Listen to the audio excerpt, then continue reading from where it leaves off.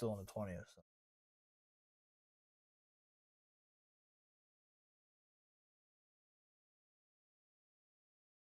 All right, let's get it going for our wives. Figure out this is a fishing trip because there's always a fishing trip when I'm involved. Ain't that right?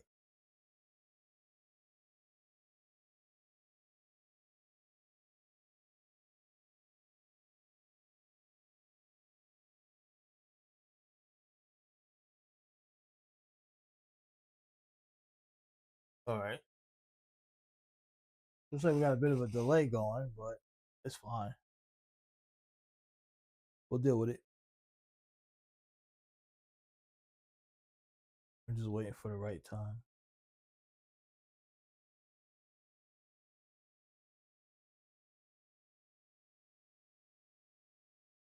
All right, I'm gonna switch up the microphone before we start. I don't like this mic. This is a wireless piece, but I'll switch it off. Yeah, I'm gonna switch.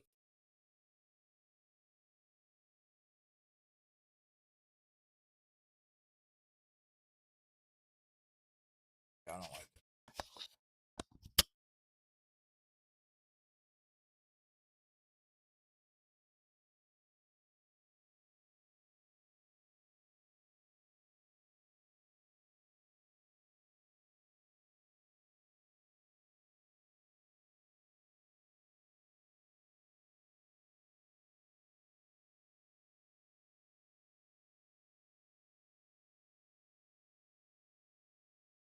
Might be back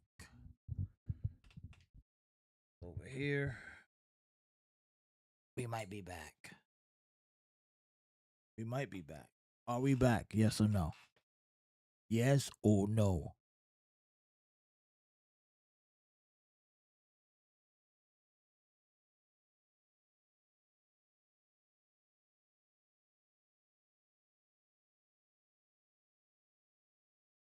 All right, we're back.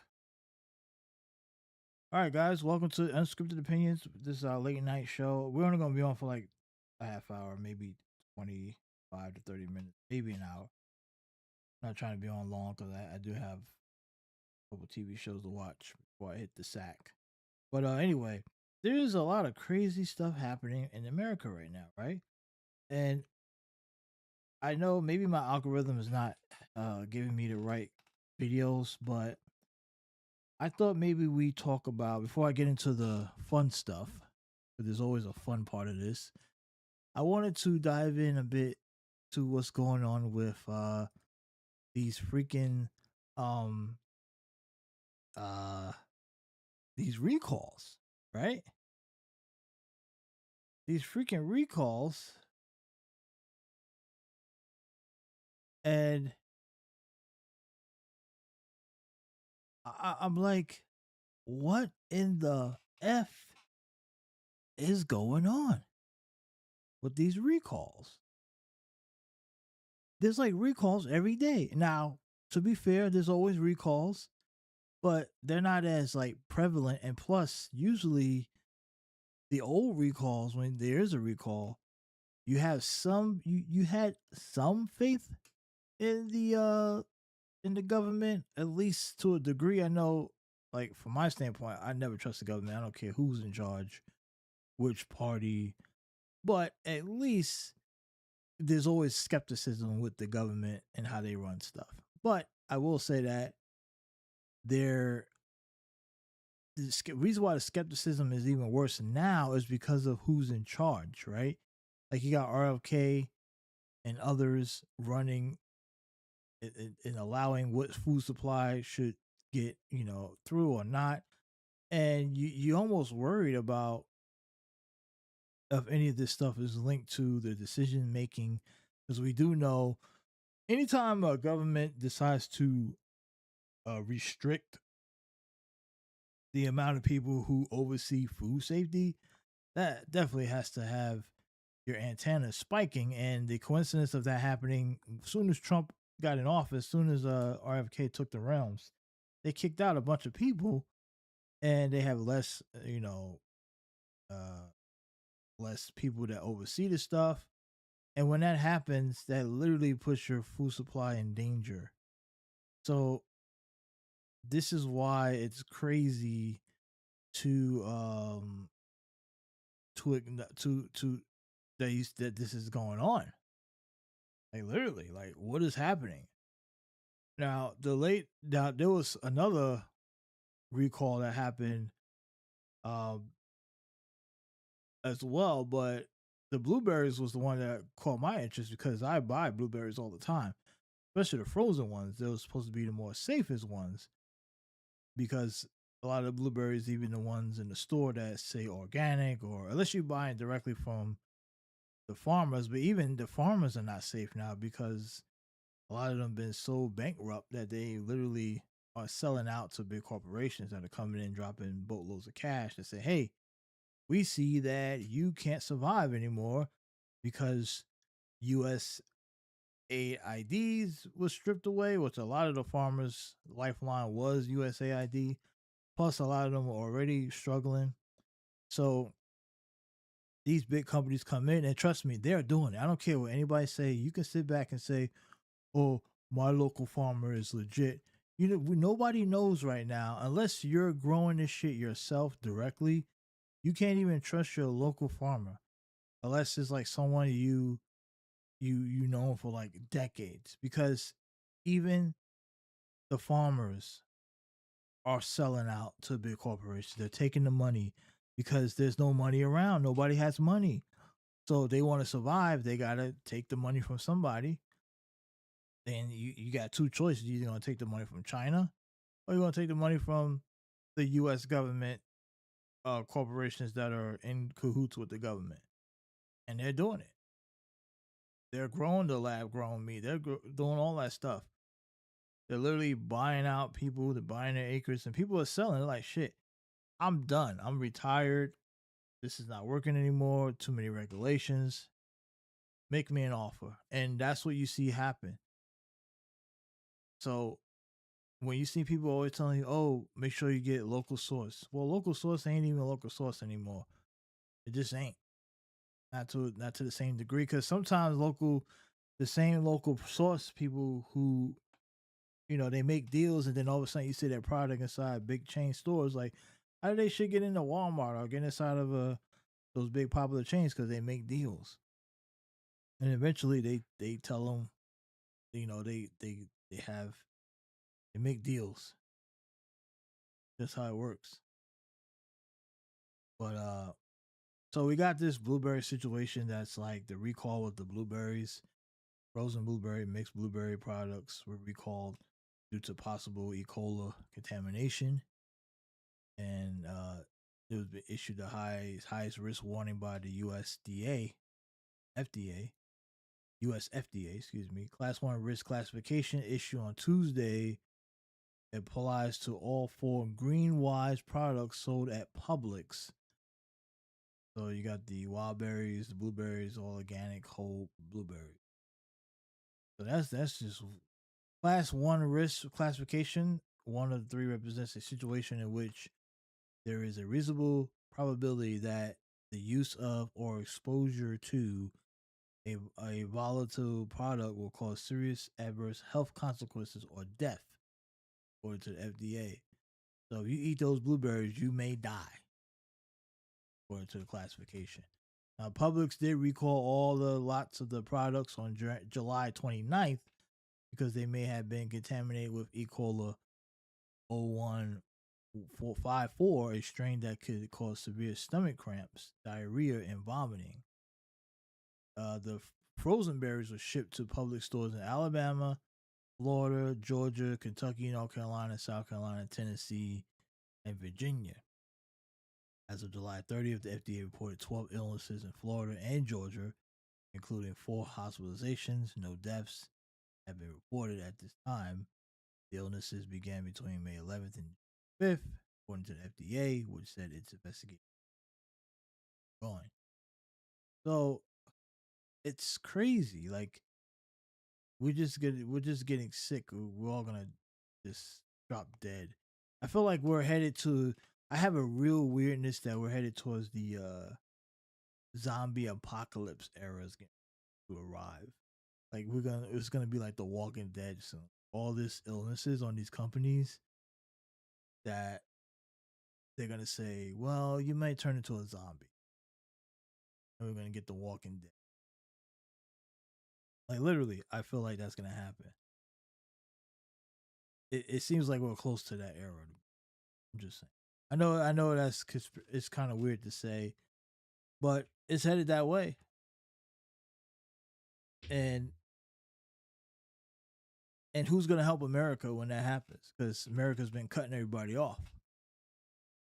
So the other countries like, hey, yeah, America used to be great, but you can't come over. Like how long until countries say we're not taking anybody from America to come to our country because of how bad things starting to get? Or maybe all this is just a bit about nothing, right? But that's what they'll tell you. Oh, it's not that big of a deal. It's not a big deal. There's no big worry. Everything's fine. We're great, right? That's what Brooke Rollins told us. That the reason why she said the reason why the farmers meat is having issues because of Joe Biden. Apparently, Biden is the reason why all this is going bad. And so they're gonna still blame Biden. That's the problem here. Like when anything that goes bad is gonna be put on the last administration, so they won't have to do anything about it. Instead of just saying, "Hey, we're screwing up right now. Let's fix it." They could just lie their asses off and get away with it. It's kind of sad. It really is. I mean, our government just does nothing but lie, and they can just lie their way out of everything because um people don't care because everyone's taking their own sides. They're like, oh, we're in a cult. So if we agree with this side politically, we won't call them out.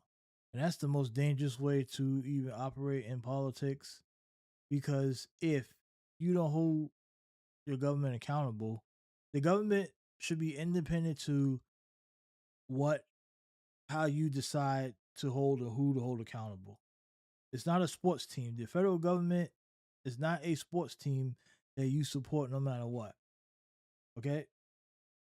It's not a sports team.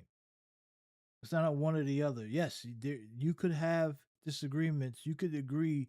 I feel like some people out there, they won't even disagree with a decision that's made if the other side is disagreeing. It's almost like, oh, since you don't like it, it must be good. That's why that whole thing about owning the libs that comes out from MAGA, like they'll literally cheer on destruction of America because liberals would be complaining about it. That's why they say, oh, as long as it's own the libs, I don't care. That's the craziest thing to even go about living your life through the lens of does it own the libs? It's really sad that people even have that kind of mindset. And vice versa. If someone who's a liberal or more progressive and they are just disagreeing because it's a MAGA person saying something, that also is kind of weird. But it goes both ways, right? Like, and look, sometimes, and that's the conversation that's kind of been happening when you hear people like Thomas Massey or Martin Taylor Greene or even Tucker Carlson make a point or two about something that Trump is doing or willing to call Trump out. People are like, oh yeah, some people don't even want to hear it. And I get why those people wouldn't want to hear it because you can't trust certain people who have come a long way. And it's no different. Even like I've heard, apparently there's a poll out there that a research study or a focus group that's saying that Candace Owens could be president of the United States. It's like the voting population has gone to complete shit. And this is a combination of the education system, um, the lack of the brainwashing that our media does, and now with everything being online now, all these online publications, all these people say independent media, literally covering the same stories. but they're covering shit that don't matter. Mhm. They're covering stuff that don't matter. Like I was watching Don Lemon's show today or yesterday. I was checking it out, and he's like he's not mainstream media anymore. He's independent media, and they're selling themselves as people who are covering the main stories that people don't cover. But I'm like, he sat there and did like a whole hour on Lindsey Graham's sister, and I'm like, who gives a fuck about Lindsey Graham's sister, right? Like he's sitting there talking about how she because she was at a debate and she kind of admitted that she wasn't aware of foreign policy, the current situation of foreign policy, and it's like, yeah, duh, she just literally was taking over for her brother that was killed. I mean, not killed, died, excuse me, and she's running on. She wants to run to be the senator, which is she's allowed to do. They're like, oh, she's not qualified, and blah blah blah, and it's like the qualifications to be a senator. It's not. No one said you needed to have like all these years of experience. She ran just like anyone else can run, and if she gets elected or if the people pick her in South Carolina, they pick her. It's not that complicated. Like, regardless of what we believe about her experience, if enough people believe she's not qualified, they won't vote for her. That's just how it works. That's democracy. But I just find it really weird that Don Lemon was spending so much time on that, and despite the fact that his last episode he was promoting. Someone was saying, I think it was either the last episode or the one before that. He was promoting a person who was saying, "Oh, we need more teachers and regular people to run for office." And it's like, well, what's the difference there? Oh, so you're okay with those people that's inexperienced to run for office as long as they have your politics? That's you're playing and that's the problem. Like people with these political uh cults or the way they look at politics is like, if you're on my team, I don't care about what you have.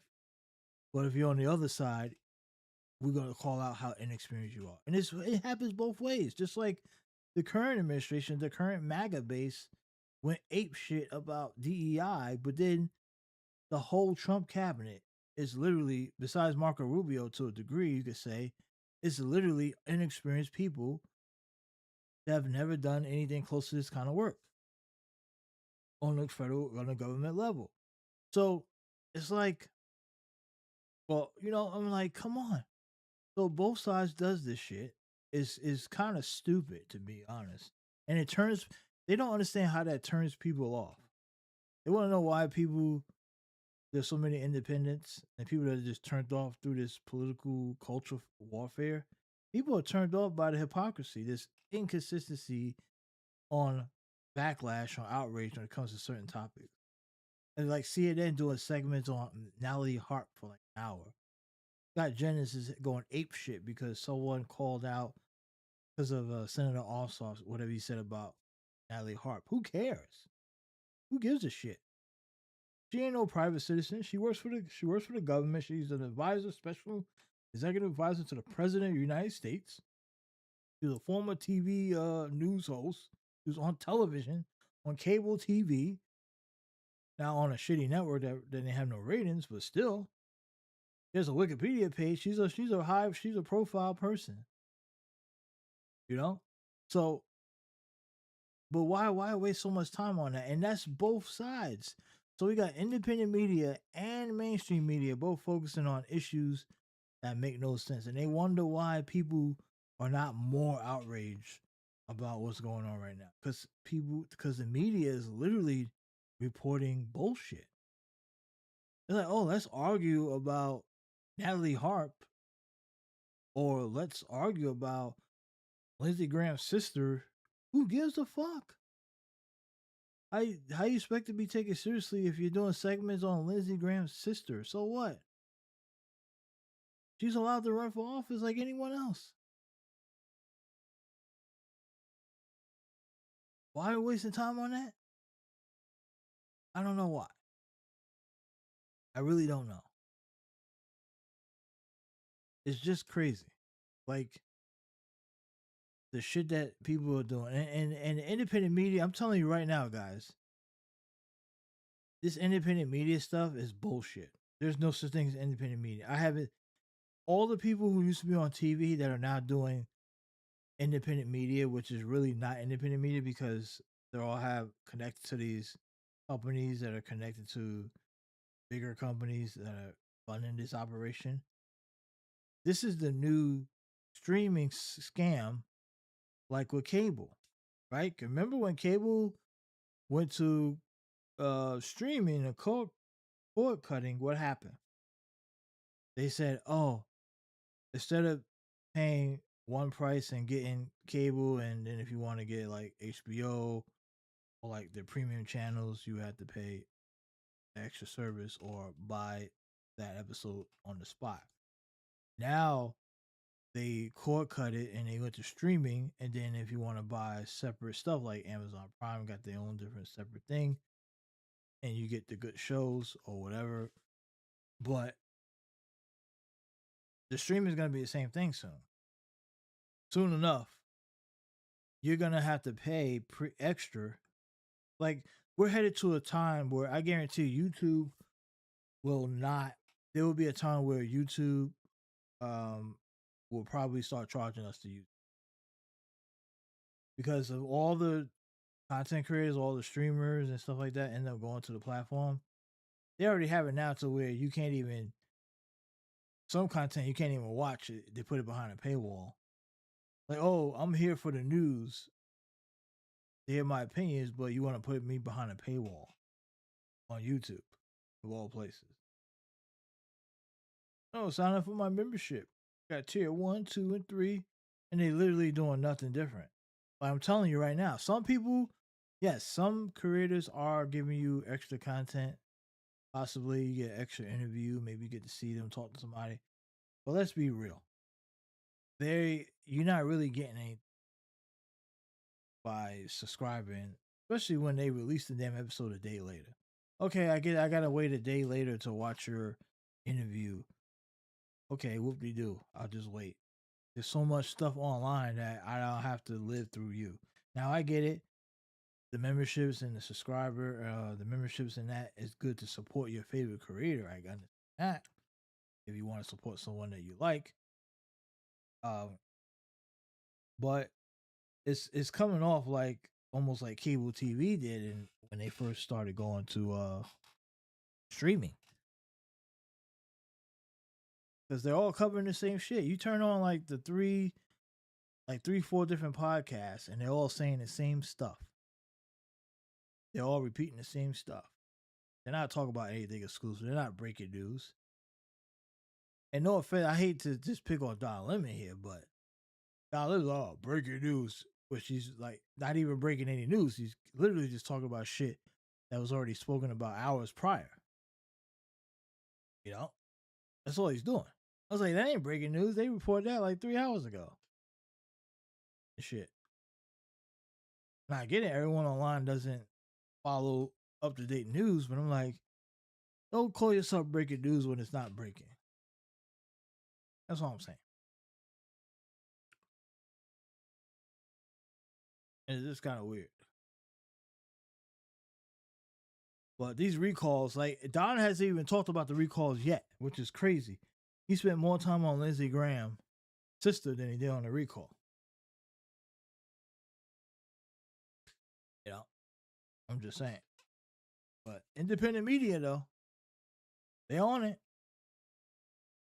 They spent 2 days on Stephen A. Smith because Stephen A. Smith got a thumbs down at some fucking journalist award, which doesn't mean shit. That should have been a 1 day story. That's it. If that. The fact that you would be independent media and spend multiple days on that. For what? Everyone knows Stephen A. Smith is a bad faith actor. It's almost like you're trying to dive into drama because you know that would bring views. And the one thing I noticed about all these independent media people, they're all chasing the wave of the algorithm to get more views and subscribers. They're not really going after the story. Because there's plenty of stories out there that won't get you views. It is. It's just a proven fact. But they're like, oh shit, how could we stay in the algorithm? Because once you are a prisoner of the algorithm, you must stay in there. Because if you don't, your channel kind of gets fucked up. And that's one bad thing about YouTube and social media in general. They need to fix that. They need to have a separate algorithm for people who do news, because my timeline is flooded with AI generated Nolan Wells updates. That's all you see. And that's after only watching one video of an update from, no, two. One from that guy, Trent Loud, and Nancy Grace. But after that, the whole algorithm is flooded with AI generated Nolan Wells updates. And they're all repeating the same stuff. It was like 10 different channels, and they got more views than the Nancy Grace and the Trent guy combined. Like these videos, these AI generated Nolan Wells videos, and they're all the same videos, basically. But they're getting like hundreds of thousands of views within the hours of upload. And I'm like, what the fuck is going on here? And they're getting high engagements. People are like, oh, thank you for covering this. I'm like, there's like 50 channels covering the same thing. It's crazy. But YouTube is kind of a weird place. It's like you want to play the algorithm game, you got to play the game to get the views. Otherwise, you ain't getting nothing. It is kind of crazy. But yeah, that E. Cola stuff is it ain't a game, folks. I'll say that right now. It's not a game. But let's see if we can get into I want to watch this one video. I came across this channel called what's the name of this channel? Um oops. The name of this channel is called um I gotta reset. The name of the channel is called Crime Analyzer. And they do really good their video breakdown. The thumbnails be catching me off guard. I can't. They're like, oh, they got me. But here's one that's about an hour long. So we're gonna check this one out real quick. And I love the comment.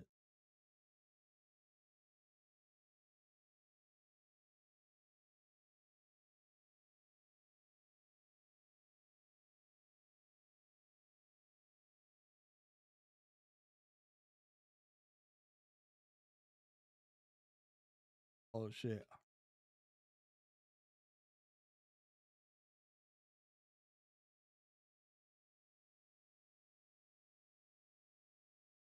All right, so here we go. We gotta watch this.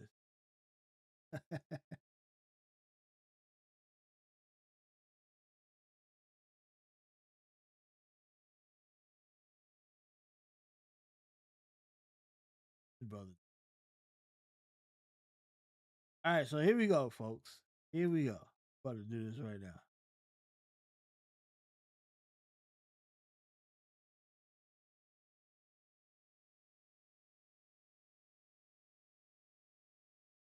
I like that girl from I forgot her name.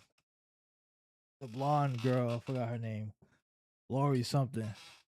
She's like, she said, yo, this is the thumbnail they use. Now, I didn't know if this was a real photo or not, because you know AI is going crazy. But let me know what you guys think. Let's I want to see if anybody can know if this is a real photo or not. I want to know if people think this is a real photo. This is the video in question that we're about to watch of the attorney. Okay. I want to know if anybody think this is a real photo. Take a look at that. I don't know. So it's a New Jersey traffic stop quickly escalates into a DWI investigation after police discover a driver stopped in the roadway. Although she initially claimed she consumed only one beer hours earlier at a baby shower, officer observes her behavior, administer her standardized field sobriety test, and ultimately place her under arrest. So when she got to the headquarters, she became completely the situation got complicated. He attempted to provide the required breath samples and blah blah blah. So we'll see the rest of it.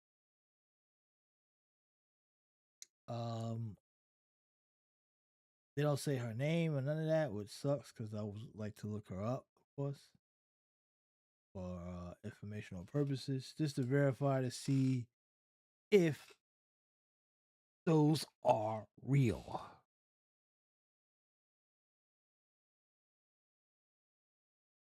You know what I'm saying?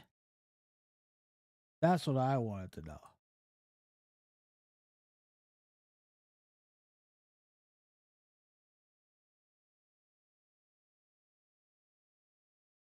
I wanted to know if those were real or was that an AI generated photo. Okay, anyway.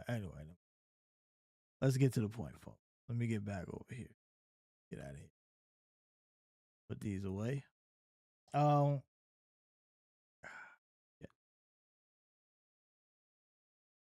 Put those away. That's the YouTube. All right. Here we go, folks. Are we ready? Are we ready? Pull up this video. On. This is from the YouTube channel, the Prime Analyzer channel. So, I want to know if this girl, I want to see what happens. Let's watch this video. Let's watch it. Let's watch it. Don't.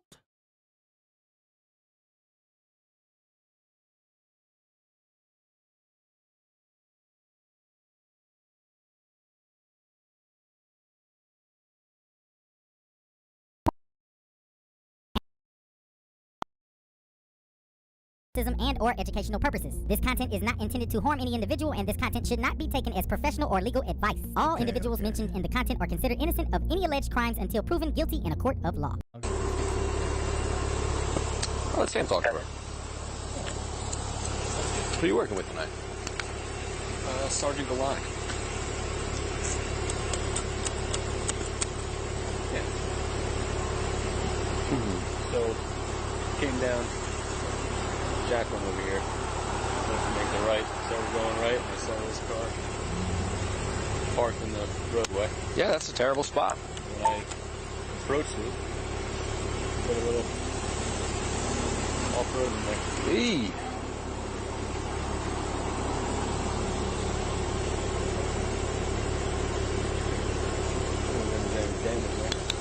Did she catch the bumper on it or no?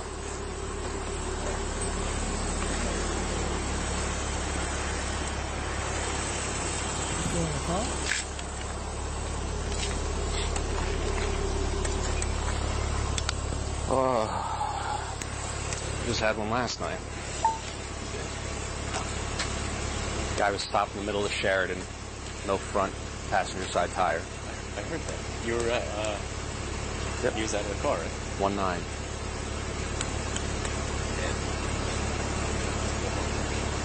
Okay. Oh, Highlander, help me out. Were you just listening? Is that why? Yeah, I heard you call out with it. Please. What the hell is going on?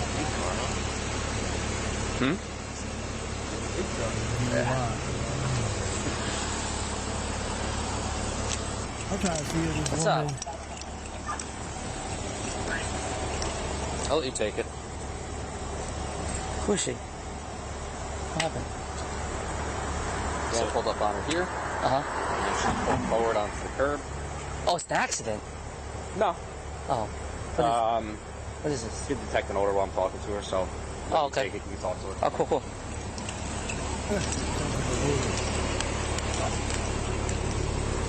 that means rubbing the skunk. Okay. Yes. Hello, miss. How are you? Yes. Can you step out of the vehicle real quick? Sure. I'll go over the sidewalk, okay? Over here, this way. Speed of audio being audio and video recorded as well, okay? All three of us have our cameras on. Of course, no problem. How many have you had to drink today? Oh, yeah, she is. I had only a beer about 12 p.m. A beer? because it was a baby shower. Okay. If the police ask questions such as, where are you going? Where are you coming from? And specifically, how much have you had to drink today? Those are considered investigative questions. You are not legally required to answer those questions. It's wise to inform the police that you are declining to answer those questions. However, if you do decide to answer those questions, you have to be a confused Dior dummy to inform the police that you drank any amount of alcohol. How many have you had to drink today? I had only a beer about 12 p.m. A beer? because it was a baby shower. Okay. What was the baby shower? On the same. What town? I have the address. In Saddle River or what town? Saddle. Saddle River? Mhm. Okay. And how many did you drink? No, I didn't drink. Only a beer. A beer? What kind of beer was it? What beer? I'm talking about 11:45, probably. No, what was it? What'd you drink? What kind of beer was it? Modelo. Modelo? Yeah. Okay. All right, I'm gonna conduct some tests on you, okay? Okay. The first test I'm gonna do is your eyes, okay? Oh, yeah, those things are huge. What'd you drink? What kind of beer was it? Modelo. Modelo? Yeah. Okay. All right, I'm gonna Thumbnail conduct some was tests on you, okay? Look at that. Thumbnail did not disappoint. Look at the thumbnail. Let me show you guys the thumbnail. I'm not making this up. Where is it? We pull the thumbnail out. Thumbnail did not disappoint. I thought it was AI. Sometimes they AI that stuff, you know? Sometimes they AI it. But as you can see, this is the thumbnail. Right there. That's legit. That's legit. That is legit, folks. That's legit. All the way. That is legit. Too legit to quit. Too legit to quit. Oh, snap. All right, let's finish. Okay. The first test I'm gonna do is your eyes, okay? Sure. All right. Can I put because You want to take it off? I know. Yes, I swear. yeah, you can Can take them I off. Yeah, I take them off. swear. Take them off. They're kidding me. Yeah, take. No. You take them off right here. Yeah, Yeah. they're killing me. Yeah. Yeah, they're killing me, man. They're so high and they're killing me.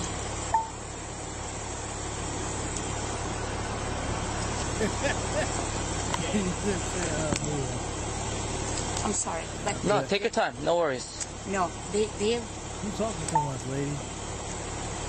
killing me. I see you failed the test. Feel better? Oh no, you don't understand.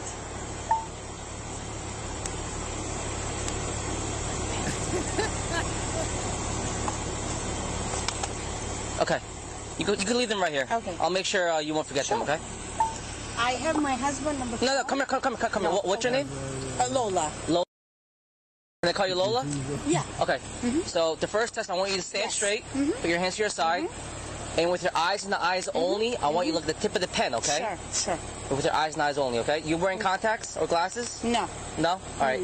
Anything that's going to prevent you from taking this test? No. Okay. All right, ready? Your eyes only, okay? Not your head. Your eyes only.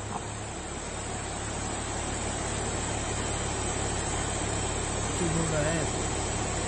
It's your eyes.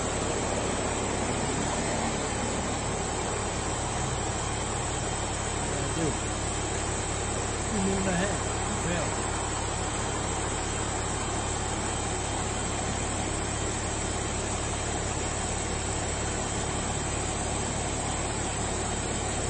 Your eyes only, okay? Sorry.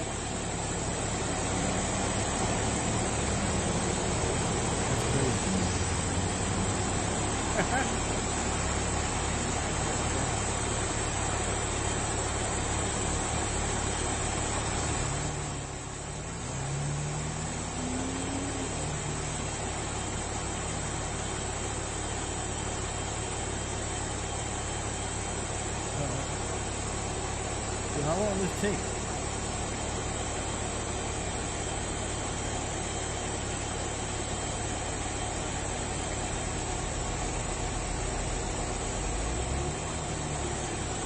Let me go up, okay? Your eyes only. I feel like these tests are meant for you to fail it.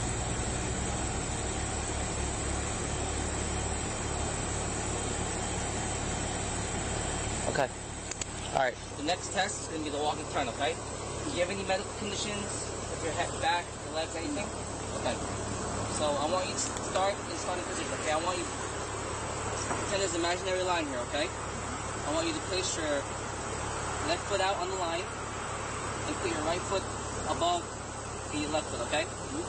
Stay in this position. Put your hands to your side. Stay in this position until I tell you to begin the test, okay? I'm going to demonstrate the test to you, okay? But I want you to stay in that position, okay? So imagine there's a line in front of you, your left foot. Your left. No, with your bare foot. Your left foot on the line in front of you, and put your right foot on top. Okay, take one step forward so you're on the flat ground here. One more. Take one step forward so you're on the flat ground, not on the crack. There you go. Okay, put your left foot and then your right foot right on top. Okay, stay in this position and put your hands by your side, okay? I'm gonna explain the test and demonstrate the test for you, okay? Okay. Diana, you want to just Stay in that position. Oh, okay. you want to just stay close to her in case she falls and you have to catch her. Left foot, your right foot on top, touching heel to toe. Oh, hold on. If she falls. Like this? I ain't never heard a cop say that. You see how I'm doing it right now? Just Yeah. put your hands by your side and stay in this position until I tell you to begin the test, okay? Like this? Yes, like that right there. Okay. They already Okay, know step, she's gonna okay? fall. They anticipate her When I fall. tell you to begin, I want you to walk 9 steps, touching heel to toe, okay? At the 9th step, I want you to take small, choppy steps and walk back 9 steps, okay? Hold on. No. No, I'll explain to you. hold on, no. I'm going to show it to you too, okay? Just stay in this position. Stay in your starting position. Okay, so it's going to go like this, okay? 1, 2, 3, 4, Hey, looking. 5, 6, 7, 8, 9. Take small, choppy steps and walk back. 1, The same way. 2, Okay. 3, Okay. 4, Okay. 5, 6, 7, 8, 9, okay? And while you do the test, I want you to keep your hands by your side. Like this. Yes, look at your toes, count out loud, and don't stop until I tell you to do so, okay? When you're ready, you can begin, okay? Oh, I'm ready. All right, in starting position again, remember? Yes. Left foot and your right foot right above your left foot, okay? Begin.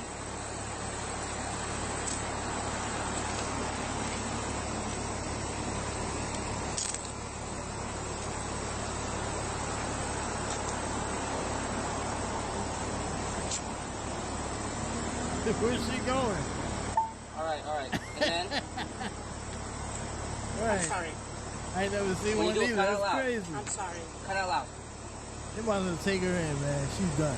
Turn around and start heading back. She getting assistance and shit. Like, oh my god, this is crazy.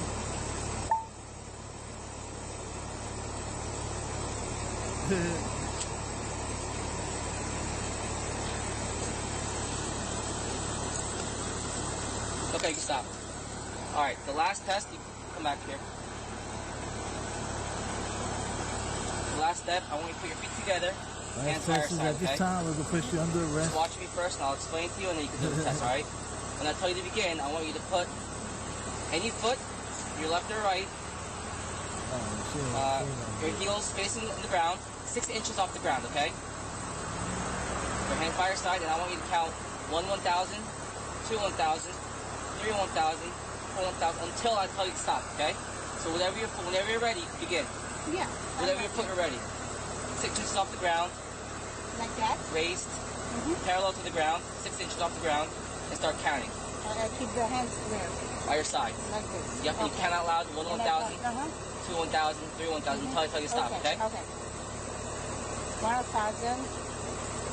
Okay. Okay. Take your time, whenever you're ready. No. I'm good. It's just like, You cook. I'm You bring this up in court, shoot. No, I'm sorry. sorry. No, I'm sorry. But I'm just refusing it. That's what I would do. You can begin whenever you're ready. No. I'm just. You keep saying no.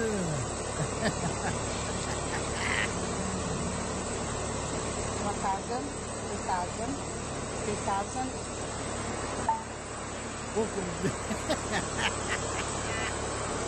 I'm not holding anything. Okay, yeah. We got enough. Look, she getting assistance. Come on now.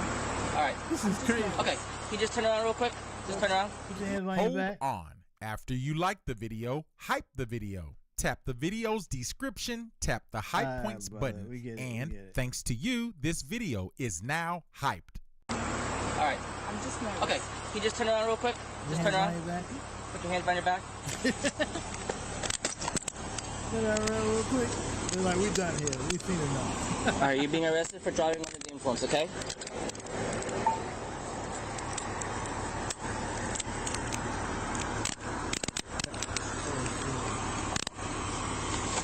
Headquarters.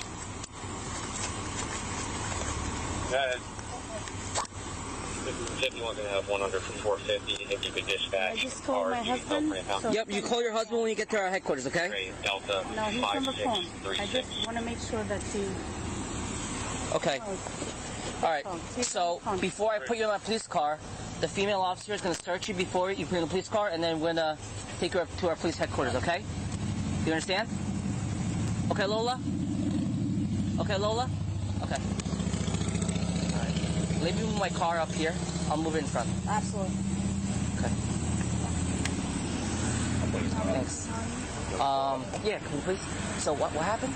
So I was making a right-hand turn while Jacqueline over there. Yeah. So I looked back and there was basically a line of traffic. Okay. And I saw this car parked, like right In the middle of the road? in the middle of the road. Okay. And everybody was going around it, so I came over here, put her up, and she pulled around to the curb like this. Cool. I beat her and we started talking, and that's when I called you guys. Very good. Awesome. Appreciate it, man. No problem. Her registration insurance, did you ever get that? I never got anything. Cool. Yeah. Her ID. This is my husband certificate. Okay. Your phone's in the car? Your phone's in the car? I believe his husband's on speaker right now. Okay. Okay. Can I? All right. Now they're crying. So, I'm gonna take your shoes. What else in the car do you need? Is your wallets in your bag? Your purse? I just need.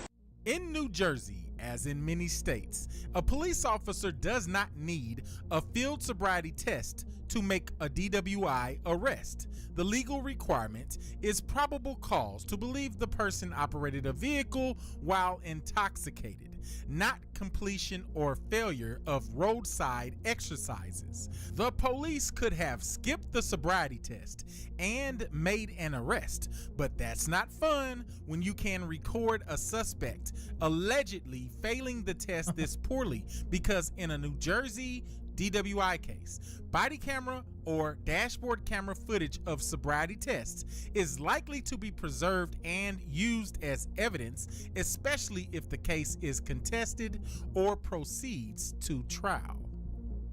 Your wallets in your bag? Your purse? I just need him to take care of it because this one. Okay.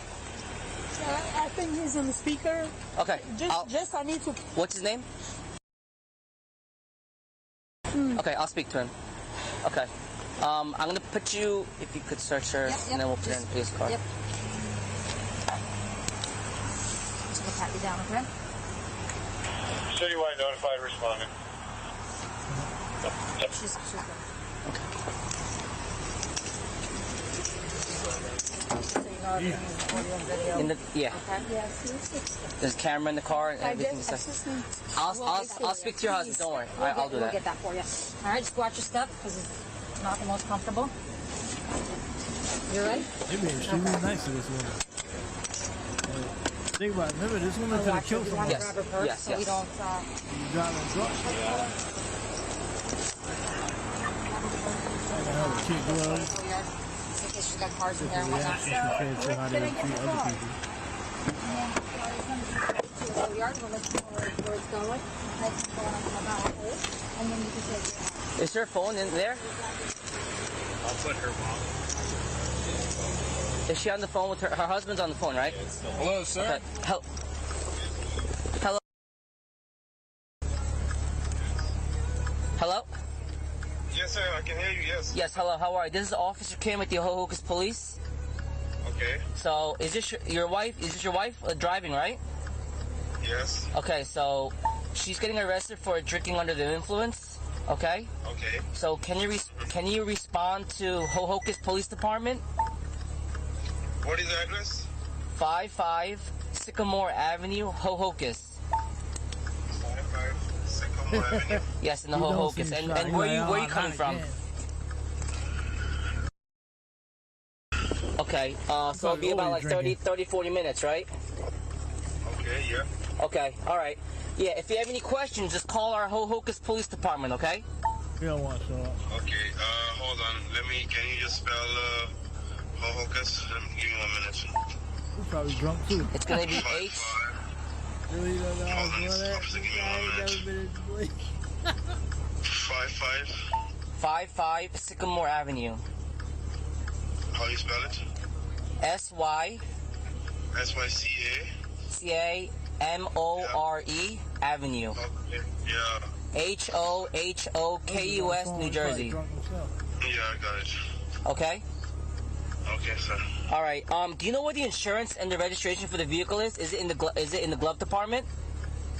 It must be in the glove department. What was that? It should be in the glove. It should be in the glove department. Okay. Can you call 39? See if you can come into headquarters as mentioned. Will do. No, I don't. And call 47. See if you can. I don't see anything in the car. Where is it?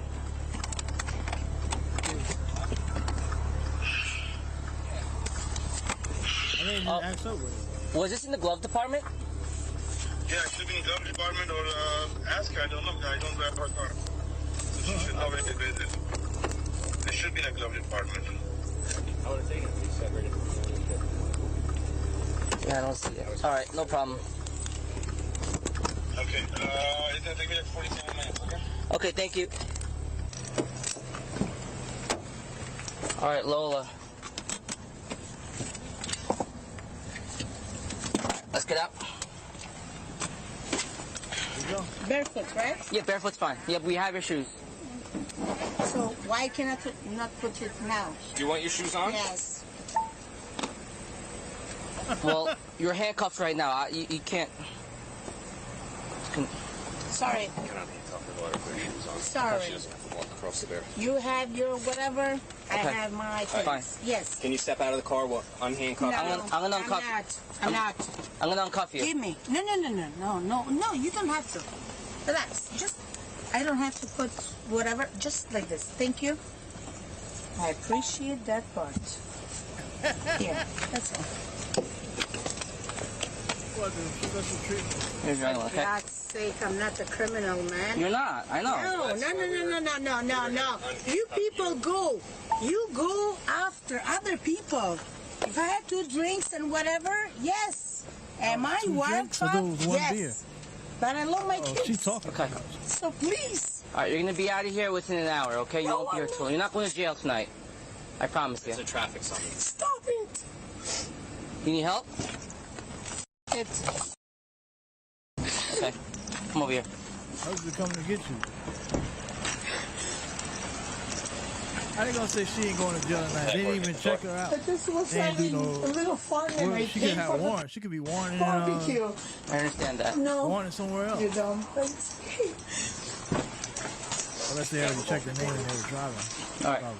Straight ahead here, and then you're gonna take the next left, okay? You see this blue chair? You could have a seat right here, okay? Let me move this chair for you, okay? Don't they usually hold you I'm up for fine. hours? This should be out in an hour. She was drunk.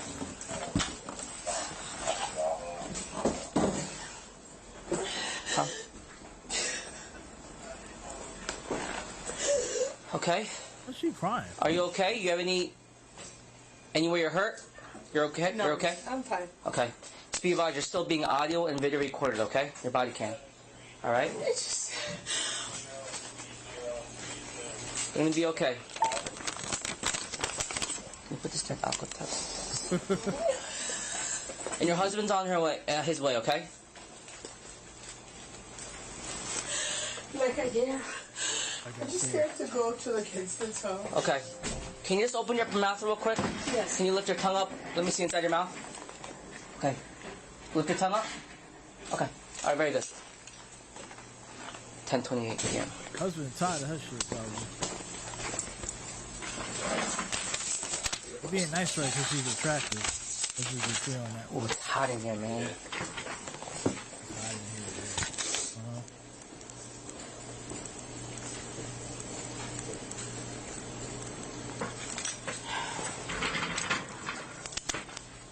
Have you ever been arrested before or no? Never? Okay. Were you on your way to a... in Queens? Okay. Can I have my shoes? Wings. Where is it?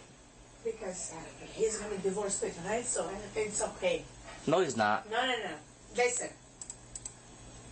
I just need my shoes, and He's gonna divorce her? if he's going to bail me out, I just need to go home, and I said, I'll deal with it. Okay, you don't need your shoes right now. You're gonna stay in this. You're gonna stay here for a couple minutes, okay? We're not gonna move you, okay? This is your Miranda rights, okay? Waiver of your rights. You have the right to remain silent and refuse to answer any questions. Do you understand that? I'm an attorney, Okay. so I know everything. Okay. Hold on. You are an attorney, and you still inform the police that you drank a beer before taking a sobriety test? You allegedly did so badly that it looked like you was Memphis juke walking when you were doing those heel-to-toe exercises. Yikes. Oh, shit. I'm an attorney, Okay. so I know everything. Okay. It's a yes or no. Yes. Number 2. Anything you say can and will be used against you in the court of law. Got a right to an attorney, can't afford one. You have the right to talk to an attorney at any time and have him present with you while you are being questioned. Thank you so much. Don't hire yourself. I want to time to sign. You want me to sign? No, I have to read it with you, though, okay? Okay. If you cannot afford to hire an attorney, one will be appointed to represent you before any questioning if you wish one. Do you understand? You may stop answering questions or request an attorney at any They time. report me to the bar association. Yes. Okay. Do you understand that? Okay. You're going to print your name here. I read the above statement of my rights, and they have also been read aloud to me. Yes. I understand what my rights are. I am now willing Yes. to answer questions without the presence Yes. of an attorney. Yes. No promises out or of the threats bar. have been made to me, and no pressure or coercion of any kind has been used against me. He was at the bar. Okay? now she gonna get I'm going to reported uncuff you, okay? And I'm going to leave you uncuffed. You're going to be okay, right? Okay? Alright. Can you stand up?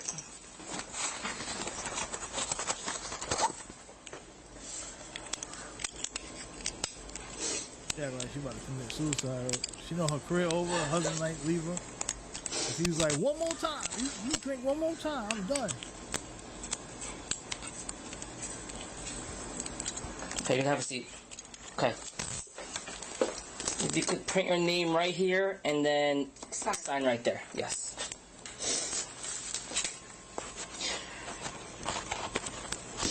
Alright, we're just going to do some paperwork. I'm going to ask you some more questions. And we're going to go from there, okay? What kind of attorney are you? My license is gone. That's it. It's just a traffic violation. It's, No, it's not, no, you don't understand. nothing criminal. No. This is gonna go to the bar association. Then divorcing my husband, which I was, he's gonna whatever. Anyway, it's okay. Oh, okay, she's upset that I'm a husband's gonna criminal use this attorney. against her. Right. Oh, you are? Okay. It's not criminal. This is a traffic violation. It is. It is. It's not. In New Jersey, it's just a traffic violation. Okay? In New Jersey, it's just a traffic violation. It's not a criminal. It doesn't go in a criminal record. It's just a traffic violation. No, no. Yes, it is. Trust me.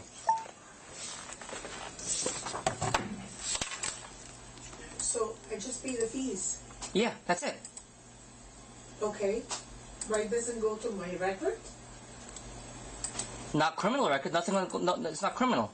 But my license. Well, that's why you got to go to court. You know, you go to court. Okay.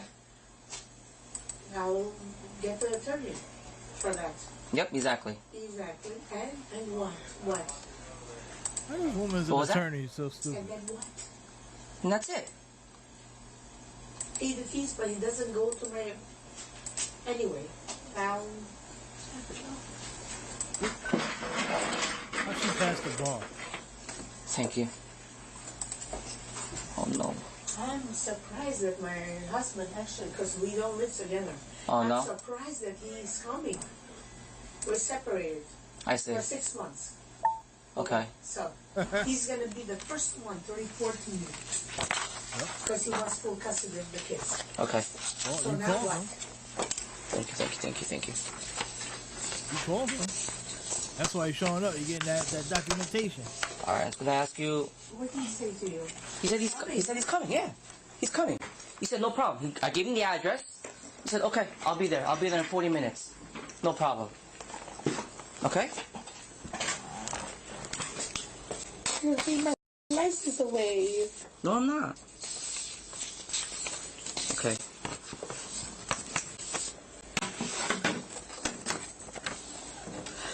Just gonna ask you some more questions, okay? Calm this woman down. We're on 7/22.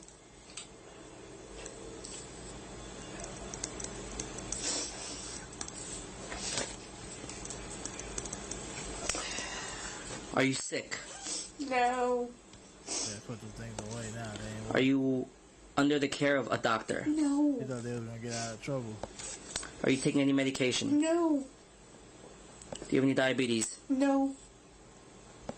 Are you taking insulin? No. Are you injured? No. Are your injuries affecting you now? No. No. What kind of alcoholic drinks have you had? And you said you had Beer. a beer, and which was? Stella. It was Stella? I thought it was Modelo. Was it Modella? Modelo. Yeah. Stella, Modelo, the same. Whatever. One, right? You said. I just had one. And where were you at? A Yeah, baby one, shower? then she said two. It was a baby shower. Inside of the river? What town? Yeah, they're just. Even the cops, they actually, the state trooper, whatever, they were. I followed them because I lost for 2 hours. Okay. And what time did you have your drink again? Lady, shut up. 11:45. Yeah. Around 1:40, 1:30. 1:30 p.m., right? Yeah. Really, you said 12. Then you said 11:45. Now 1:30. I don't drink. By nature, I don't drink. Not today. I take only Benadryl and some gummy bears, the CBD to sleep. But I don't drink. I You're don't. giving up way too much information, lady. Jesus. For an attorney, she sure is dumb as a box of rocks. And you drank at 1:30. When did you finish that one beer? What time? Did it take you about an hour, a couple hours for you to finish that? Probably because I mixed it with Oh, God. Prime. Okay. The salsa water? No. No, Prime. It's Prime. Okay, Prime what's that? Is that vodka? No, no, no. Prime Like a is juice. Like a, some juice Yeah. Okay. that whatever they Okay. came, and it's a lemonade juice. Okay, so you started at 1:30. When did you finish that drink? On and off. Just give me an estimate time. I know. 15 minutes. I don't know. 15 minutes? Yeah, between, Okay. I was like between the bathroom, between the presents. Okay, what did you eat? I had a salad, a Greek salad that they ordered, and by nature I don't eat. I'm anemic. Okay, so salad? I don't eat much. Okay. but I had salad and Yeah, this is crazy. some little chicken skewer, whatever they have. Little chicken. Wow, this What is time insane, did you bro. finish eating? The crazy thing is she ain't gonna Did you have remember dinner none of today? this. No. No? So it was lunch. So what about a time did day. you finish eating? True. Bless you. The same time. Same time? 1:30. Like 1:45 when you finished your drink? Yeah, yeah. Like between it was everything. It was between. Take Very a good. sip, go talk. Take a sip, go talk, go. Whatever. Yeah. That's it. So I don't remember the time.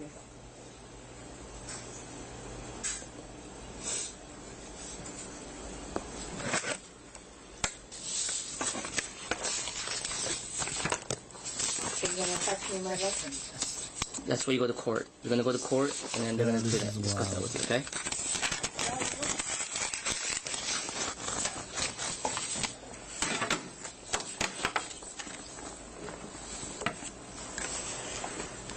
Look at you looking.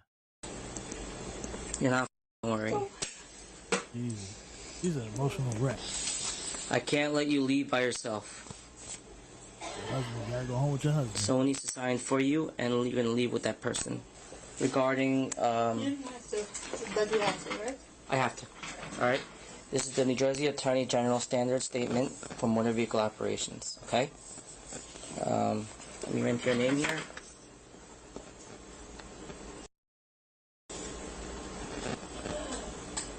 Okay. Number 1, okay? You have been arrested for driving while intoxicated. NJSA 39:4-50. The law requires you to submit samples of your breath for the purpose of testing to determine alcohol content. Number 3, a record of taking the breath samples, including the test results, will be made. Upon your request, a copy of that record will be made available to you. After you have provided samples of your breath for testing, you have the right, at your own expense, to have a person or physician of your own selection take independent samples of your breath, blood, or urine for independent testing. Number 5, if you refuse to provide samples of your breath, you will be issued a separate summons for the refusal. A court may find you guilty of both refusal and driving while intoxicated. Number 6, if a court finds you guilty of a refusal, you will be subject to various penalties, including license revocation, up to 20 years, a fine up to $2,000, installation of ignition interlock, and referral to an intoxicated driver resource center. These penalties may be in addition to penalties imposed by the court for any other offense of which you are found guilty. Number 7, you have no legal right to an attorney, physician, or anyone else present for the purpose of taking breath samples. You have no legal... Breath sample? Is that breath? I can't give you the phone right now, okay? Oh, I'm sorry. It's okay. I'm sorry. Man, she's just reaching for shit.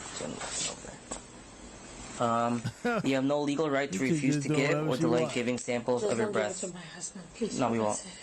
Number 8, any response from you that is ambiguous or conditional in any respect to my request that I provide breath samples will be treated as a refusal to submit to breath testing. Even if you agree to take test and then do not follow my instructions, do not properly perform the test, or do not provide sufficient breath samples, I will charge you with refusal to submit to breath testing. Number 9, I repeat, the law requires you to submit samples of your breath for testing. Will you submit breath samples of your breath? Yes or no? Yes. Okay. Okay.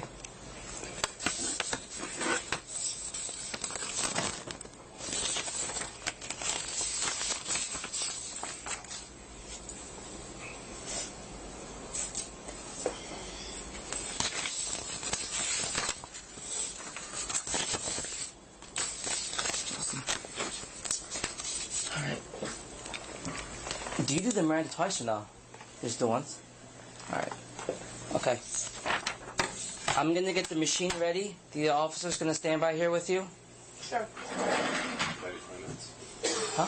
You have your 20 yet? No, soon. We're gonna wait a couple more minutes and then I'm gonna start the test, okay? Can I speak to the kids?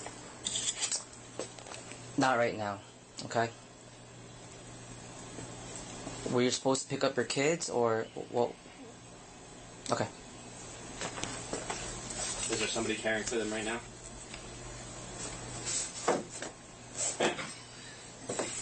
Is there somebody caring for the children right now?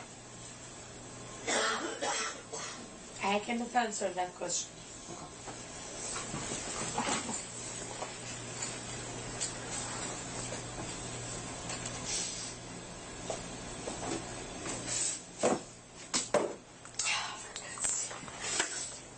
Not more minutes.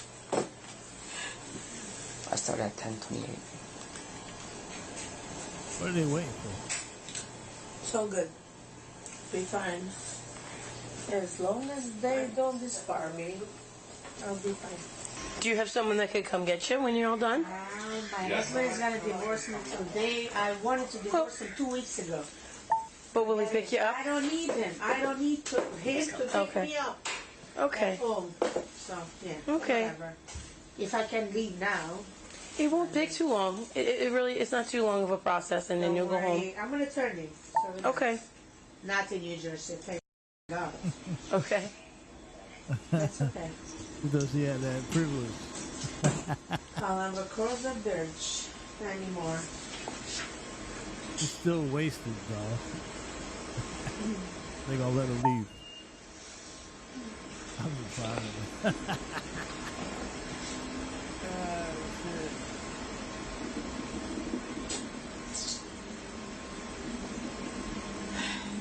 The kids, they destroy you. I want you to take a deep breath. No, you can have a seat. I'm going to tell you the instructions. I want you to take a deep breath and blow into the mouthpiece with one long, continuous breath. Continue to blow until I tell you to stop. You understand these instructions? Yes. In your mouth, when you're ready, a deep blow. Deep okay? blow. One continuous. Okay, don't stop. Okay? Go.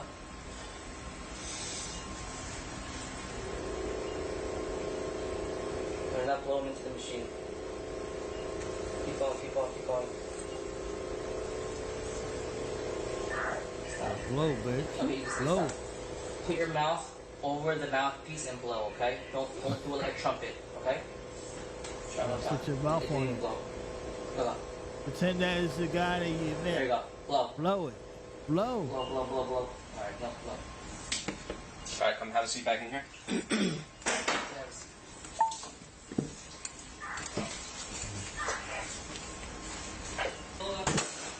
Alright, come back. Have a seat. You can come close to me.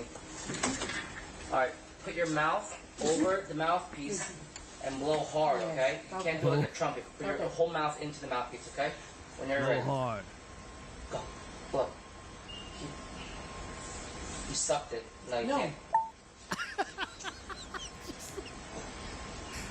No, I blew. He sucked it. Alright, come have a seat back in here. Another one. Come have a seat back in here. You have to come back in here in between each attempt. You just need to give 2 good breath samples. Yeah, it just takes and we can 2. Get you out of here. It's like you're blowing up a balloon. I am. You have to. I know it's hard. Sometimes it's hard to You take gotta in a tell deep her like breath, she's blowing you know, somebody, and get it all bro. in there. But you have to just Say you kind of sucked it. pretend it's a balloon and just try and blow the whole thing up until he tells you to stop. Or pretend it's you blowing. Alright, Lola. One more time. Come on, Lola. You got it. Okay. I want you to take a deep breath and blow into the And mouthpiece blow. with one long, continuous breath. Continue to blow until I tell you to stop. You understand these instructions? Yes. There you go. It's actually holding Blow, it. blow, blow, blow. Very good, very good, very good. Keep blowing, keep blowing, keep blowing, keep blowing. Go, go, go, go, go, go. Keep going, keep going, keep going. Very good, very good, very good, very good. Keep going, keep going. Keep going, keep going, keep going. Okay, very good. We got it wet. Alright. Alright, come have a Have a seat. seat back. Keep going on. There you go. Very good. Stop. So I want you to take a deep breath and blow into the mouthpiece with one long, continuous Oh breath. my God, you're gonna get me like to the top of the tickets. Listen, no. Continue to blow until I tell you to I'm stop. not driving to Ma'am, New you just- Jersey ma'am. anymore. Yeah, Ma'am, he two just are needs to required. read That's it. The directions Okay. to you. Ready? Do you understand? Okay? Yes. Look how she Hold holds on. it though. She holds No, you stuck in. No. I took a, All right. Come I have took a a deep seat. breath. Come have a seat You back have in here. to, you have to Get wait. stuck in. This is why he was reading directions to you. Come have a seat back in here. Sorry. Once you put your mouth, But you he got needs the wait. first time. Listen. He needs I'm two. sorry. No, it's okay. That's okay. He's got to. You have to get two good ones. I'm Okay. confused. I confused. Yeah, you have to get two good ones. So you got one good one. So once you get that second good one, then you're done. When you put your mouth on that, don't take your mouth off. You have to make sure your lungs are full. And then the second you put your mouth on that thing, blow all your air into it. And don't try and take in any more air in between. You have to put it all into that machine. And then once you get that second one done, you're done. You're done with that thing. I'm so immature. I'm sorry, man, but this is funny. And then he just has to read you. We're required to read you the instructions every single time. Right, this is it. You gotta blow it. don't take it out. I want you to take a deep breath and blow into the mouthpiece with one long, continuous breath. Continue to blow until I tell you to stop. Do you understand these instructions? Yes. Okay, keep going. Good job. Keep going. Okay, nope. Okay. Alright, get All up. right, come have a seat back in here. Not enough air. Right, not Oh enough. my Not god. enough. Come have a seat. Wow. Are you kidding me? Seriously?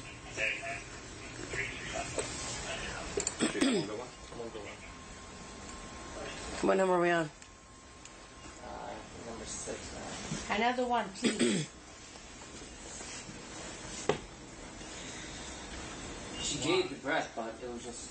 Yeah. I'll try one more. You can give up two. You can give more.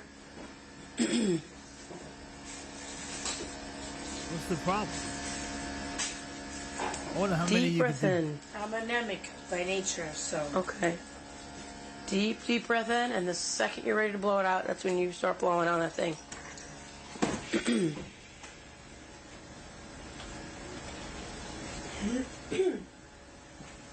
Almost like you're gonna blow a whistle.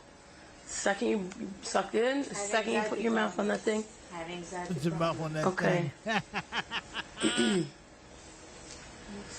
Alright, Lola. Then you put your mouth on that thing. Blow. Hold a deep breath, okay? I want you to take a deep breath and blow into the mouthpiece with one long, continuous breath. Continue to blow until I tell you to stop. Do you Put your understand mouth on these that thing and Yes. blow. Take a deep Come on. breath and then blow, okay? Now you're ready. Just blow. Deep So, breath in. Take a deep breath in. Inhale. She must And really then be blow into twisted. the mouthpiece, okay? She So must be whenever you're this ready, wasted. take a deep breath and then blow into the mouthpiece.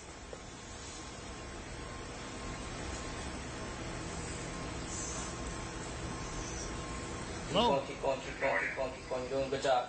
Very good. No?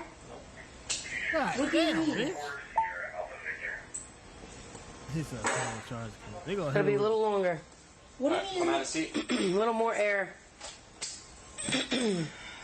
You just can't do it. Have a seat now. I mean, seriously. It's just you need Okay, next. Okay. to try a little. I know it's difficult because it's No, hard it's to. not. I mean, It is. It's difficult to get that much air in there.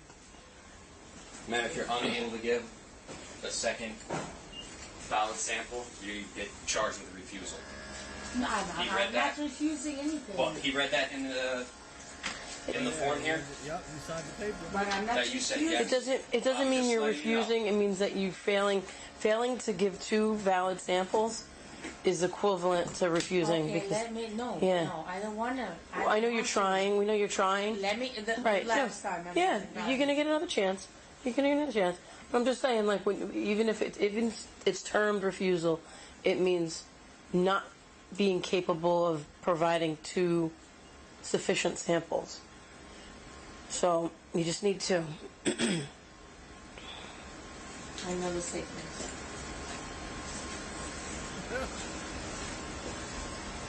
On wonder if she actually does.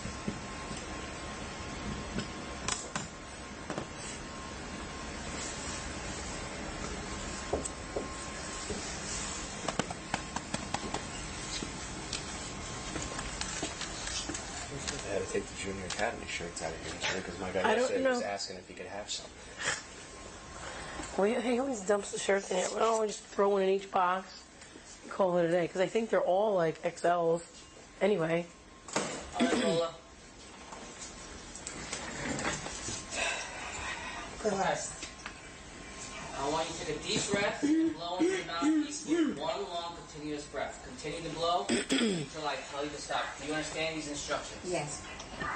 Deep breath in, and then blow out into the mouthpiece, okay? Whenever you're ready. No, you sucked it in. No. You sucked You it. have, you can't, You did. you have to breathe in the air before you put your mouth on that thing. So before you put the mouthpiece, do this. And then blow. What you're doing is you're exhaling and then trying to blow, but you sucked it in. Alright, come have a seat back in here.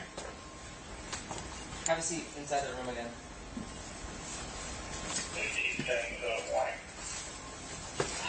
I just need one more What's your total now? I lost count. It's, He's on a lost count. I'll do one You more. stop at 11. One more last one. What's up? What time is it right now? No, I mean time. the number. Nice. Yeah. No. Oh, no. I just need somebody. I No. don't need him. I swear. I just need somebody. Last one. Why I would it do need it? somebody. Oh, no. I don't want to It hear. said stop I don't want to with hear. asterisks. Blow not allowed. I don't know. It's okay. This, Why would it stop though? yeah. Investigating her. Blowing not allowed. Test terminated.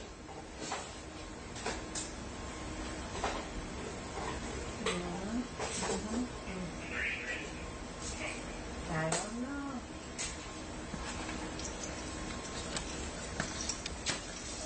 How many tests did I do? 4, 5, 6, 7, 8. I don't know, but Yeah, why is it saying test terminated? Keep failing. it's all good. Of course.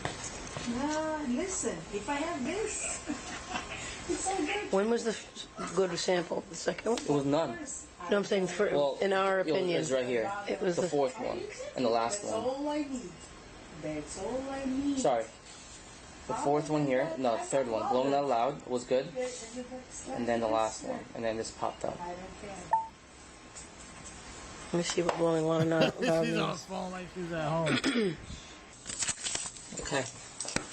So these are 7 traffic summonses, okay? Damn. So it's nothing criminal, it's all traffic violations, okay? This is going to be for not maintaining lane, okay? You're in the middle of the lane. 1 for delaying traffic. Damn, she got 7. No registration card. Careless driving. Refusal for the test because you failed that. No insurance card. And Damn. driving under the influence of alcohol, okay? Call this number. Schedule a court date. Plead guilty or not guilty, okay? That's up to you, okay? So, yes, it's court mandatory, yes. And this is the results for the test, and you failed. So, you know, keep it for your record, okay? All right. And your husband and your cousin outside. I'm gonna escort you guys outside, okay? The Prime Analyzer Max channel link is in the description. Subscribe.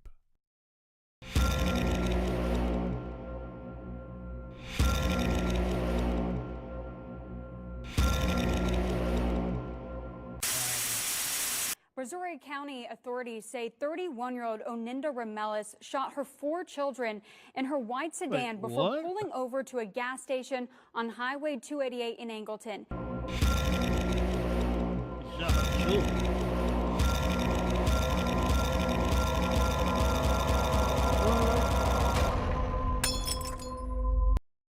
That's some crazy shit right there.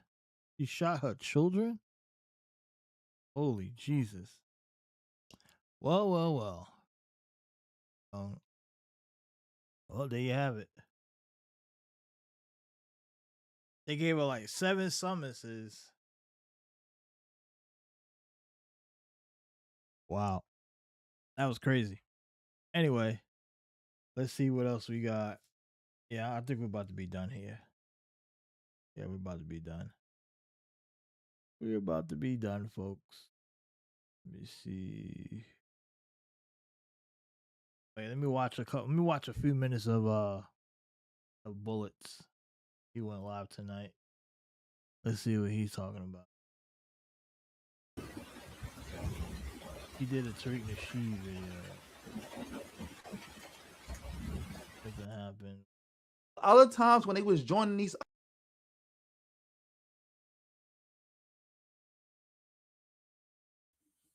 and then a year or two from now. All right, let's do this real quick. Let's watch Bullets do some this. And then we will Now they're gonna try to act like this never happened. They're gonna try to act like all this stuff never happened. All what never happened? Shout out to Benevolent in the building. I don't even know what he's talking about. You said InfoWars is back? InfoWars. Or Alex don't the Onion own InfoWars right now? Oh yeah, East Coast Kev is correct. Everybody, family, make sure you liking the video, you sharing the video. Let's see. No, I did not see that Judge Ninja Fall. I haven't been on Twitter. That's the thing. I haven't been using Twitter, nothing like that. So I haven't been seeing none of this stuff. But yeah, let's get into this. Oh, shout out to East Coast Kev for coming through with the 5 for setting it off. Family, make sure you supporting the stream any way you can. PayPal, Cash App, Venmo. Super thanks, super chat, super sticker. The gifts. Hit that join button, get your own membership, gift a membership. Jesus, all of it. You're gonna be here all night. Much appreciated. But yeah, let me see. Gonna play the video or what? From Afro Think Tank. Got any W's? Relying on the UK and all that stuff. It's so bad.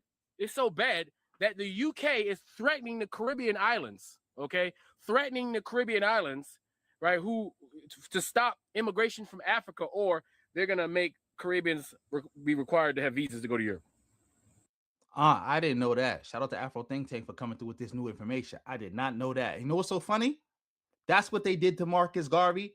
That's what the Europeans had America do to stop the UNIA and stop black people from going to Africa. Because that's another thing. All these bozos who keep arguing against Pan-Africanism talk about, oh, Marcus Garvey never went to Africa. All right.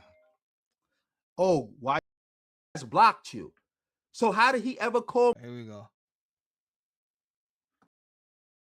This is what I was looking for. I don't really care about the other stuff.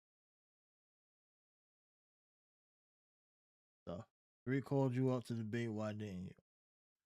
Just we're gonna do a little segue real quick. Just a little one. Nothing major. All right, here we go. Nothing major. Just a little one right here. Is it a little one? Can everybody see my screen? I'm on Tariq Nasheed's Twitter page right now. What does it say? Tariq Nasheed has blocked you. So how did he ever call me out for a debate on Twitter when I'm blocked? How can I debate somebody who has me blocked? And don't say he blocked me because I refuse to come up. Because I got the proof that I've been blocked. And it's not just him, it's all these bozos. You see, where this other bozo at? Other bozo. All right, what's this shit? Got me blocked. The black channel has you blocked. Mind you, I think I added him from my old Twitter account, and then he blocked me. And he's so much on my meat. I don't think I ever added this account before. He just saw I had a new Twitter account and blocked it off GP. I never tried to talk to him or nothing. What kind of weird shit is this? I never did. That's what I keep saying. People talking about I'm running from these people. I'm hiding from these people. They calling me out. They saying that to y'all because they know y'all never gonna go look. Y'all never gonna go check. Oh, dag, I got notifications and stuff on Twitter. I didn't even check it today. Shout out to everybody who was writing me. I see that's how true it is. They got But let me switch back to chat this. talking shit. Let me make sure my audio's still good. I never ran from him.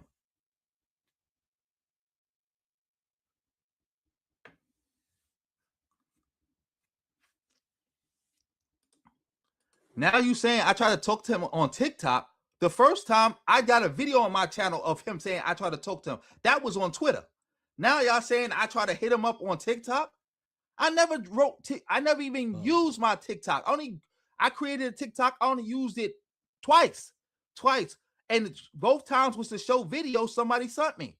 I never tried to talk to nobody or anything on TikTok. Now y'all saying I tried to talk to him on TikTok. Come on now. Just making stuff up.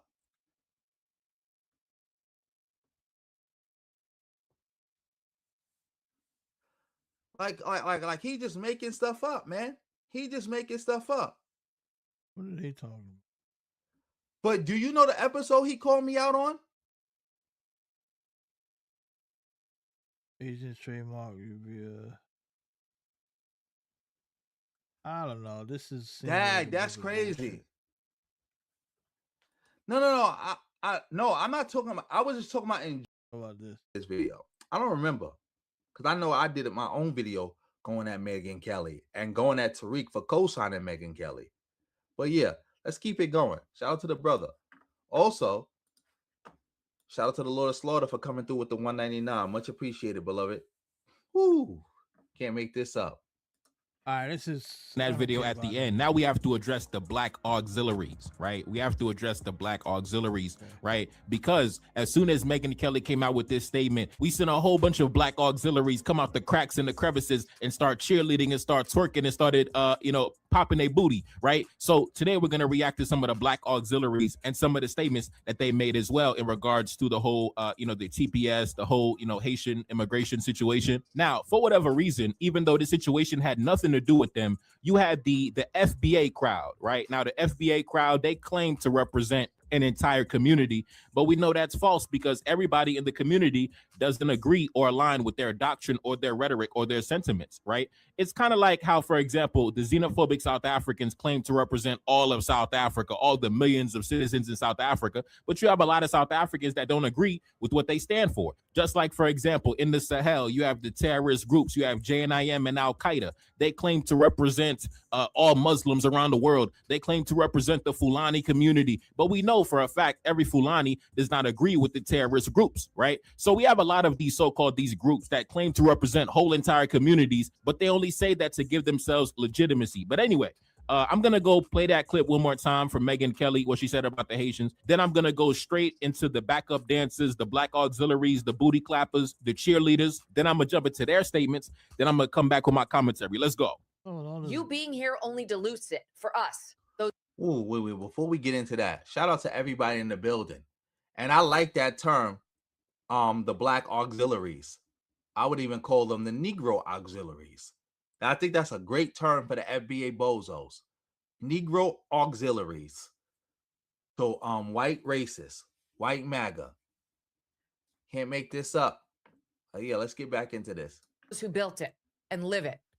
And half of you people, more than half, you won't assimilate. We don't want you. We don't care if you. This is the contradictory thing about them. They claim that people who come here won't assimilate, but they also don't want them here. So you don't want people here. You treat them like trash, but then you cry about them refusing to assimilate. You won't let them assimilate because there's plenty of people who want to assimilate and just be American just like everybody else. I know because I'm black. And how long have black people, how many centuries have black... Stop the presses. Now, what do you mean assimilate? Because America, there is no one way. America is a melting pot. All different groups of people live here. So what do you mean by assimilate? That sounds like you pushing white supremacy. But there is no... When she means by assimilate, she means doing... understanding your place, as in understanding that white is here Everyone else is down here as peasants. That's her vision of assimilation. So what are you talking about? Bullets or Javen by assimilation? Assimilate to what?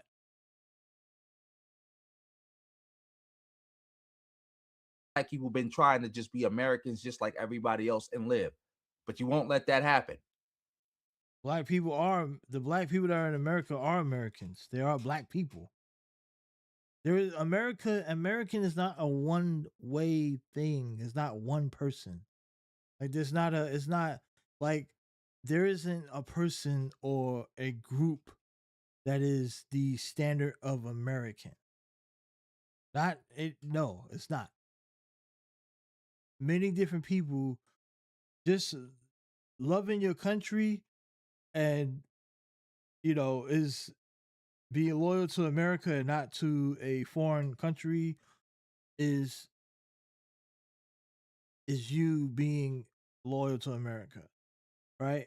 And in some cases, other ways that we could debate whether we agree or not, like paying taxes or not breaking the law or just being a decent person, just a bare minimum. But as an American, if you're American from a different background, you're allowed to be yourself.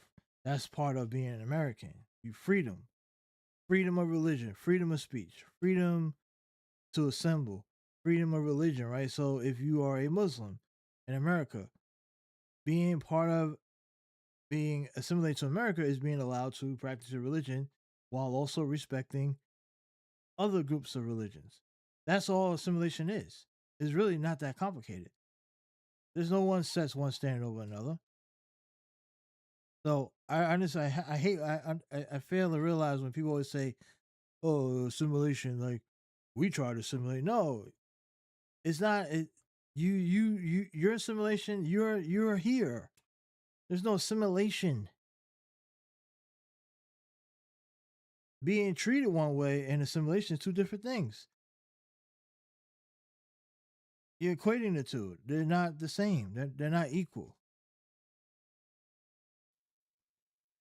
And you treat other groups like that who migrate here the same way, who immigrate here the same way, and then you try to throw that in their face. It's a damn if you do, damn if you don't situation. There's no damn if you do, damn if you don't, because most groups of people don't give a fuck about what people like Megyn Kelly think because they're living their own lives. Go to many different districts in the country. You say you're from New York. Go to different parts of New York. Go to Chinatown. You think Chinatown people are assimilating or copying whatever America is? No, they turned Chinatown into Chinatown. All the stuff is in Chinese. A lot of the menus and stuff in the deep. I'm talking about in the deep Chinatown. They didn't assimilate shit. They came here and they're in America. They ain't changed nothing about them. They just changed where they relocated. You don't have to put on a cowboy hat or hunt for deer or whatever the heck these people do. Because you got to understand that most of American culture has, like I said, America is a melting pot. Everything that is great in America is because of all different groups of people. Black people, different groups, different kind of people have contributed to the wellness of the country culturally. So no, everybody in America does not. There is no assimilating to whatever. Because what does assimilation mean? Well, everyone needs to act like a European white person. No, that's like not realistic. That's not how America was built or founded. That's not how America is supposed to be. America is the way it is because of all the different kinds of people that live here. You could go to certain segments of the United States of America where people only speak Spanish and they're living great lives. They're running businesses. They're doing well. That's what America is. You can go to certain parts of the country. Minnesota, you got the Somalians. You go to the deep south, you got the southern blacks. You go to Atlanta, you got the more diverse blacks that comes from the Caribbean. You go to New York, you got the Caribbeans. You go to Washington Heights, you got the Dominicans, more Caribbeans. You go to the Bronx, Puerto Ricans. That's America. in a nutshell. Everybody's fucking different. There's assimilate to what? What are you assimilating to? So you gotta stop this. Oh, we are assimilating. No, there is no assimilation. That's not America. America is America. Period. End of story. Go to certain parts of the deep south, you got them rednecks. You think anybody is assimilated to be a redneck? No, you'd be damn. You gonna say, "Oh, I gotta come to America and act like a redneck"? Fuck no, right? They got the rednecks, them motherfuckers doing what they do. You got the other people that had sex with their cousins. Is that America? We all must come to America and have sex with our cousins. Is that assimilation? So what is assimilation? What are we talking about? Because even white people that's in America are all different in different parts of the U.S. Whether you go to California, to the coast, go to New York, Boston, Maine, Alabama, Arkansas, Oklahoma, Chicago, even different parts of every state, white people are different. Forget about the minorities for a second. Let's just say white people in different parts of the country are different. And that same goes for Hispanic people and different Southeast Asian people, black people. And that's America. That's the whole point. The only thing you do when you get to America is you follow the laws, you understand the Constitution, you understand you have rights, you follow, don't break the laws, period. It's pretty simple. Pay your taxes, you know. That's it. Work hard, boom. That's not a secret assimilation. That's just pretty obvious. Like you obviously come to America, you go to work. That's how else you going to eat. You can't survive any other way. It's kind of like common sense. So when I hear people like Megan Kelly say assimilate, they're not talking about what they're talking about is not the same way we're looking at it. They're looking at it like assimilate mean understand the order of where you are at on the depth chart. And don't cross it.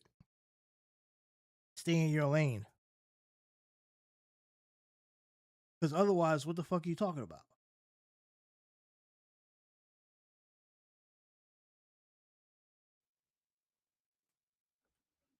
You're offended. Get out. Go home. Go back to fucking Haiti. So you won't assimilate. They don't speak English. They don't assimilate. See, that's what they're talking about when they're saying that shit. Like I said, you could go to many parts of the U.S. California, New York, any of the major cities. And yeah, there's people who don't speak, their first language is not English. And they're running businesses, they're making money, they're living their lives. Because that's America. You could literally go to pockets of the country and don't have to speak a lick of English and still make a living. Because that's how America is built. But these people, when they say assimilate, they mean they want the whole country to only speak English. They've already said this. They want English only, and they want all white people in charge of everything. That's what they mean by assimilation. And you acknowledging that. Meaning that you don't get to make a living unless you're working for them. So we got to stop with this parroting their assimilation talk. Because their assimilation talk is completely different meaning than what you think assimilation is. Very well. Let me send this shout out right now, you know what I'm saying, to all of the Haitians out there that was saying it. They was going to celebrate Juneteenth. You won't be here at the next Juneteenth. Shout out to all the Haitians that was running around here and they was telling foundational Black Americans that we owe them. I even seen a Haitian say that they're the original Black Americans. I done heard it all, family. And I just want to send a shout out to all of them. You know what I'm saying? I hope your plane ride back home is smooth. You know, I hope you land safely. I hope you get there. And then when you get over there, you can hop back on TikTok and then you can tell us what it's like. I need all of the Haitians out there to go ahead and document your journey back home. That's what I'm very, very curious to know. The mud huts, and we want to see the back to home stories. Please post them all. This is so strange. This is so dumb. Like you know what kills me about people that engage in this type of back and forth. It's very interesting. The timing of this is so weird because considering everything that's happened since the first day in 2025 in January 20th, right? And all the EOs and all the stuff, and you sitting there like, oh, our target is somehow these people. That's what you thought when you decided to sit out the election or not engage politically, whether it be from the top or the bottom. You thought we're going to target other people that look like you, but they're not from here, thinking that life is going to get better for you. Now, if you are making money, of course, there's no change. I've always said this. If you are making money, yes, you probably think life is pretty good or still pretty well under, it doesn't matter who's president. If you're amongst the top 10% earners, you're likely not feeling a hit. In many cases, you're probably doing a little bit better if Republicans are in because they love to give tax cuts to the wealthy, in large part. But and it depends on where you live, of course, what state you live in as well. So, but if you're not in the top 10%, you get screwed every time. Most of the time, depending on who's in office. But to celebrate these people who, a lot of these people, like, you know what the funny thing about this? These people literally resurrected a full town in the middle America that died. Remember Springfield? Springfield was resurrected by the Haitian community for years under a Republican governor who was in favor of the Haitians coming over there, resurrecting that town. It was a small town in part of that state that was dying off. They had nobody there. They had no workers, no nothing. And once they allowed the TPS and they had all the Haitians come over, because of course America was the reason why Haitians had to come over here under TPS, because that's what America does. They screw up other lands, which is another kicker of you are supporting a party that continues to go to war and destroy other countries. You support war hawks. So in supporting war hawks, we have to turn around and help these people that after we disseminated their countries. Right? So now they come to America. We gotta let them come in. As part of a humanitarian effort on the world stage with the UN and all that.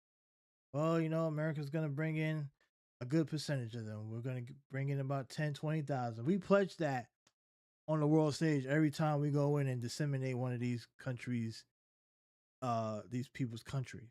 We say we're going to bring in a whole bunch of them.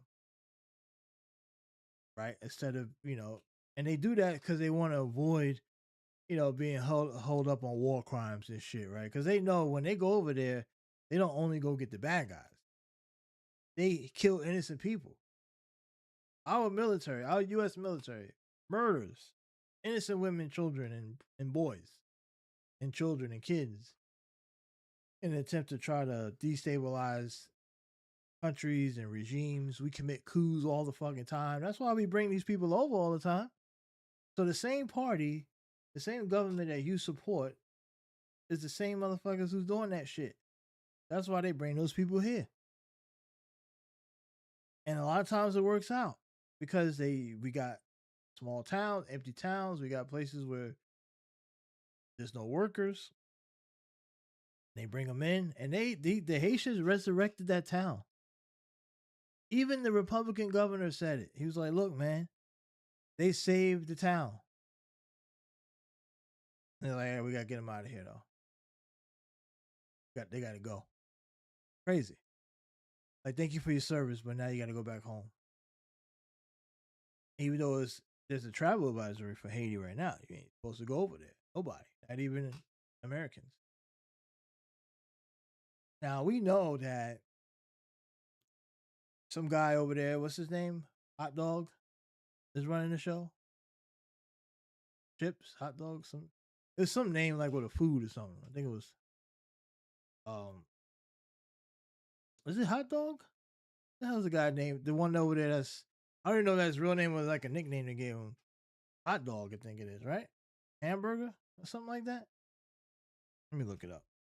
The guy that's in charge of Haiti, he's like they don't have a government. They said, even though I've heard that was not fully true too. I heard that they do have a government now. Let me look. Let me look this up. I think the guy name is Hot Dog. It was some food item. This was who's. Let me look it up. Who's in charge? Who's in charge of Haiti right now? Okay, so the acting prime minister is. Oh, they do have a prime minister. Some guy named Alex Felice Amini.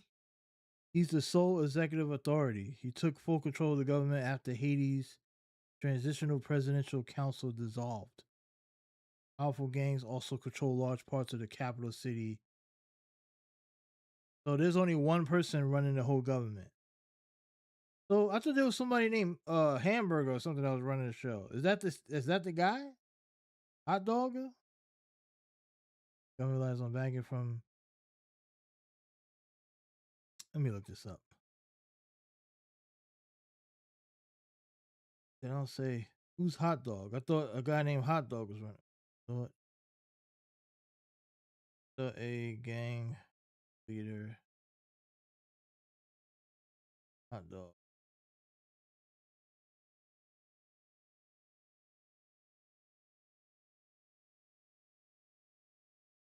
Oh shit!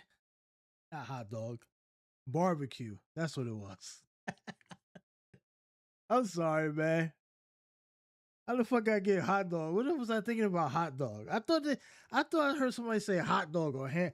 I thought it was food. I knew it was food. So the guy name is Barbecue. Okay. Jimmy Barbecue Cherizier. His barbecue comes from his mother's former business selling grilled chicken. Okay. Actual power, while he's not an official president, he is considered one of the most powerful political figures in Haiti. He leads a massive alliance of heavily armed gangs that control roughly 90% of the capital city.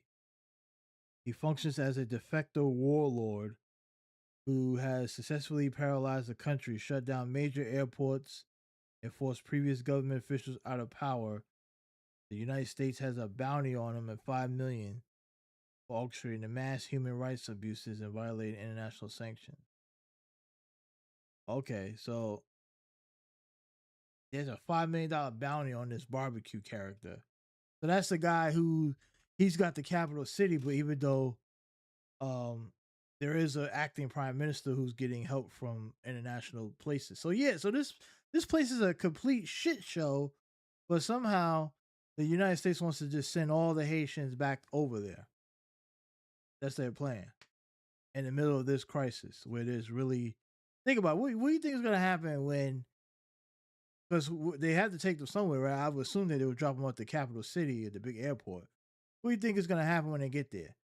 You think that the barbecue's gang members just going to let a U.S. plane land on at that area? They're probably going to think it's a plane coming in to take them out, and they'll probably shoot the plane out the sky, which means that there will be our pilots and potentially American soldiers will be attacked by this hot dog. This barbecue character, which could start a fucking war. Obviously, it'd be a stupid war from the start because the U.S. will wipe Haiti out. They'll drop a bomb and that whole shit would be gone in 2 seconds. But still, barbecue, he's gonna let that plane land, and they'll probably kill each and every one of those Haitians when they get off the plane, just off of the heck of it, if he wanted to. Like, do you think those guys will be able to get back to their hometowns? They have to go through barbecue, and first barbecue say, "Hey, you want to join the Haitian gang? You join my gang, or you get killed right here on the spot." right? If you're an adult male and you get off that plane, he ain't letting you get out of his sight. He gonna make you join his crew. Especially because think about the Haitians that came to America are some of the better Haitians, as they say. I hate to say that in the sense of like I'm not trying to degrade the people in Haiti. I'm pretty sure people there are nice people, but typically the ones who the more ones who have the skill set, so usually the ones that end up in America. So I would assume that a lot of these people would probably have useful stuff that could be useful to this barbecue character, and he would probably force them to be slaves. Shit, because there's no government protection. The Haiti government, one man's controlling the whole government, and so yeah, that those people will be slaughtered when they get over there. They'll be forced to slave labor with their skill set, or they'll be killed. And if they're women, they'll probably be forced into doing God knows what. I would assume. Um, so yeah, it could be really bad, and that's why they tell Americans don't travel over there, of course, which makes sense. Because if you go over there, you ain't coming back. You ain't gonna make it back home. So this barbecue character, you know, and so yeah, I mean, so I don't understand what the beef. What's the back to the point here? Like, I don't understand why there are many people, like black people in the U.S. that are like really at the point where they're like so willing to see Haitian people be sent back home to be slaughtered. Like what does that give? What does that do for you? Does that help you sleep better at night? Because name a Haitian that's taking your job. It's almost like the same fear that white people in America have with Mexicans and other Hispanic migrants that they claim took their jobs, right? It's almost like a parallel grievance between white Americans and a certain segment of black Americans. Same grievance, same playbook almost. It's crazy. It's like it's almost like the same exact playbook that they're all operating off of. It's almost like they told them, hey, you need to, while the white Americans are pissed or having anti-Mexican, Hispanic sentiments of kicking Venezuelans and Guatemalans and all that, the black Americans are doing the same thing with the Caribbeans, like the opposite effect. And they all working off the same playbook out of Project 2025, out of the Heritage Foundation. At the same time, mind you. And but there's no what is the end game? Let's just say everything goes perfectly according to plan. Where does black people in America that remains here, where do we stand? What's the end game? You think it's gonna go back to Kumbaya? Because we already know what the end goal is for the white Americans. They want their population to remain majority white. And they don't want anyone to prosper, including the people that are non-white that are Americans that have been here. They've made that pretty clear. Their agenda is pretty clear. There is no alignment. The only alignment that white Americans, or at least the segment of the white Americans on the right, have with a segment of the black Americans that are, I guess, FBA, is that they're all anti-immigrant. That's the only alignment, and that's it. Everything else is like they don't see eye to eye with you on nothing else. They're not working with you at all anywhere else. Matter of fact, as soon as they get the immigrants out, the black people in America are the next targets. And the difference is that black Americans, the ones who live here, born here, raised here, can't go anywhere. It's not like you could just pack up and leave and go somewhere else, because this is our home. So when the target comes back on, or the target continues to be on our backs, there's nowhere to go. And there's no fight happening because obviously there's nobody out here fighting. I don't see shit going on. Everyone's just complaining or redirecting their anger towards another group of people. You can't blame immigrants anymore. Who are you gonna blame? Right?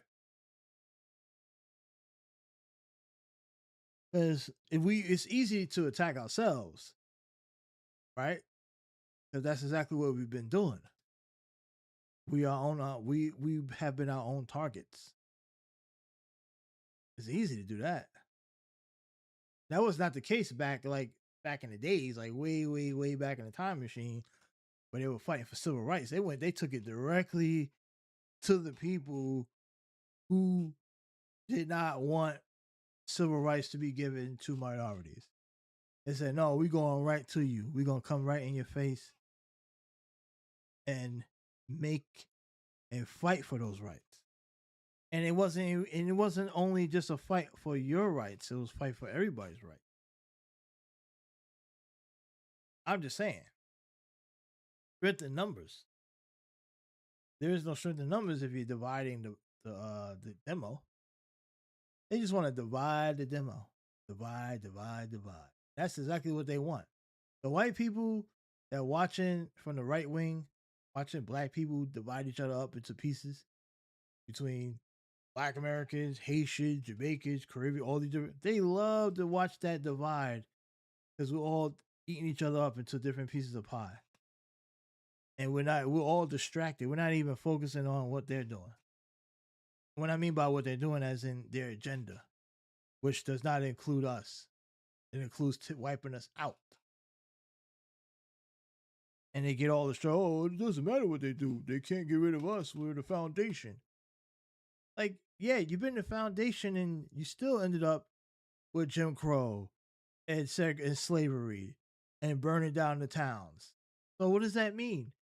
Like, saying that you're a foundation and nothing can happen to you and just being naive and acting like shit didn't go down. Like, you acting like motherfuckers didn't burn cities down and wipe out Black Progress and shit and just get rid of Black Wall Street and all those places. The Tulsa Massacre, none of that shit happened. You act like none of that shit happened. Just saying you foundation doesn't exempt you from being brutalized. I'm pretty sure many women who are Black Americans that can trace their lineage back to the beginning of time probably was amongst the people that was fired from their federal government job in the first month of Trump's term. I'm pretty sure many of those women probably have FBA backgrounds, and men too. Since you said there was 50 million, which is not 50 million, but if we go by your number, that would include many people who have been laid off. How about the town in Lowndes County, Alabama, which, aren't you from Alabama? Ain't you from that part of the world? That state? Those people are all descended from the days before slavery. A lot of that ancestry down there. They ain't got working water. They ain't got sewage. They got sewage problems. And when they got a settlement with the federal government, guess who reversed course? Guess who said, nah, those people don't deserve, that town is 80% Black, don't deserve to have running water. Guess who said no? Trump said no. On day one, reverse is DEI. That settlement is DEI. That's what he called it. He called it a DEI settlement. That's his quote. Think about it. Making sure a town has running water, a working sewers down there. Just happen to be 80% Black.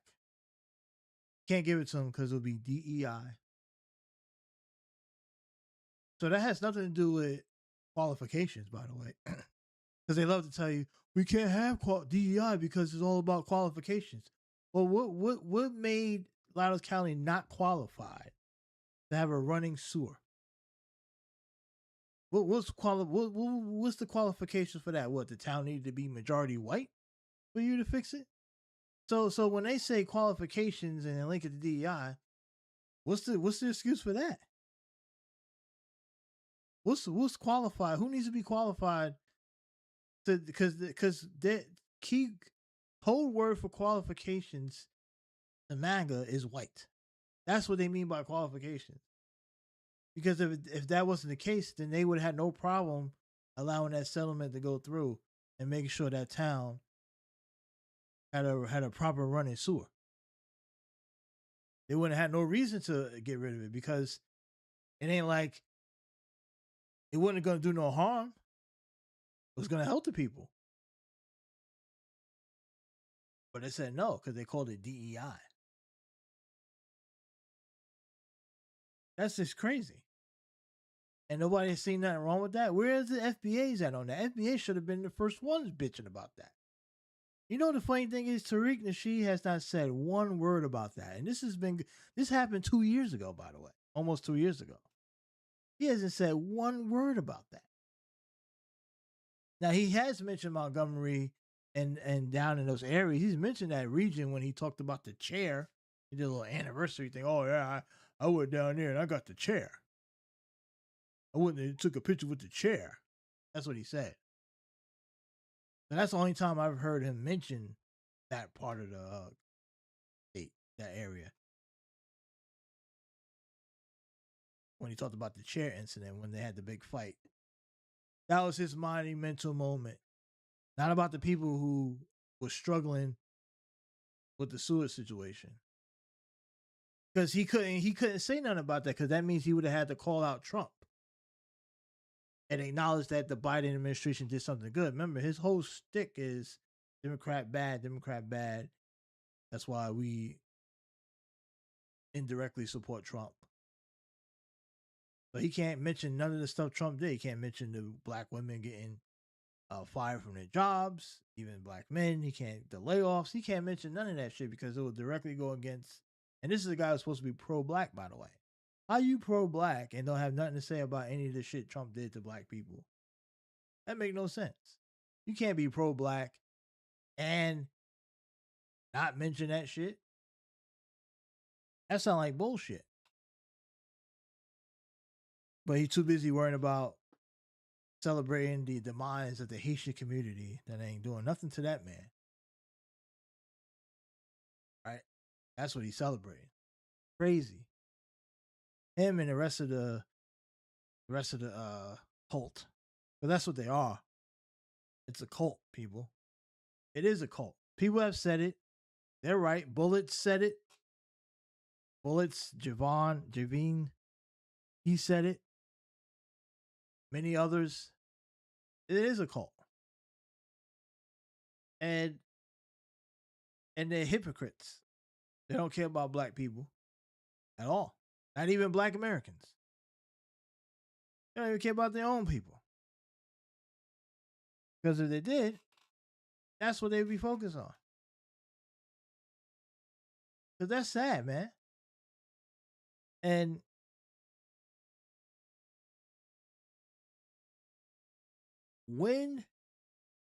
I don't even think this man has called out Trump once yet. Has he even called Trump out for anything? Because every time I hear him talk politics, he's always talking about Democrats. Somehow, Democrat this, Democrat that. Like he has Democrat derangement syndrome. DDS, right? Democrat derangement. All he talks about. Everything that goes wrong is a Democrat fault. Somehow the Democrats are involved. He said he was like, and the funny thing is, I monitor the political talk online, like in the podcast space and different stuff. Even this election cycle, I have not heard one Democrat running for office mention anything about him or FBA. And he's talked about how this lineage thing is the most powerful political movement. But not one motherfucker running for office. Not a DSA, not anybody has. The only time I've heard anyone mention FBA was Fishback down in Florida that got smoked out in his election. He mentioned it when he was degrading Byron Donald. That's the only person running for office actively that I've heard mention foundational Black American. And he was doing it obviously to pander, and in the sense of like calling out Byron Donalds, saying, "Oh, you're not really black. You're Caribbean," and blah blah blah. Which is, of course, he was right on that. But the point was that this is not something that's being talked about out in the. No politician is making moves off this, and he's pretending that somehow this thing is so big that the Democrats are scared, and it's like, no, the Democrats are too busy fighting DSA. That's what their target is right now. Harville and Clyburn, they're going after DSA. They're not thinking about FBAs. They don't even mention them. It's not a topic of conversation in any political circles. Nowhere, from what I've seen. Nobody's mentioning it. It's not, and no one's saying, oh, they're not talking about policy amongst it. So where's this powerful thing coming from that he's talking about? Where's the powerfulness that he keeps bringing up? Because he says it all the time. He's like, we're the most powerful thing right now, and that's why the Democrats are crashing out. Like, he has no idea what's happening in the political space right now. He's completely out of the loop.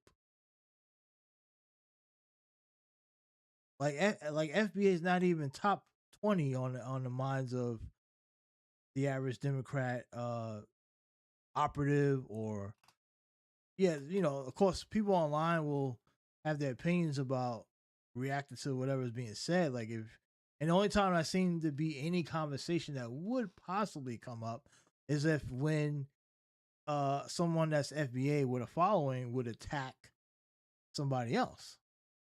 That's it. That's the only time.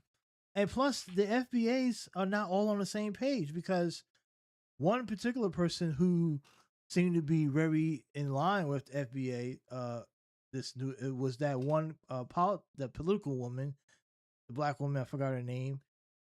But at the same time, she is also pro Kamala, which the FBA men seem to be against Kamala. So there is not even a unified message on the Democrat Party when it comes to politics, because she's heavily involved politically. I forgot her name, but she was I think her name was something Speaks, and she's on the Kamala train. She will come at anybody that talks about Kamala Harris, but she's also has defended and came out in support of FBA. And some people criticize us for that because they, you're FBA. Like, so a bunch of the people, it's like everyone has their own different opinion on that. But when it comes to politics, they're engaged. So for some reason, though, the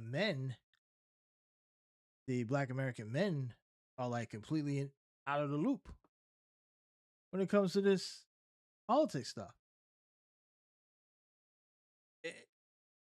You can't be listening to that man telling you to stay home and don't participate. It ain't gonna go well for you. And that's what they're banking. They're banking on you to be completely out of the loop. How can you claim to be the foundation of the country, but you completely out of the loop on what's happening? You're completely out of the fight. I heard him say one time that by FBA's not voting or staying out of the loop, the Democrats are gonna somehow come around and give reparation. Like, that's the strategy. That's the strategy. Like, he think that's gonna work. How do you figure that's gonna work? And then another time he said, I heard him say, this is we have to take it out of the politics and bring it to the activists, whatever, he's some shit. This was like a few videos back, like probably a year or 2 years ago.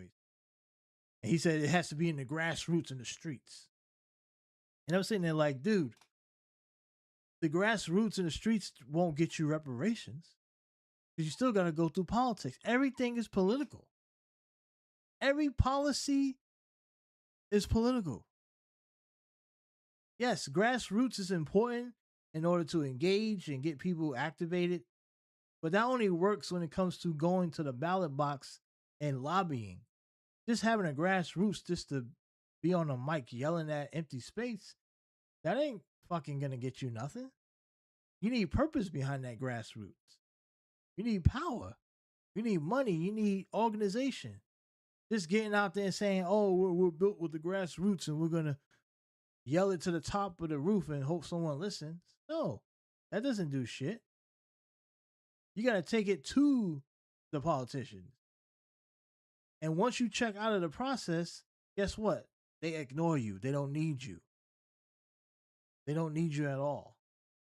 Look what happened down in Florida with what's her name? Debbie Winsome, whatever. She ran in a black district and won. And people talk about, oh, the 4 candidates that ran, the 4 black people split the vote. That was part of the story because, of course, you have to blame black people every time something goes wrong. But here's a story that did not get acknowledged. In that same district, how many black people stayed home? Because I can guarantee you it was probably a lot. Because a lot of times black people disengage from the political process. And when you do that, how you going to get anything done? So yeah, you could partially blame those 4 black candidates for all splitting each other votes. But I also blame the people who didn't get out and vote. Just like the last election, 90 million Americans sat home because they didn't like Kamala Harris or Donald Trump. I bet you a large percentage of that 90 million is probably online today complaining about everything from gas prices to ICE, student loans, Palestine, all type of shit that they're finding some complaint about. And it's like, did you show up? Nah, I didn't vote. I think people think that if you don't participate, somehow you're hurting the system. The system is designed for you to not engage. They win. The house always wins. Not always, but the house wins when you don't show up. You ain't hurt nobody by, oh, I don't care because I just don't like either of them, so I'm just gonna sit it out and let the system crumble. It's like, no, the system is designed the way it's designed. And they love it when you don't show up. The Republicans love when minorities don't vote. They've been trying to pass legislation to stop us from voting. So when you do it for them, they're like, thank you, Jesus. Okay. We don't got to do it. We don't got to pass a bill to stop them from voting. They're just not going to vote. Right? Louisiana, Mississippi, Alabama, parts of the South where the majority of the black population lives. And they barely come out to turn out the vote for state, local, or federal elections. That's why the Republicans they get to run the states, even though there's large black populations. Like, you like to be ruled by people who hate your guts? They get to dictate your life in the whole state. That's what's going on down there. Those states are at the bottom of the barrel. Education, economy, all type of shit. Oh yeah, they're number one and they're top in religious freedom though. Yeah, you can praise the Lord 24/7 there, no problem. They don't fund the schools, underfunded. All those schools down there in the South, state run schools, underfunded. Then the federal government come and say, "Oh, we ain't funding you guys no more. We're done." Well, yeah, don't worry though. We'll have a high school football field. It's cost $5 million. Don't worry about that. We got the best high school gym in the country. But our average kid can't read or write past 6th grade. But don't worry, we got the number 1 quarterback in the country. You're building a powerhouse. You know how the South is about their football. That's the only thing they care about down there, football. They don't care about education at all. Now, of course, obviously not every place in the South. There's some good schools down South, of course. But the broader point is that there's no investment. And a lot of that's because people just don't want to hold their officials accountable. You can't disappear, folks. You got to participate in the process. Everything. If your goal is to get reparations, you must be in the process. You cannot sit out. Reparations will not come to you. It just won't. What are you going to do? Wait it out? Guess what happens if Republicans keep winning office, keep winning elections, keep being in charge? Presidents elect federal judges. Appoint a federal judge, excuse me. Presidents appoint federal judges. How do you think you'll get a reparations passed if you ain't got no judges that are on your side that'll see things your way? If you ain't got a Congress that sees things your way, who you think the Republicans gonna give you reparations?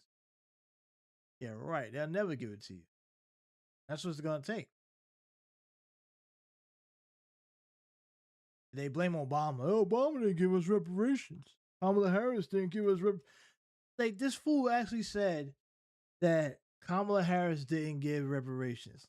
Like if Kamala Harris could literally, knowing that reparations is not even a popular fucking topic. Like you poll reparations, even in California, it wasn't popular. And they damn near had a bill ready to put on the table. And I can tell you for a fact, Gavin Newsom shut that shit down. Told the CBC to say, nah, cut it. Because Gavin Newsom knew that would have fucking crushed him down the line. That reparations is not popular. And sadly, it's not because America's fucking racist, bro.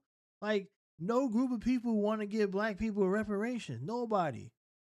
Hispanics don't want to do it. You hear the shit they say out there about it.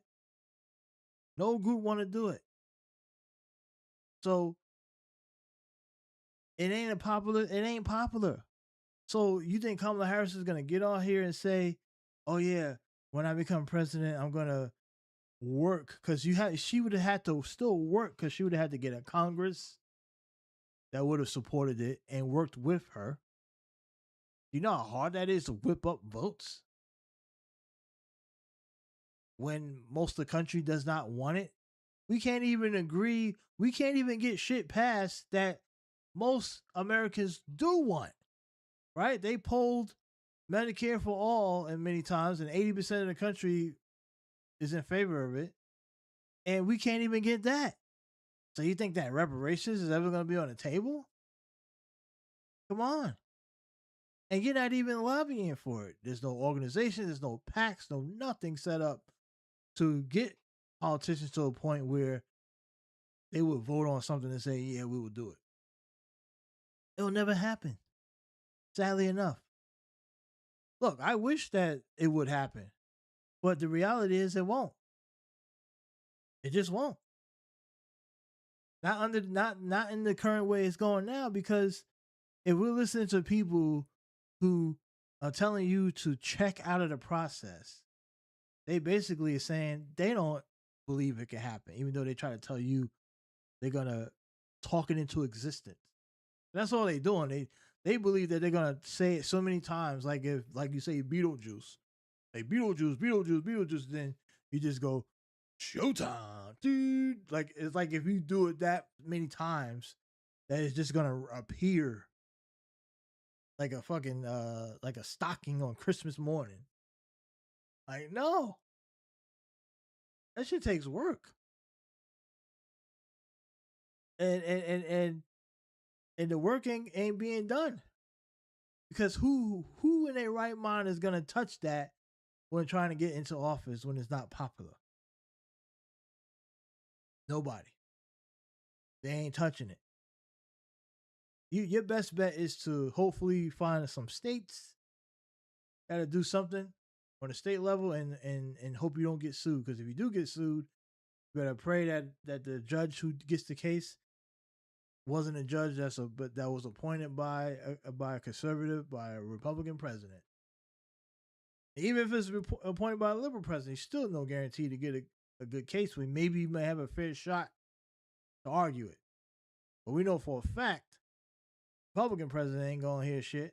They were like, we're not doing that.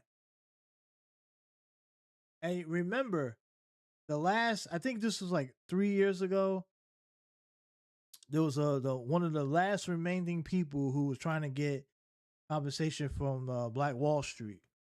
That thing went all the way to the Oklahoma Supreme Court, and they shot it down.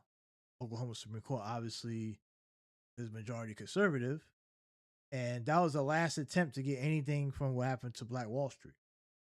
The one person that was survived, I think the person was like 100 years old or something, and they shot it down. Now, I will be fair. I think it was like an 8-1 decision or something. So even liberals on the court also said no. So I mean, let me double check. Let me look this up because I want to be accurate. I don't want to misrepresent this. But let me look it up. It was the Oklahoma, and this went under. No one talked about this. I didn't even hear the FBA community mention this at the time. I don't even think they even talked about it. Maybe they did, and I didn't hear about it. I didn't hear them talk about it, but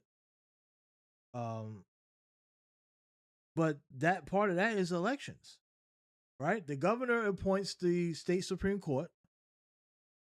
They had a Republican governor, so obviously he gets to appoint the members of the state Supreme Court. So all this shit is connected to politics. You cannot ignore it. You cannot ignore politics if you were trying to get reparations. That's how I knew he was not serious about this whole fight for reparations. I was like, once I heard him say, "Oh yeah, we got to just stay out of the process and take it to the grassroots, no more politics," I was like, "Yeah, you either not serious or you just maybe the dumbest person when it comes to understanding how politics work."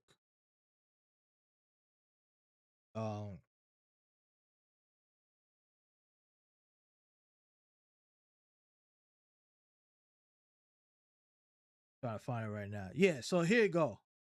So the Oklahoma Supreme Court dismissed the historic reparations lawsuit filed by the last remaining survivors of the 1921 Tulsa Race Massacre, which destroyed the prosperous Greenwood district known as Black Wall Street. The court upheld the dismissal of the public nuance lawsuit, ruling that the plaintiffs' ongoing grievances did not legally qualify for financial compensations under state law. Who creates state law? The politicians. Who votes for the politicians? The people. So all of this shit is unpolitics. Okay? All this shit. Oklahoma State Supreme Court, which the majority was majority Republicans. Now this case was rejected in 2024, so it was like 2 years ago. I remember hearing about it briefly. But this is what we're talking about. And that was something that was more recently than whatever the argument would be about reparations. Right? We're talking about something that was in that time. Wiped out whole black town. They're like, yeah. And the mindset here is that, look, it was legal to fucking do shit like that to black people, to black communities. It was legal. They gave it that basic ruling on that, like the grievances does not, hold up for legal financial restitution. Crazy. Like up to 300 black Oklahomans were killed, 35 blocks of homes and successful businesses were burnt. And they were like, well, technically, under the law, they were allowed to do that because we were just all crooks back then. Because by giving them to the settlement, they had to acknowledge wrongdoing. And no way in hell they're going to acknowledge, because some of those people probably was part of their families. Think about it, right? Their family members were probably part of that shit. They probably related to somebody who's burning shit down. They ain't going to acknowledge any wrongdoing. They were not going to acknowledge any wrongdoing. But these people all got in power, their parents, their great grandkids, and they upheld this ruling. But that was the last real chance for any reparations from that. And the Oklahoma State Supreme Court shot it down. And like I said, I believe it was an 8-1 decision, if I'm not mistaken. So even, let me see if I can find it. I'm trying to find exactly what was the split on that. I believe it was 8-1. That's crazy because that lady was like 100 and something years old. Yeah, it was an 8-1 vote. So that means even only one person sided with the plaintiff. So even some liberals on the court, I believe it's what's the split on the Supreme Court? Oklahoma Supreme Court. What's the split? What's the party line for?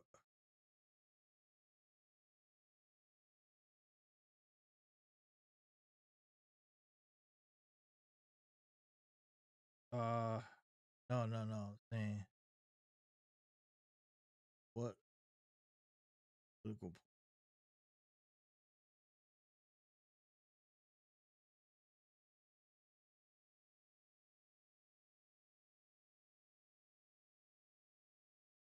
I believe, if I'm not mistaken,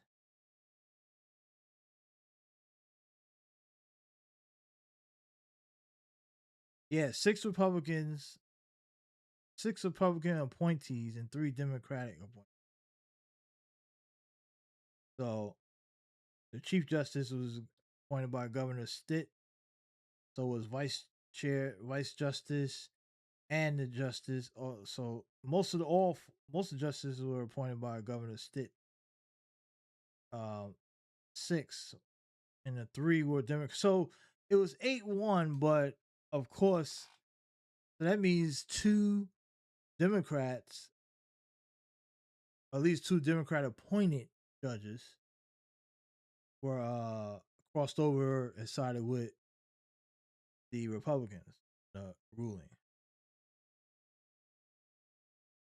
And all 3 Democratic appointed Supreme Court justices were appointed by Brad Henry, which was the governor. Brad Henry was the Oklahoma State governor from 2003 to 2011.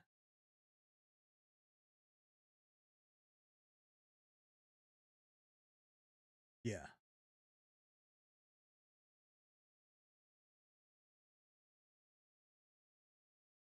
And this crazy thing is, Judge Robert Henry is a prominent Oklahoma legal figure who served as the state's attorney general and later as a federal judge in the U.S. Court of Appeals of the 10th Circuit. He is the cousin of then Governor Brad Henry. So all these people down there are all family. So I would assume that that's probably why they all was like, okay, 8-1, because they're all related. They probably had something. They probably had some connection to burning down Wall Street, Black Wall Street, whether it be a cousin or a family member or a great grandpa or something, or great grandpa, right? Because of the last lady was still alive, though. She was like 100 and something years old. That means that there's likely that we're talking about these judges are either grandsons or sons, potentially, of the people in that community that burned down the town.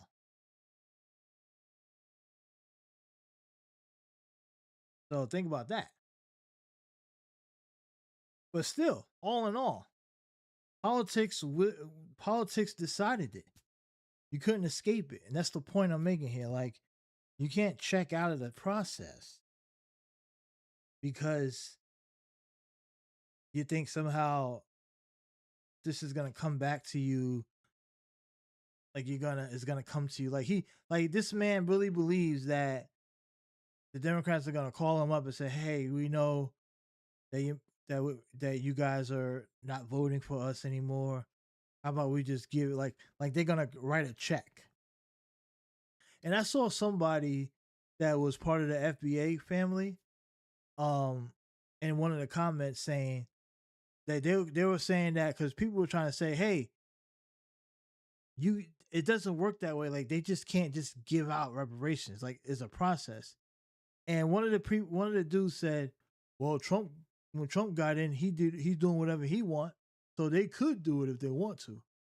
Like they're comparing Trump breaking the law and doing shit that he keeps going to court getting sued for to Obama or Kamala Harris giving out reparations. Now let's go back. This is where political education is important because let's go back to what Trump is and has been doing, and he's been being sued. You know, they keep going back and forth to court for a lot of this stuff. And let's also think about this.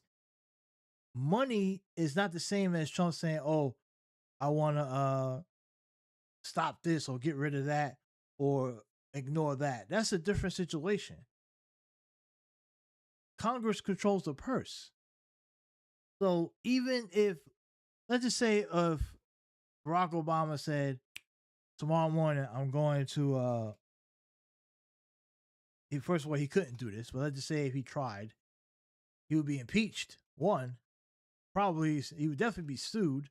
If he said in the morning as president, 2012, Obama wakes up one day and say, "You know what?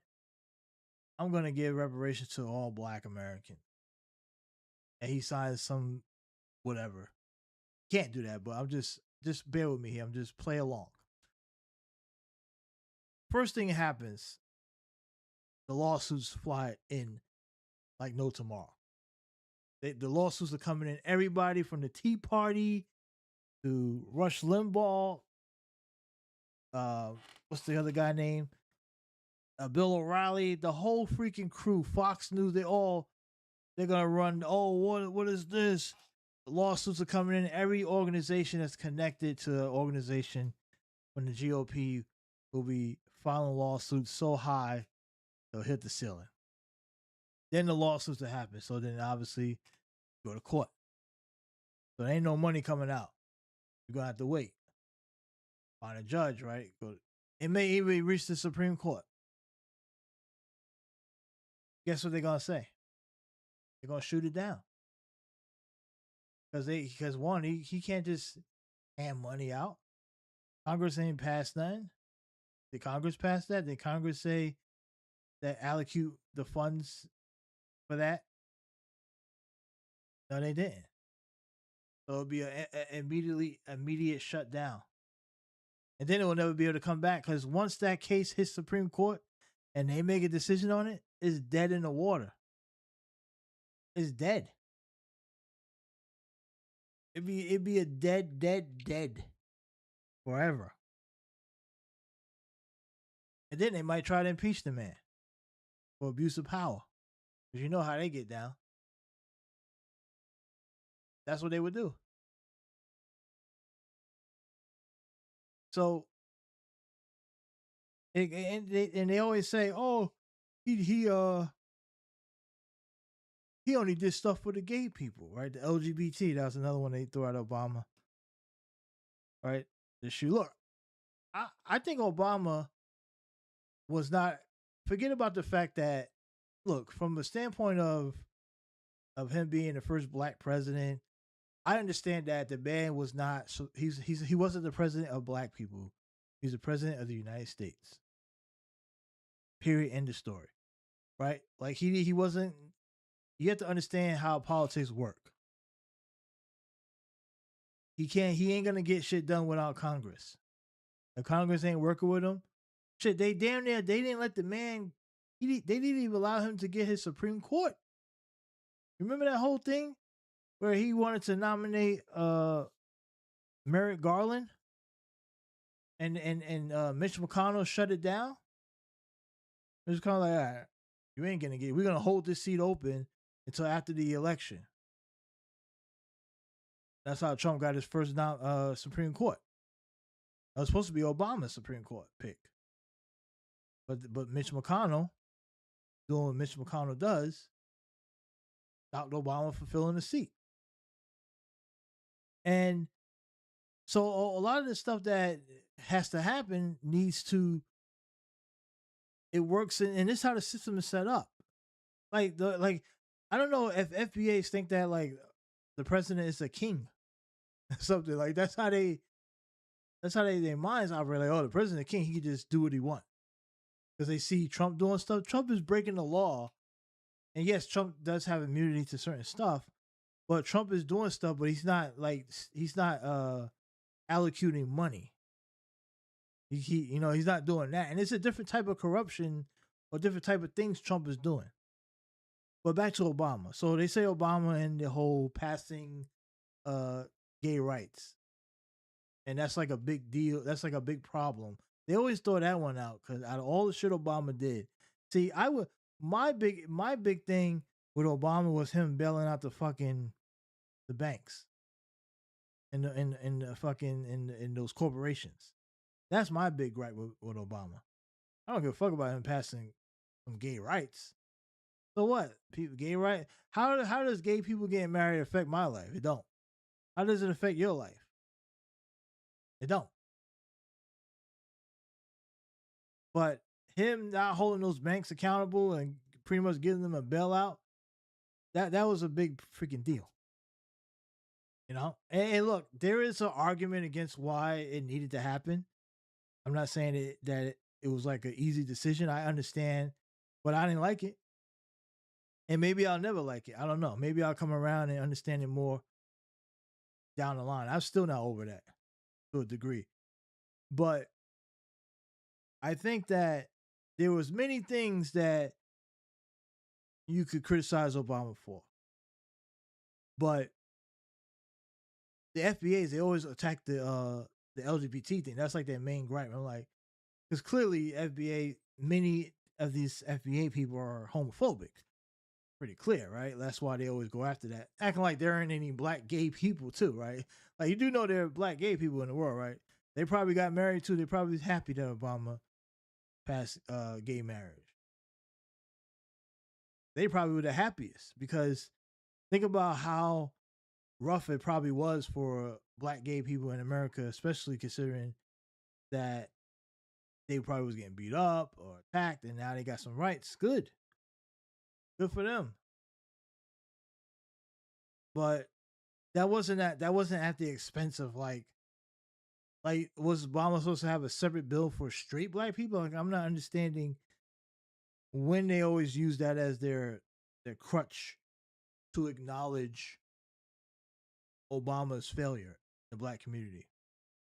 Now, some people say the Affordable Care Act getting millions of people on health care that were low income and many low income people that fall into the black community was a benefit. Right? Some people say it was a benefit. Some people don't, depending on where you're at and the income bracket, I guess. We know a lot of middle class, upper middle class people hate Obamacare because they had to pay more money out of pocket, which was definitely a concern. But what was the alternative? Obamacare, obviously, Affordable Care Act, Obamacare, same shit. Not a perfect system, of course.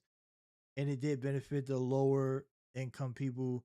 But I will say that there was a benefit and a problem because the quality of care still is ass. All right. So, but at the end of the day, would you rather have not so great quality care or no care at all? So that there you have it. I didn't like the part about you forcing to buy insurance even if you don't use it. That kind of sucked, but that was the point, right? Like you pay for it so they can, so other people can use it, and then hopefully one day when you need it, you'll have it, right? I guess that was kind of what they were trying to do. I don't know, but anyway, like I said, there's many other things that you can jump on Obama about. Whoop-de-doo. Whoop-de-doo. But my thing is, if you're not in the process and you don't understand how the game is played, how could you complain about the game? You know? And when I look at when I see these FBA people online, some of them, it sounds like people who are not, they're not like NFL football fans, but they're always complaining about the NFL. Like, right, they're equivalent to the Caitlin Clark fans. Like, seriously, they're the new fan, not the ones who actually follow the sport. The Caitlin Clark non-WNBA fan base, the people who only follow Caitlin Clark because of the culture war, but they know nothing about basketball. So anytime they see something on, or they only watch Caitlin Clark, so they think that this is only happening to her, whether it be a hard foul, or if someone is talking about, hey, a great night from another player, they don't care. They don't even know. They're only here for the culture war. So it's almost like I think about that when I hear these people talk politics and telling people to back out. Anybody that's telling you to stay out of it clearly doesn't care about your well-being. That's all I'm gonna say. And the thing is, I understand that the two-party system is trash. Don't get me wrong. I understand it. But as a black person in America, the choice is always pretty clear. The problem isn't particularly the party that you're supporting, because there's no scenario like Stephen A. Smith said, all black people should vote Republican in one election cycle, some shit like that. Stephen A. Smith is off his rocker because the black vote has always been a complicated vote. For the simple fact is, when Republicans do win the election, how do you think they end up winning? Typically, because black votes have low turnout. We already seen what Republicans can do in areas that have high black populations. I go back again. Louisiana, Mississippi, Alabama. Tell me how those black people are doing under Republican rulership. They've been ruling those states for decades. Poverty, all-time high. Many people are struggling down there are black. So black people have already seen what Republicans can do when they're in charge. And that's the thing that a lot of the MAGA people don't even understand. They're like, well, you got to vote Republican to save democracy or save America. And it's like, you guys are in charge of like every state that sucks. Like literally. And you know, every state that you're in charge in is like literally at the bottom. In like almost every category. Yeah, or it's affordable in some places because you ain't got no jobs. There's no money coming in. So of course, they can't price you out of the estate. There's no supply and demand in those places. And that's not a good thing, by the way. Like people think that, because you can go to these towns where there's no one lives at and you can find an apartment or a house for real cheap, that somehow that's like paradise. Yeah, that might be paradise for you because you get to stay away from everyone else,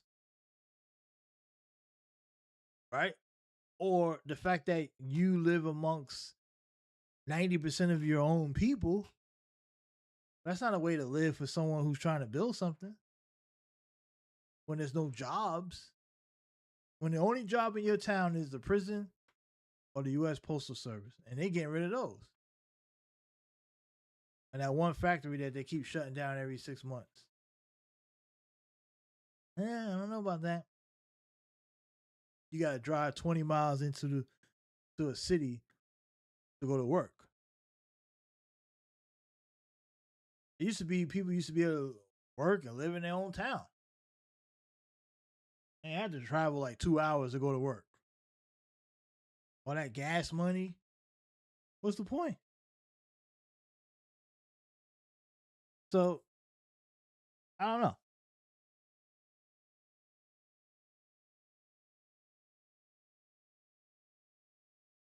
There's only one political party that at least will allow you to have a voice at the table. The Republican Party they don't let you have a voice at the table. They don't want you at the table. They made that pretty clear.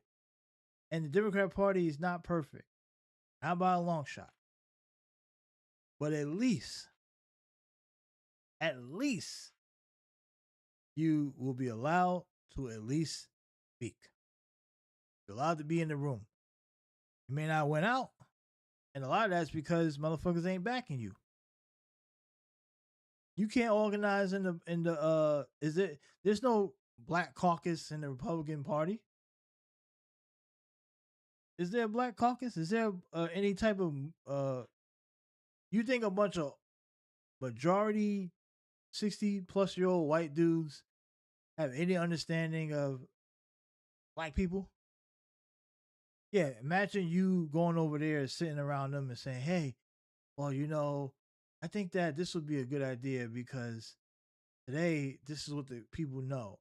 They're going to look at you like you crazy. They're like, no, we're not doing that. We're going to stick to what we know. Pass these bills. They're only for this and that. They're not even thinking about you. They might care about you if you're in the military or law enforcement, maybe give you a care. But the everyday black person, they don't give 2 fucks about. And you ain't got no voice over there. Think about it. 0 voice. No black Republican has a voice, even when they do get elected. They don't have a voice in Congress. Barely at all.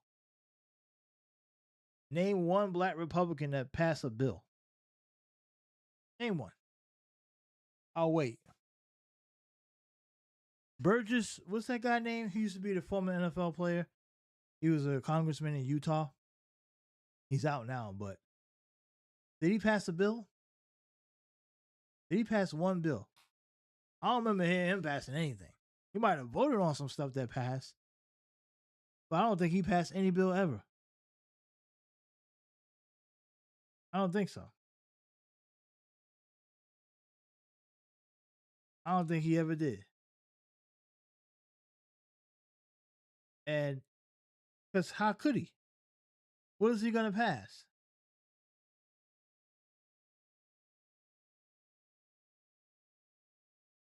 What is he going to pass? Okay, I stand corrected. I was wrong. Wrong. I'll take that back. He did pass a bill. He successfully passed multiple pieces of legislation through the House of Representatives. It has only 2 primary bills fully enacted to federal law. So he passed the HR. He was part of a bill that passed HR 2468, which was the Mountain View Corridor Completion Act. It's a legislation aimed at completing critical infrastructure and transit corridors in Utah. Okay, so he did something for the people of Utah. Okay. And then he also passed he helped pass the HR 8717, which was the post office building.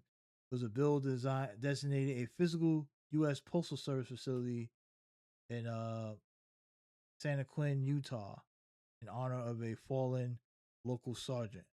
They renamed it. several life of it. And well, you know what? I was wrong. Burgess Owens did do some stuff. Okay, so, but hear me out though.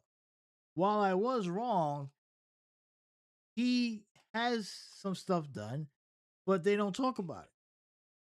He ain't getting no credit for it. Now he has a couple bills up here. The No Aid for Ghost Students Act. It passed, but it didn't become law. It was waiting for the Senate vote. So it passed the House, but it never made it to the Senate. This bill was to force the Department of Education to deploy advanced identity fraud systems to block scammers using fake student profiles to siphon federal financial aid. Okay. And then another one was the Stopping Indoctrination and Protecting Kids Act.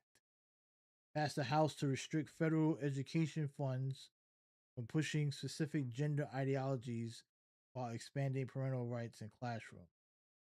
So he had a couple of culture war things that got passed in the House. So once again, none of these bills have anything to do with black people though, or that would effectively help black people. None of these bills. So that was my broader point here. But I'm not gonna be petty and say that because I did say he did nothing. Technically, he did, but it's mostly fringe right wing stuff that he passed. And then there was another one called the Charlie Act.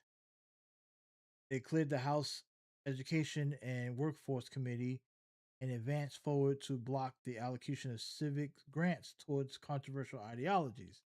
So he basically was writing up. They used him as the black guy to write up and pass controversial culture war bills that would have been really hard to push back against because he's a black man. So if it would have got pushed back, it probably did get pushed back, I'm pretty sure. But some of the stuff didn't even make it to the Senate because they're like, we're not putting this up. Because even some of the stuff was even too foolish for even some Republicans. Because trust me, if they thought the Senate would have passed that, they would have put it up for a vote. They didn't put it up because ain't nobody voting on this shit. This is culture war stuff. They ain't getting it. See what the Senate don't really like to engage in culture war bullshit. That's another thing. They don't really like to get into that. That's more of a House thing, right? All those House of Representatives, they love culture war bills because it gets their base going, their community. So besides the one thing he did for the Mountain View corridor, critical infrastructure. I think infrastructure is very important because a lot of times in these red districts, they got bad infrastructure. So the fact that he did do something for that, I give him credit for that. And I also, he did the one where he honored the sergeant, the fallen local sergeant. So they put his name on a post office. Okay. But those are nice symbolic gestures, but it ain't a real bill. Like he didn't do anything significant to help people, which is my point. Besides the Mountain View corridor, that's the only thing that I could see that actually would help people. So he was not really that effective, which is the point. And he was used to write culture war bills and bring them up because, hey, you're the black guy, and they love to use that against us. Like, hey, look at this black guy. He's even against these communities. They prey on because they know there's a segment of the black population that's homophobic, transphobic. So they prey on ciphering off some of the black votes. And to be clear, a lot of that, and I will say this probably reluctantly, as a lot of that comes from the black male population in the black community. I mean, they have these sentiments against these groups of people, and the GOP knows that. So they're able to cipher off some of that black male support by just saying, hey, you know, you're really going to support that? They believe in this and trans kids and all this other stuff. And it's like, which, let's just be honest, if you're a black man in America, I could guarantee you no black man probably has never or doesn't even know anyone who has a trans kid or even is transitioning a kid. But so the fact that you could be easily gaslit to the point where you would ignore every other issue that could affect your community because you think that you're protecting or being hateful against some group of people that you probably don't even come across ever in your life, unless it's like in the online space, is crazy. That you could be that gaslit. Like, if it seems like I support that, then they might think I'm gay or I'm soft. Like this stupid shit, right? This dumb shit. Like those people don't even bother you at all. But I don't know. I just think that black community got to step up and stop listening to people that tell you not to engage because you ain't gonna get shit done. Could you imagine if they told the people that fought for civil rights to not engage because they didn't get their way the first time? Because I guarantee you, it took them a while to get the shit that they got. They had to fight. People died. People were killed in the attempt to get rights. Well, guess what? They were like, we're gonna do it anyway. We're gonna keep fighting. Because they stayed in the process. They didn't check out. They didn't tell people to go home and wait for them. Like, could you imagine they said, oh, we're just going to sit out and wait for the government to come and hand us civil rights. We're just going to sit this one out. Yeah, they'll come to us. We don't vote for them. They'll make sure we get it. That's how they sound. That's how they sound. They're like, come on.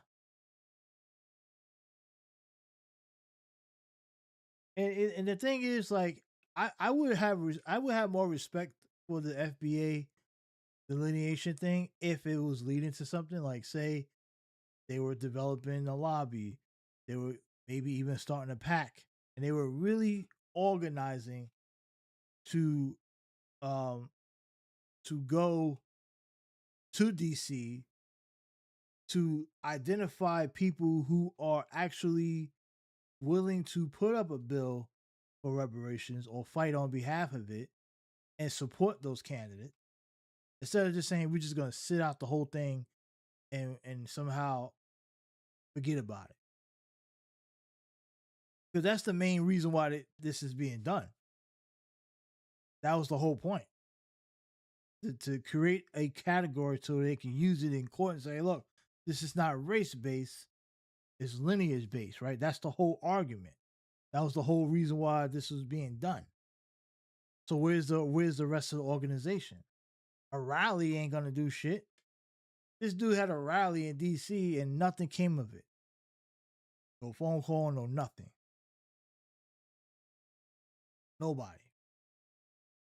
They're not serious about this. And sadly enough, too many people are following behind them, thinking that this is the way, this is gonna lead the way. It ain't.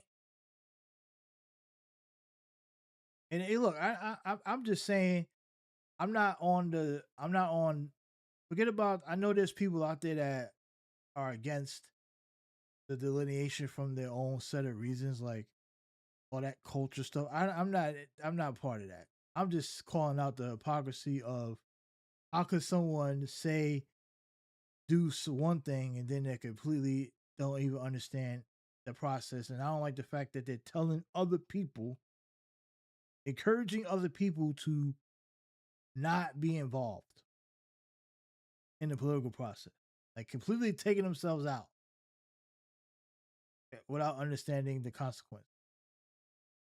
And I don't like the fact that they don't call out the shit that's going on right now. What you're supposed to be for black people.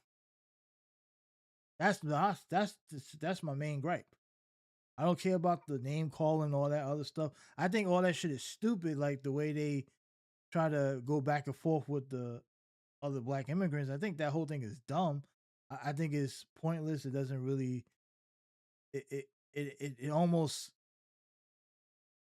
delegitimize whatever you're trying to do, because those people, some of those people probably do have a hatred for you and your lineage, maybe, but it ain't significant to the point where your whole focus should be on them. Leave those people alone. Leave them alone. Let them go about their business.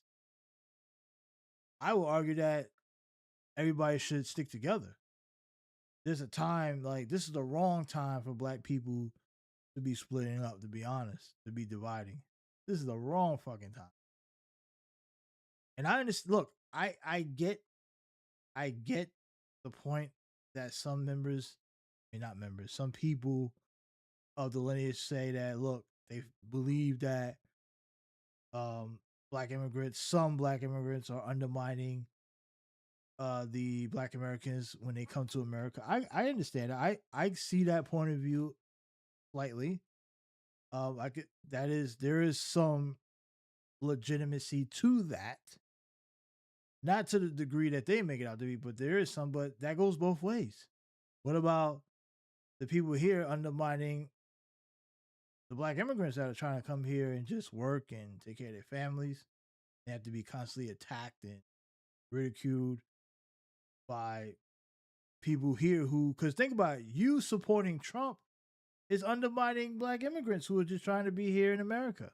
You indirectly supporting Trump by cheering on his immigration policy of, like, pretty much violating immigrants and having them thrown out the country. That's undermining people who are just here trying to raise their families. And remember, some of these people have been here for 20, 30 years and they have businesses. They've been educated. They've raised families here. You cheering them being ripped away from their homes. Some people could say you're undermining them. And so it goes both ways.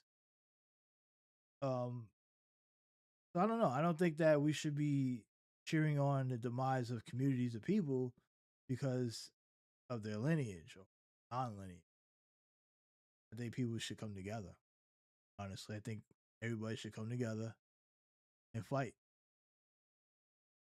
the system. And if there are members of the black immigrant community that are against supporting your goal of what if it's reparations or whatever it is, then look, like I said before, reparations is not popular in America. So there's no surprise that black immigrants probably would have the same sentiment as most Americans. I mean, most people. It's just not a popular thing. That doesn't poll well. We have to be honest. And because America's fucking racist. That's why. But it doesn't help that when you completely check out of the process on how to get to that point. How do you get people to be in line with that? What do you do? How do you get, how does that work? I don't know. Honestly, I don't see how that works at this current state. But throwing away your vote and your rights because you didn't get your way, you didn't get reparations, is completely stupid. That, for sure, is dumb. And the only people that could afford to get away with doing some shit like that is people who make a lot of money. So if you're someone that's barely making it, you're living a paycheck to paycheck, and you're listening to someone who's black and they make millions of dollars, and they're sitting there telling your ass, oh, don't vote, don't do this, don't do that, you shouldn't be listening to that person, because their life is going to be fine whether they vote or not because they make a lot of money. Yours won't. Depending on who's in office will determine how far your tax dollars go when you are taxed. How much protections you will have in the workplace, how much protections you'll have legally. What happens to your health care? What happens to this and that?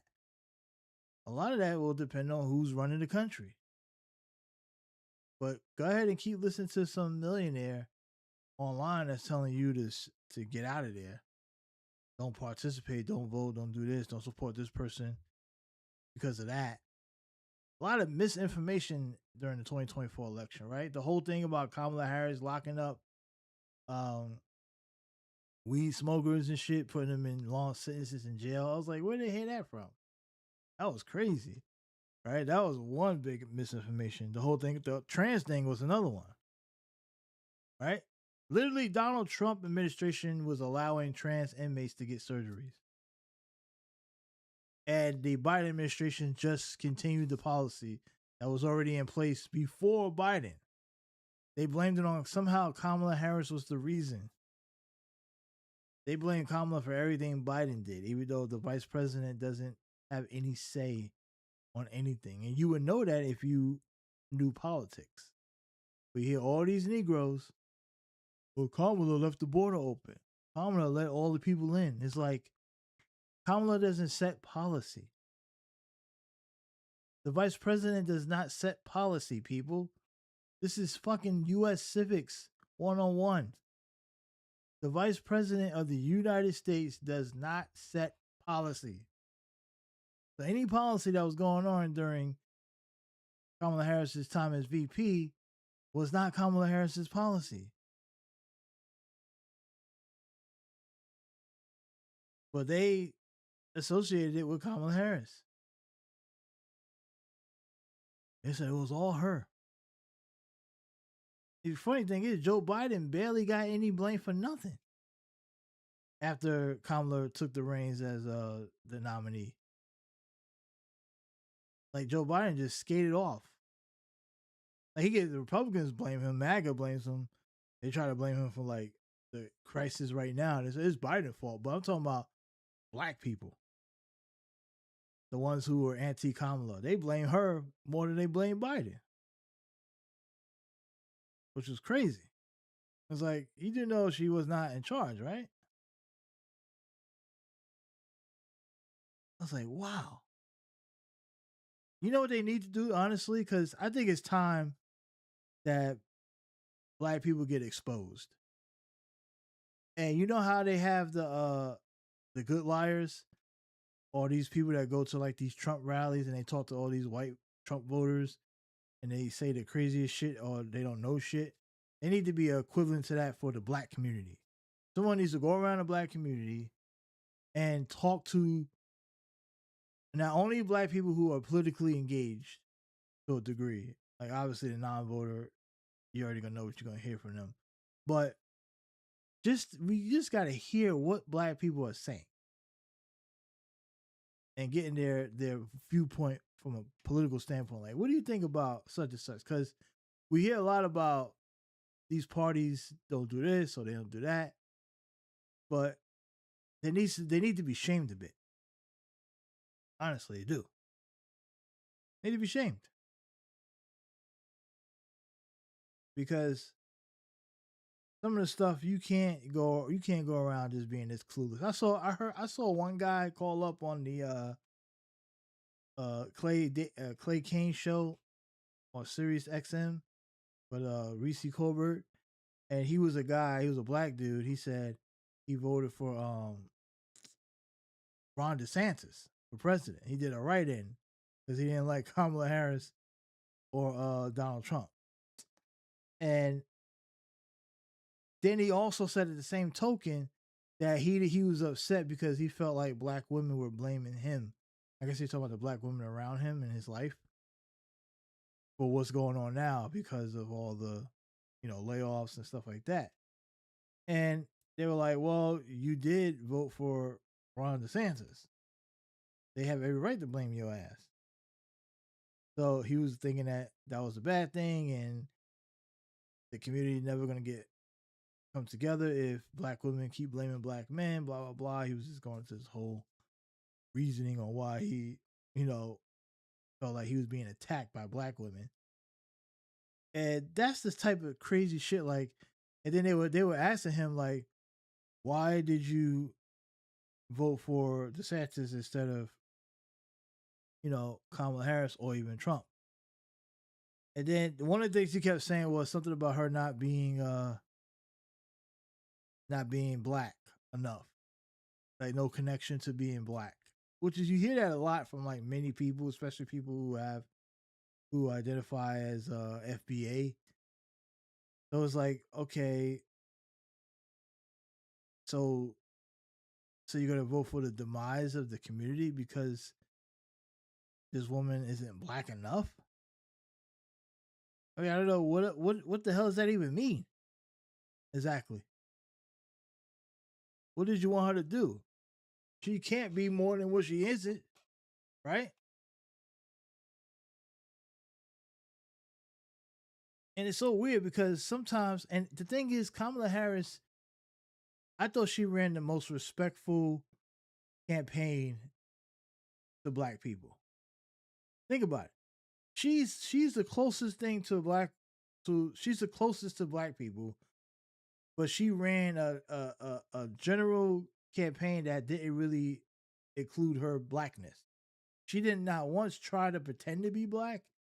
She just was running her campaign.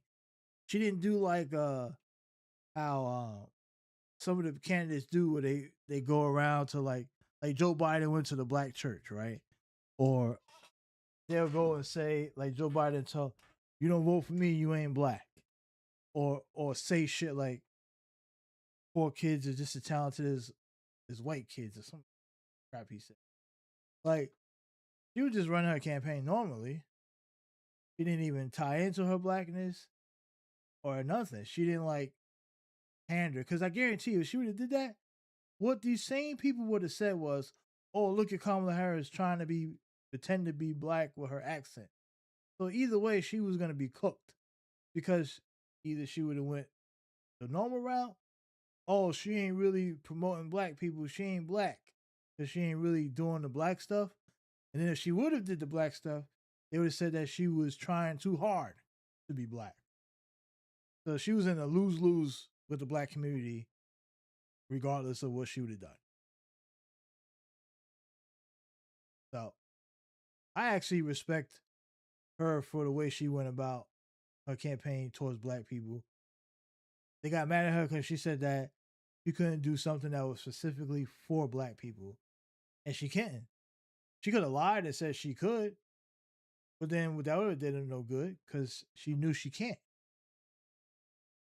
You got to remember, Kamala Harris is a lawyer. She's a prosecutor. She knows the law. She couldn't just say or she knew that she couldn't do anything specifically for black people. So she told you straight up, say, hey, she gave you real rawness. She gave you the honest truth. Guess what? Some white dude would have said that if he was running for president, came to you and said it. He'd be like, well, yeah, you know, I agree. We got to see what we can do. And he would have gave you a bunch of bullshit political answers and you would have thought, oh, see, that guy said he might help us. And then as soon as he got in office, what he would have done? Not a damn thing. So you rather hear bullshit than someone give you the straight up answer. He would just give you straight up what the deal was. Remember, this woman was a U.S. senator. She was an attorney general. She was a state prosecutor. She's a lawyer. She knows how it goes. She knows the legal stuff, how the shit works. She was the vice president. She was giving it to you straight up. I don't think she was saying that because she didn't want to do it or she wasn't interested in doing it. She was telling you because that's how it can't go down that way. And she still had the gumption to say it. Like I said, she could have gave you a bullshit answer that you probably would have believed or didn't, regardless. She could have gave you the most diplomatic answer possible.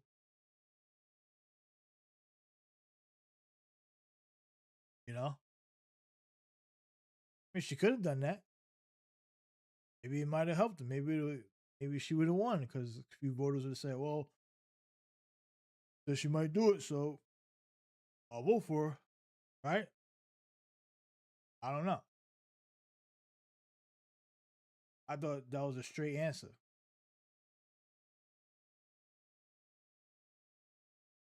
I mean,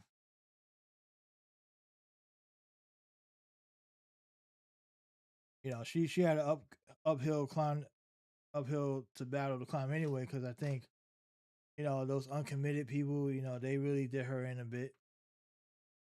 The uncommitted vote with the the Arabs. Yeah, and I think the reason why she couldn't go, I never expected her to really do anything and like really put herself on the line for the Arab vote because her husband's Jewish, right? Yeah, that wasn't gonna happen. Not saying that all Jewish people. There are many Jewish people out there who are against the genocide as well. They called it out, but in our government, a higher echelons of government, the Jewish population, Jewish leaders or PACs, they seem to not believe that that's what it was. So if Kamala meets with these people and seems to side with them, that almost makes her look bad in the eyes of those people who would try to ruin her. I think if she would have if she would have played along with them even more, or even said some things, she probably would have got smoked in the election because that that that that APAC money, and of course Donald Trump got hundreds of millions of dollars from the Edelsons, so they already kind of picked their horse. So being that, yes, maybe Kamala should have known. Like, look, they seem to already going to pick Trump anyway. So I might as well just show some solidarity with the Arab community. But that also could have pissed off black people. Let's face it, there are many black people in many of these big urban centers that have a bit of a strange relationship when it comes to the Arab community.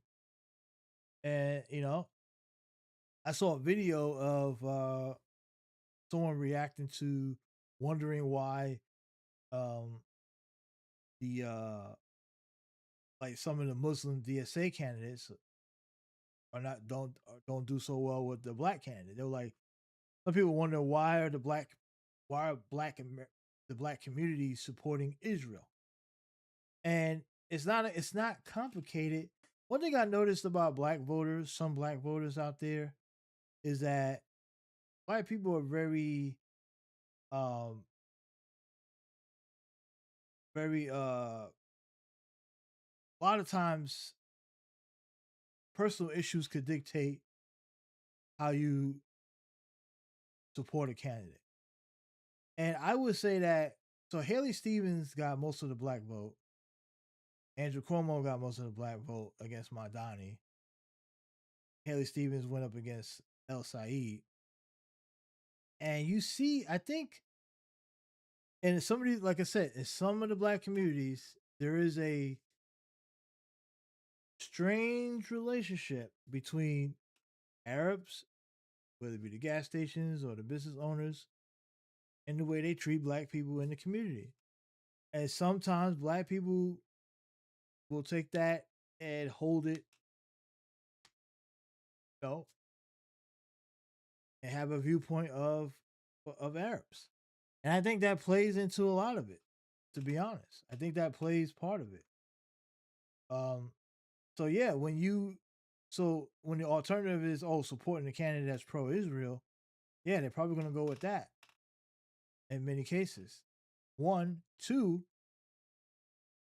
the black political leadership are all pro Israel and they pro APAC. Hakeem Jeffries, who may be the new Speaker of the House if the Democrats take charge. Clyburn, right? Jim Clyburn down in South Carolina. Um, and all these people are against DSA as well. Now I don't know if they're against DSA because DSA represents that type of population, or is it more on policy, or just they want to reject the so-called extreme versions of the party of the platform. But black voters are following black leadership in politics, and that leadership is against DSA, and to a degree seem to be siding with the Israeli lobby, APAC, or whoever it is. So that's where you're seeing the votes. That's where the votes are going. And some people call out. They're like, "What's wrong with black people? Why are they supporting?" And plus, you also got to remember that there are segments of DSA that is not very friendly to the black population. There's really no black movement going on there. No one really sees them. Are they allowed to even speak inside this DSA? I'm just saying from what is being told by other people who speak about this stuff. So that's another possibility that I mean I've seen from my own two eyes. One of the people that the white DSA people love to bring up, that Hassan Piker dude, I've seen him say some racist shit online about black people. So, and he's the darling of this far left deal, which he also happens to be on the opposite side of Israel. So you have to understand that all this stuff connects, right? So if people feel like, if they have an interaction, they feel like, hey, these communities don't even like us, why the fuck would I support a candidate that doesn't like us? Us as in black people. That's what far as black people are thinking. Right? They're not thinking about black voters are not thinking about foreign fucking shit. They're thinking about the domestic shit. Anywhere into the community. Like, what's happening in my neighborhood? Oh, Arab's running for office? What's he done for us? How's he treated our people? And that would be the end of the story. That dictate, okay, get my support or not. Right? So it's pretty simple in that regard. It's not complicated. When it comes to that type of support. And I think sometimes the white people, whether it be white progressives or white whoever, they don't understand that. They think that all black people just think the same. So they expect everyone to move as a unit. And that ain't realistic. Black people ain't moving as a unit politically. Everyone has their own different way. Some people are like a Candace Owens, some people like a Jesse Lee Peterson, people are like a Tatum, a Django, people are like whoever. Everyone's different.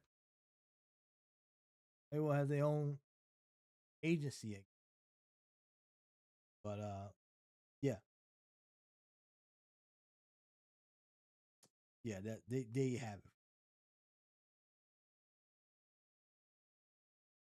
All right, black people, we guys just stick together, man. We get all the noise. Stick the fucking together. Stop the bullshit. Stop the bullshit. That's all I'm gonna say.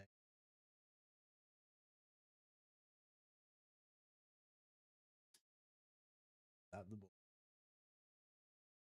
You got any more of this? What's he talking about? I want to hear more of this. Hey, that was gonna be my next one. I want to hear the Mud Hut Chronicles. Tell me what is. Yeah, I don't want to hear more of this. I don't want to hear.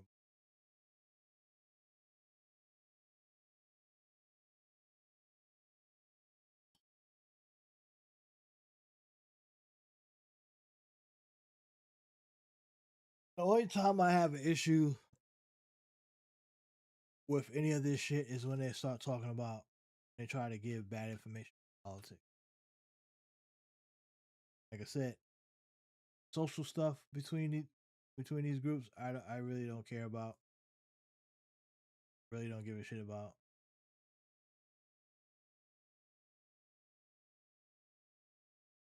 But anyway, what else do we got on this? Is this interesting still, or should I just cut it off? Because we have been on for like 3 hours. Oh, look at that. Tabitha Speaks is talking. Isn't she? I remember I told you guys that Tabitha Speaks was bumping for the. She's playing both sides of the coin, but she's playing both sides of the coin because she goes. See this? Look at that. I just put it right on this. He said, "Is Tabitha Speaks in this FBA bullshit too?" She is in it, but the problem is, she also is. She's in it, but then she's also pro Kamala Harris, and which the FBA movement that she's in is highly against. She's pro Democrats, the Democrat black women in the Democrat, like Kamala Harris, Jasmine Crockett. She's came to the defense of those people that got attacked. So, but FBAs have attacked Jasmine Crockett, called her ghetto, called her all kind of names, saying all the shit that the MAGAs have said. And they also came at Kamala Harris. So she's playing both sides of the coin. She doesn't know which lane she wants to be in, but let's hear what he has to say about it. Saw Haitians change. That's the funny thing about it. The only group that really ever got any smoke in America, like from black people, like even before this FBA nonsense, was Haitians. And one of the reasons why is because white people really hated Haitians. Haitians are the most hated group of black people on this earth. Most hated. And yes, Tabitha Speak be on that FBA stuff. Yes, she does. Yes, she does. And yes, you're correct. FBA loves the white bloodline. Oh, we got an IDP in here. You ain't adding nothing to the conversation, so you about to get put on timeout. So, like, let me know.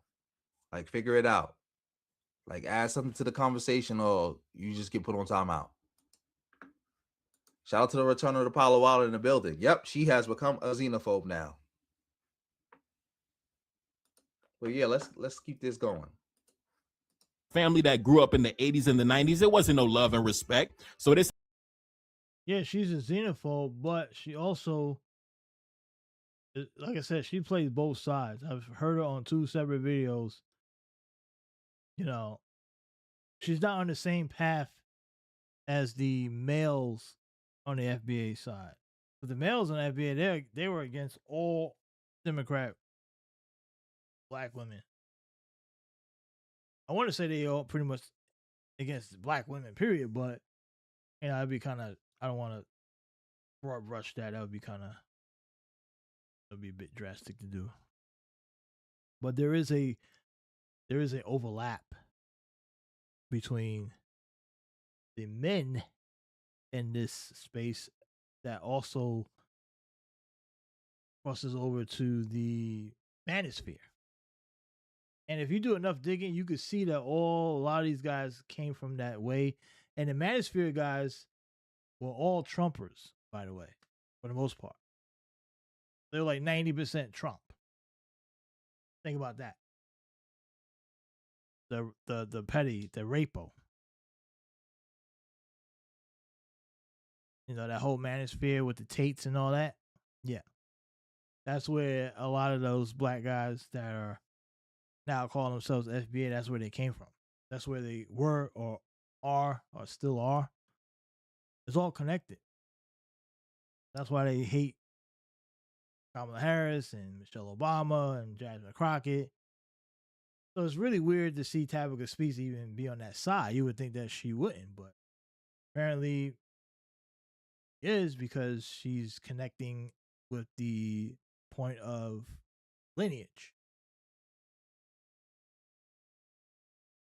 This idea that, oh, y'all came and looked down upon us. Actually, I think it was the reverse, right? I think due to the testimony I got from family that's older than me in the previous generation, I think it was the reverse, if you want to be real, right? So I'm not going to accept no victim mentality. You look down upon me. Listen, it sounds like you're trying to rewrite the history, if you want to be real. It sounds like it is exactly what they doing. Shout out to Lorenzo. That's also, I don't bang with no FBA nonsense. You said go ahead. All right, roger that.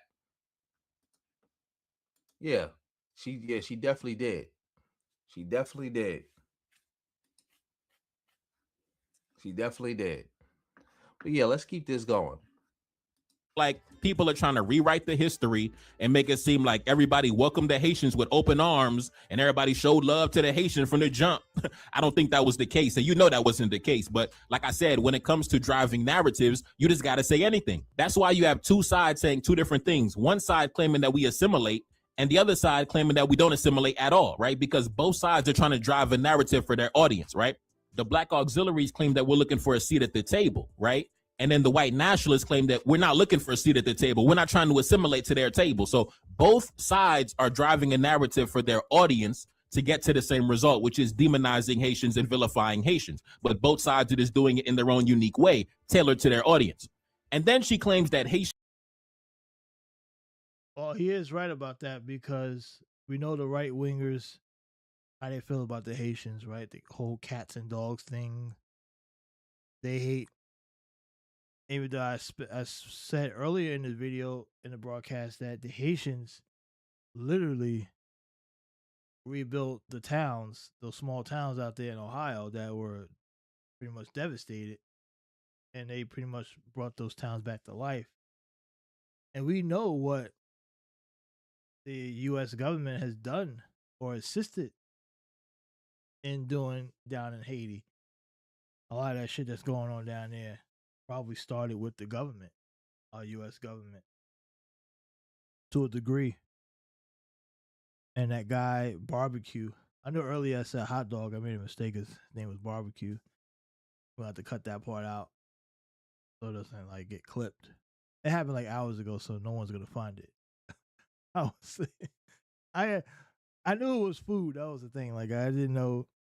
So luckily I'm not on camera because I definitely would have got trolled for that. They would have they'd have been making fun of me for weeks. But so Barbecue was his name.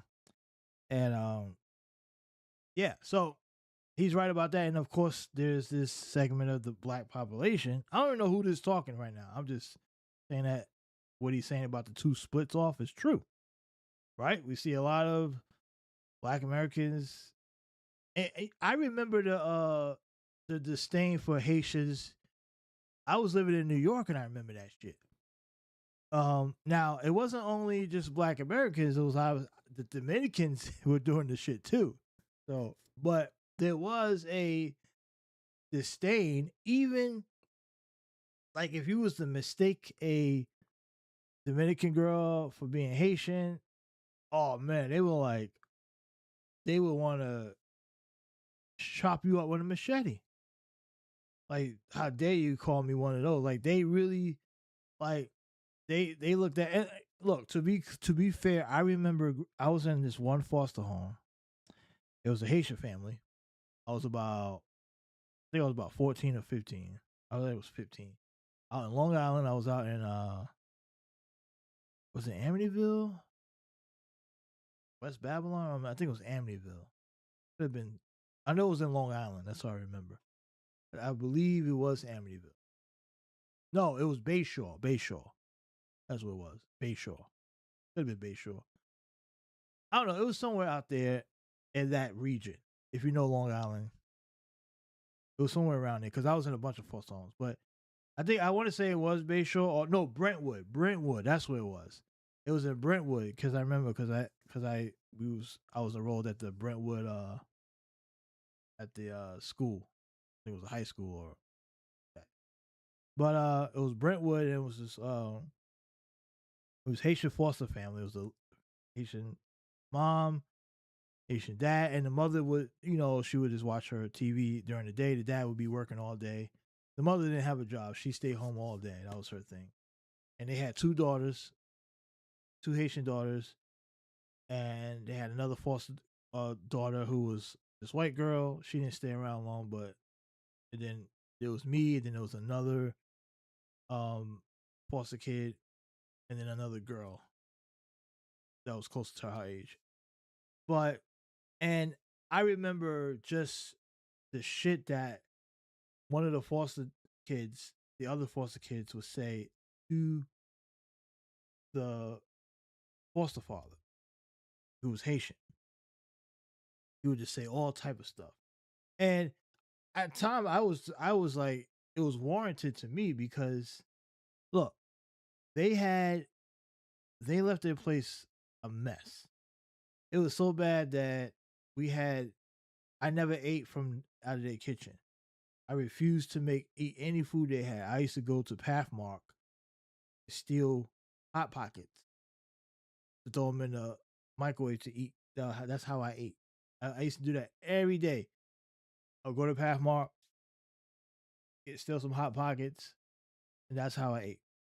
Because I was only there for like maybe 3 weeks or a month, and then I got moved.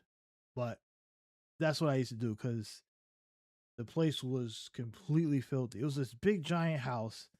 They had a downstairs. They had a bar downstairs, which was pretty cool. We used to sneak and take the alcohol. But their kitchen was a absolute mess. And I'm not saying that their kitchen was a mess because they were Haitians. I don't know. The point here is that the other foster kids, even the white foster girl, the older one that used to stay upstairs with the two daughters that were Haitian, she used to say all type of raggedy shit to them about them being Haitian. And it got so bad, it was like, holy shit. Like, it was definitely a thing. Like, the Haitians were hated by everybody. No one liked Haitians. Nobody. That's the point I'm trying to make here. Nobody liked them. They were like in their own little bubble. And they had to be nasty. Not literally, I'm talking about as far as like their attitudes, because the foster mom, she had a mouth on her, man. She would curse you out in a heartbeat. She was nasty. Now, the father was a little bit more laid back. He was kind of chill. Shit, I remember him. He used to get slammed around by one of the other foster brothers. Or kids, other male. The one dude, he slammed the dude on the table. I was like, whoa, what the fuck happened in here? Like, and they ended up getting rid of him. They got his ass out of there. I think they even arrested that kid or some shit. But he used to get punked. The foster father used to get punked. But the foster mother, she was a goddamn pit bull. She was a pit fucking bull. And she was ruthless. She was ruthless. Her attitude was, and look, and I think that was part of them surviving, right? Like they had to survive with the way they acted, with their attitude, because they knew that they were literally being attacked. You know, me, I just didn't like. I thought the place was a fucking mess. I didn't associate it with anything culturally. I just said, man, this place is fucking dirty. It was like the dirtiest foster home I was ever in. But I didn't associate it with them being Haitian or nothing. But I thought that I did remember hearing people say some ruthless shit to them about them being Haitian. You know, that was just my brief experience living with Haitians. But then growing up, even years later, you see, like the Dominican girl got mad at me because I thought she was Haitian, and she got upset and cursed me out and went off on me like she was gonna chop my head off with a machete or some shit. It was real serious. I didn't think it was that big of a deal.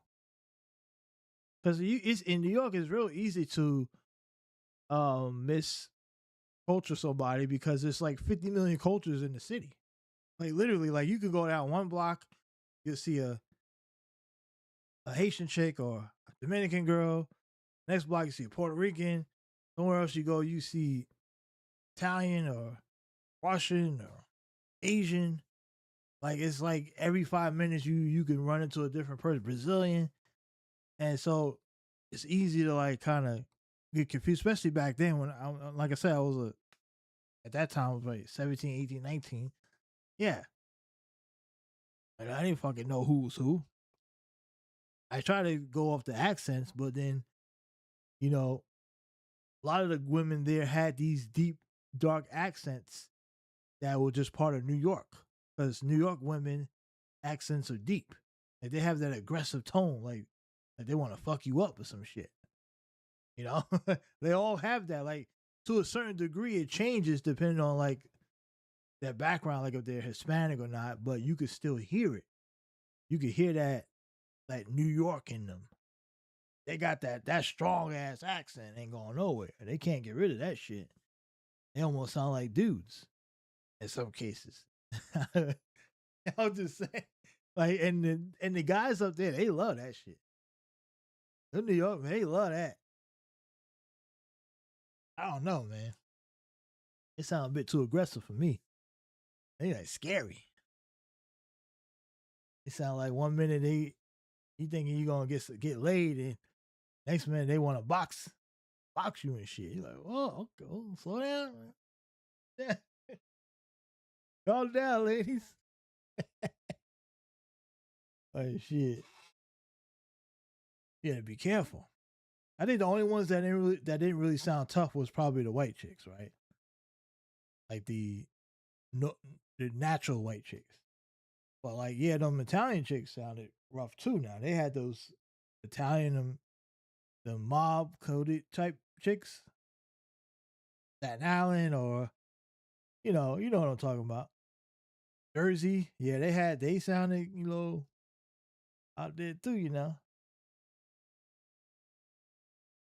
But let's hear the rest of this. Voted for Trump. Now, that doesn't make any sense because when Trump was on the campaign trail, he actually singled out Haitians as a target during his campaign, if you remember that, right? Or the Haitians are destroying the community in Springfield, Ohio, and this, that, and the third, and the cats and the dogs. So why would we go out in droves to vote for that guy? Like I said, just spewing out whatever narrative to drive. Yeah, but we know some of them did, especially the ones down in Miami and Florida. And the reason why that happened was because I'm telling you, it was the manosphere, man.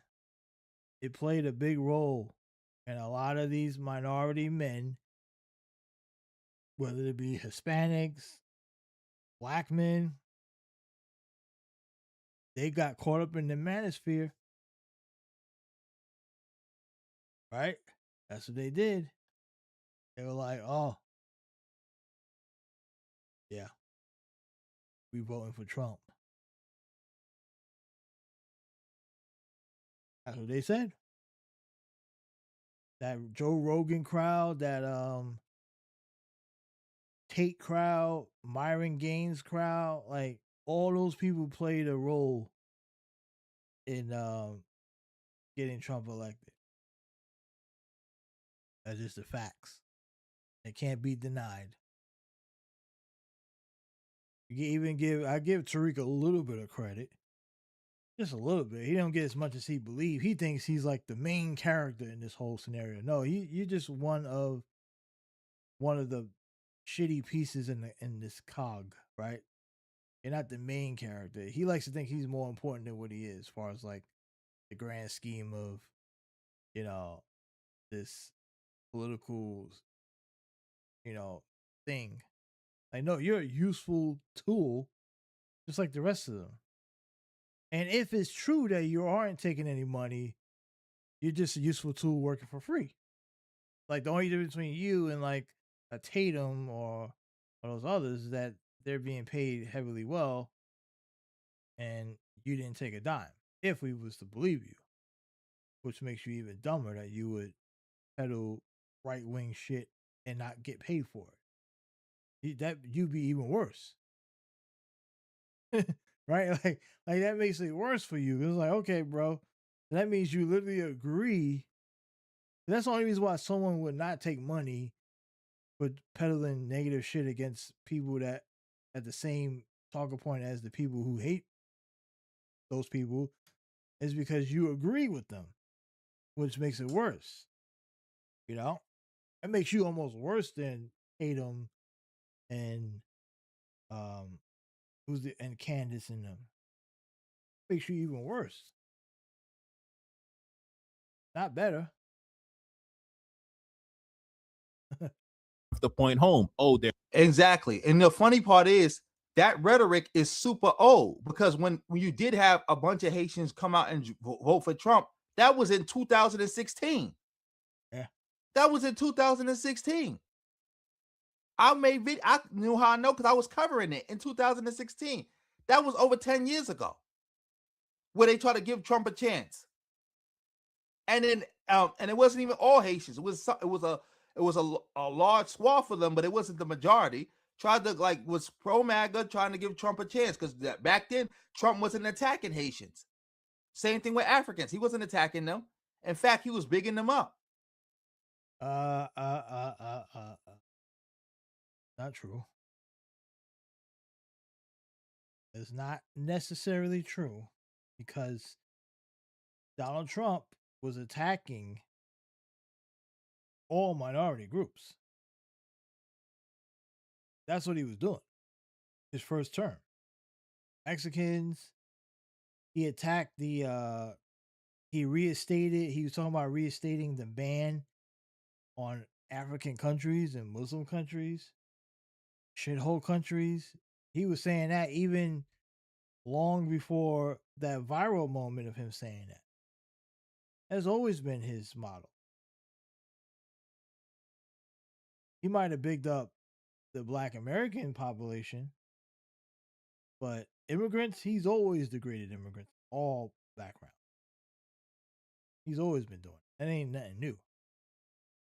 He's always doing it. He was doing that in 2016 as well. The Mexican one went the most viral was because he called them murderers and rapists. So that one went viral the most. And let's remember, there is an anti-Black media in America. Like being against, saying some shit against Black people doesn't really hit the same anymore. No one gives a fuck.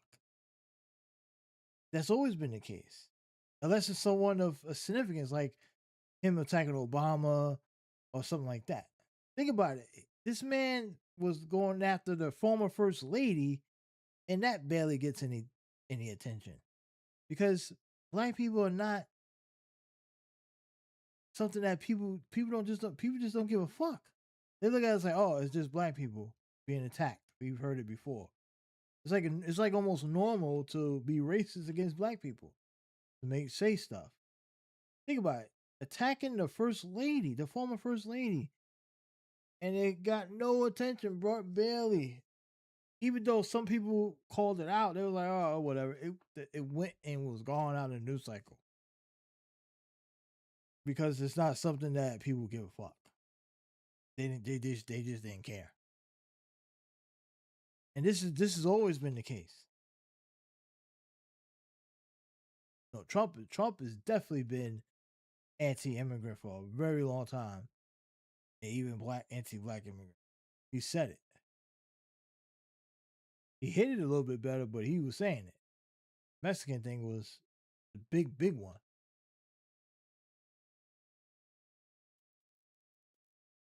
So you coming up with old debunked rhetoric. Not debunked, but like old, something old. This is mad old. You trying to say it like it's something new that's happening right now. Especially when with the only Black people that was going hard for Trump is the FBAs. Well, there were some minority Black people that were voted for Trump. They're all part of the manosphere. Also, we just had a story about the fucking Haitian guy that's about to lose his business because he was stomping for Trump down in Miami. The Haitian people down in Florida South Florida were pumping for Trump.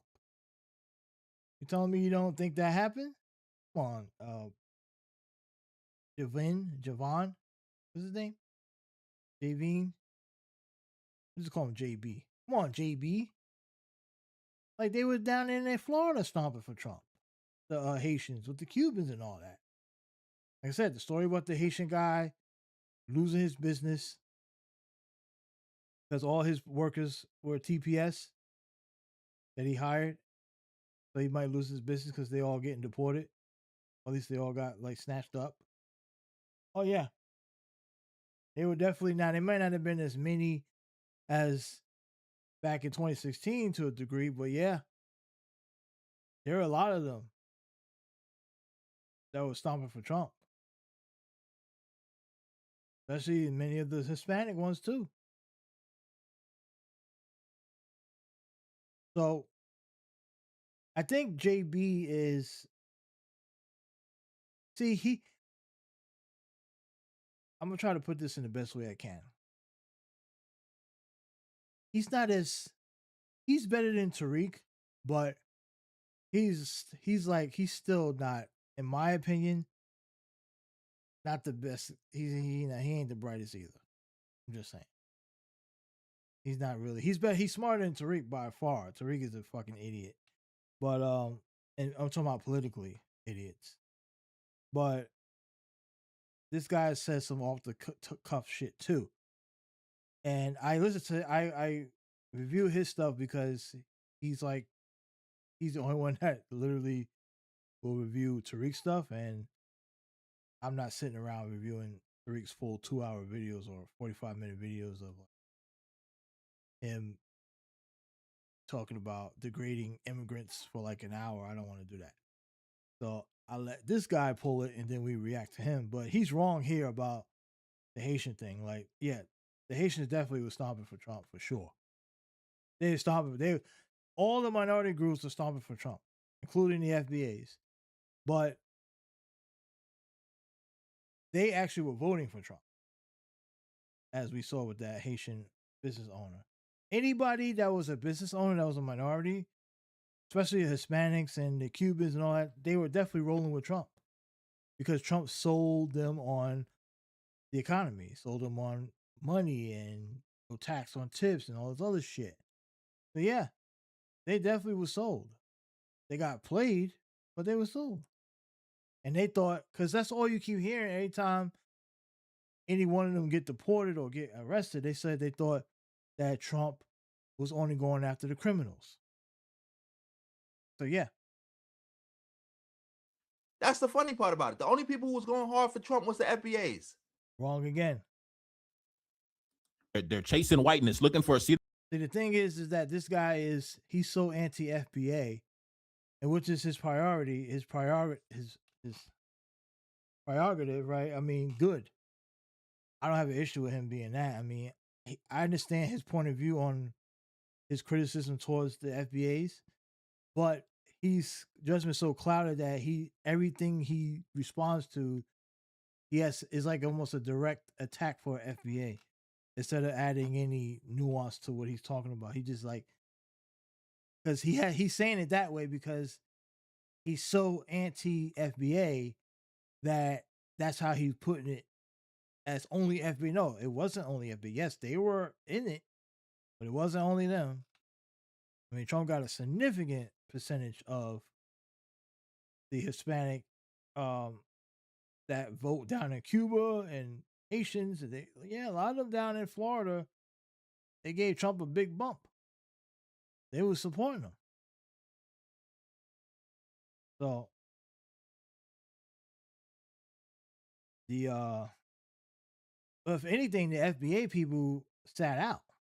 That would be if I had to make a claim on did most FBA more likely vote for Trump or sit out, I would say they more likely probably sat out. Did a few of them probably roll over to Trump? Probably. But I think a lot of them just sat out. That would be my guess. More so than this huge support that he's claiming. But I get what he's doing. He's trying to make it much bigger than it was. The bottom line is most of the black people that did vote voted for Kamala Harris. Right? 92% women. I think it was like 83% men. Shit like that. I know now the number is like 80. They keep every time you turn around, they dropping the number. So I guess now it's at 80, but I don't know. That 92 is still strong though. They keeping that 92 intact. So every time you turn around, they got a new number. Now it's 80. It was 84 Then it was 83. No, it was 88 at first. It was 88. Then it was 83. Now it's at 80. So I don't know. They keep moving the fucking goalposts. I don't know. Get at the table. They voted for the Freeman and the ADOS too. So if I should say FBA, just those two, all those other groups too. Trump. But when you go to the white nationalists, they're saying that, oh, they voted for the Democrats. They don't assimilate. So both sides are saying two opposing things to demonize Haitians to their audience. That's all it is, right? That's all it is. And I remember when Trump was on the campaign trail demonizing the Haitians, the FBA crowd came out once again, right? With the same, every time the Haitians are in the news, the FBA crowd got to come out the cracks and the crevices and give their 2 cents in support. So when Trump was demonizing the Haitians, the same FBA crowd was once again providing support and backup and amplifying that message on behalf of Trump and the conservatives. Just like right now, they're doing the same thing, amplifying that message on behalf of Trump and the conservatives. So why would we go out in droves to vote for Trump when he made us a direct target of his campaign? Does that make any sense? Does that make any sense at all? But of course, we're not here to actually have good faith discussion and conversation. We are here to demonize a group of people by spewing whatever narrative we can to drive the point home. Whether they assimilate, whether they don't assimilate, they voted for Trump, they voted for the left, right? So both sides are just saying two opposing things to achieve a reaction from their audience. Okay. So I had to go back to this assimilation shit, right? Because that assimilating thing is me. I'm always going to associate that with white supremacy. That's how I look at it. And I hate when I hear black people mention assimilation because he literally just using a term that is being used by right wingers, the white right wingers that want, oh, you got to come to America and assimilate. Like, America is a fucking melting pot. You could go to any section of America. I know I repeated this earlier, but I'm going to say it again. You can go to any part of America and get something different. See something different. Nobody's the same here. There's no fucking assimilation. It's America. It's a land of the free. Home of the brave. Right? You come here. The only thing you gotta do is don't break the law and work hard. That's it. And get along with everybody. There's no assimilation. That's just basic shit. And you don't even need to see.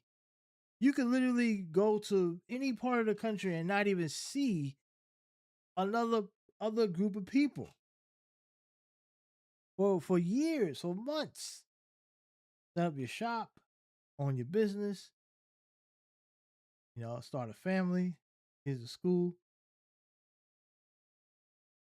That's what everybody does. Nobody owns that. Like they act like white people own starting a family, starting a business, getting a job. Like that's not white. That's just what adults do. Okay? Any adult does that. But these motherfuckers believe, to them, that's assimilation. There is no such thing okay, let's end this right now. There's no such thing as white culture, folks. Doesn't exist. Does not exist. American culture is just everybody accepting each other's differences. We have different religions. We have different people, different orientations. Everyone lives different lives. Some people have kids. Some people don't. Some people are white. Some people black. Some people brown, yellow, blue, whatever. Dogs. Boom. Some people got houses. Some people got apartments. Some people are rich. A lot of people are poor. People have jobs. We have careers. Right? Some people have degrees. Some people don't. It's just how it is. And assimilation is bullshit. Go to Chinatown right now. In let's say New York, for example. I can't speak for like LA or any other state, but go to Chinatown, New York. The whole everything down there is in Chinese. Is that assimilation? No. They didn't assimilate according to whatever your definition of assimilation is. To me, they assimilated well. But assimilating would mean that their Chinatown would not be a Chinatown because everybody there would only speak English. That's what these right wingers want when they say they want you to come to America and assimilate. They want you to only speak English. You go to Chinatown, they're not only speaking English. And that's if they want to only speak English, they can, because they're very smart. They're speaking in Chinese.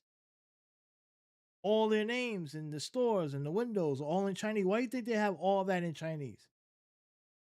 Do you think they have that because they assimilating to America? No, they have it so they can identify, so their own people could find places to go. It looks like home.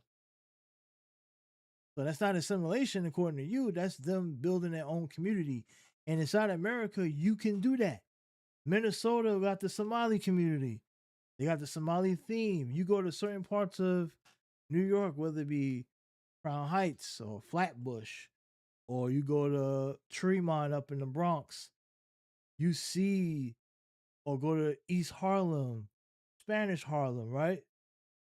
You go to the Bronx, you go to different parts of these different communities, and you see people who are from those backgrounds will see their homeland in America, like where they used to go, like where they used to. It reminds them of where they grew up or how they grew up. That's what you see. And some people don't have to speak English at all, because that's how great America is. America is so great, you don't even have to speak English. You can literally live your day by day in Spanish if you're Hispanic. You don't have to speak English if you don't want to. And get by very well. You can start a business, you can start a family, and get by very well.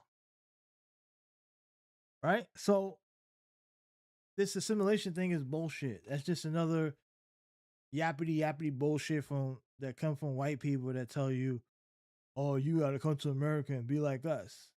Be like who? Even white people in America are not the same white people.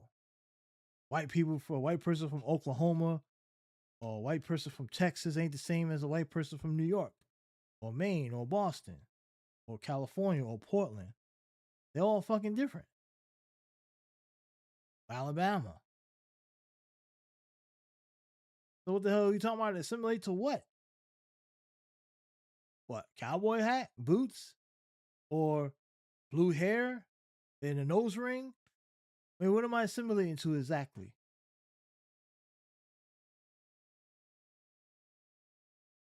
But we know what they mean when these right wingers say, you come to America to assimilate. We know what they're really saying.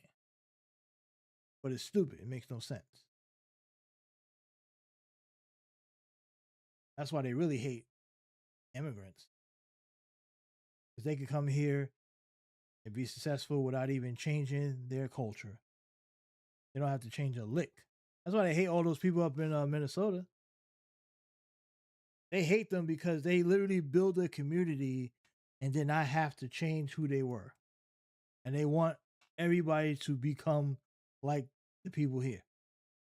Or the white people here, to a degree. They don't want them walking around wearing their little stuff. Like, oh, what are you wearing that for? Take that off. They always complain about something. Like, they don't like that shit.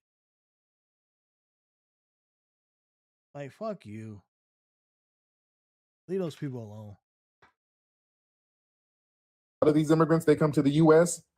under a flawed playbook. They think if you assimilate and basically try to throw us under the bus and distance yourself from us and criticize us, you're going to get some kind of permanent systemic protection.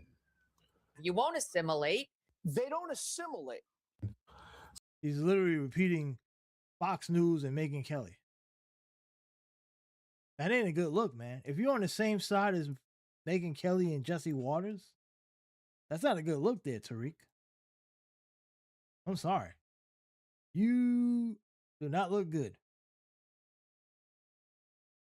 That's all I'm gonna say. You do not want to be on this.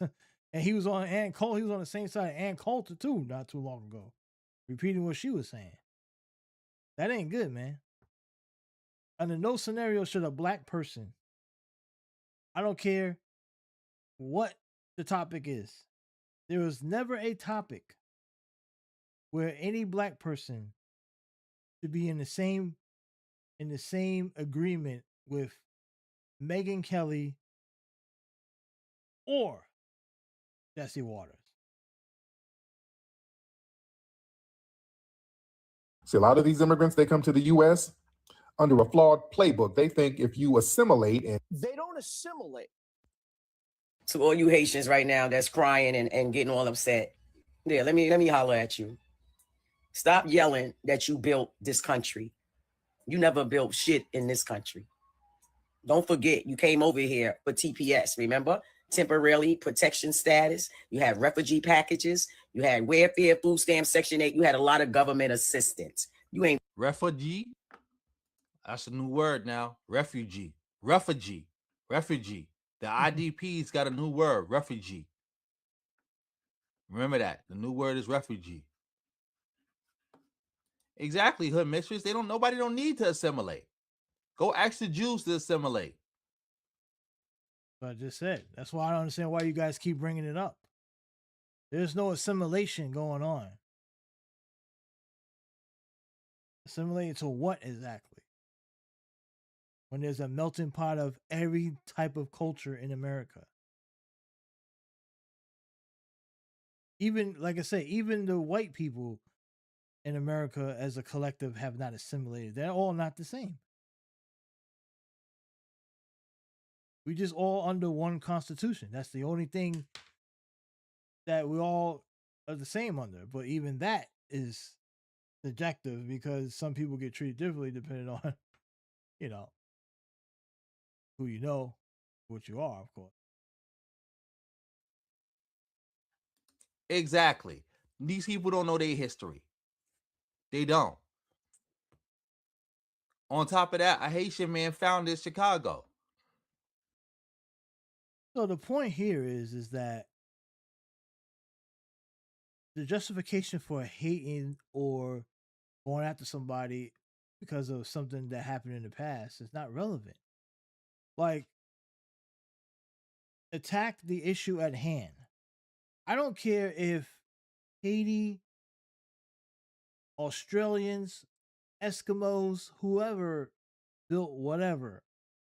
The point is, it still doesn't make any sense on why are black people cheering on the pretty much the annihilation of a certain group of people because they're not born American.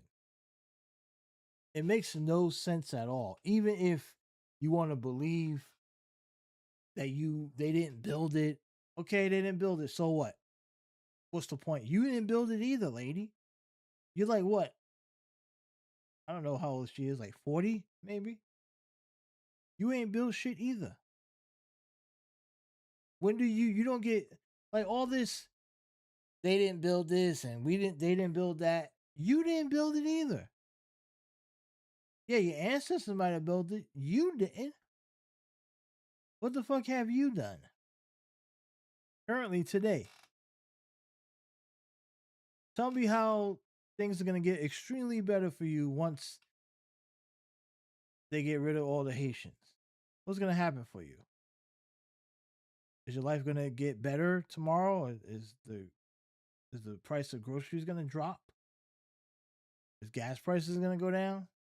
Are we going to stop funding wars? Are we going to stop giving Israel all that money to bomb different countries if Haitians are gone next week? So you seem like you're on the wrong target. So who cares who built what? Like this bragging about building something or not building something. Neither people control Okay, let's just say even to this point, Haitians helped build America. Okay, they helped build America. America built America. Who has the power right now in America? Not black people and not Haitians. So what are we arguing about? It's almost like arguing over a block. Oh, you know how those people be on the block? Oh, you gotta get off my block. This is my block. That's what it sounds like. Like two people arguing over whose block it is, but don't fucking own the block. Not relevant to today. To 2026, that ain't relevant. Sorry. I know that sounds like a fucked up thing to say, but it ain't relevant. It really not. You can't do nothing with that. I'm just sick of, we built this. We did that. We invented this. All this we shit. Where is it at today? What's happening right now? I want to reminisce on it's like the drunk guy outside the store that want to tell you war stories about back when he was like old school, right? You got the old school drunk guy that be smelling like alcohol all the time, and he'd be like, "Yeah, let me tell you, youngin, back in my day, you know, I was knocking them out. You know, I did this, this, and that." Like just always reminiscing back on how it was back in his day, right? That's what it sounded like. They just reminiscing, arguing about who had what, who did this, or who built that, while nobody's in charge of anything right now. Everybody's being attacked by the damn government.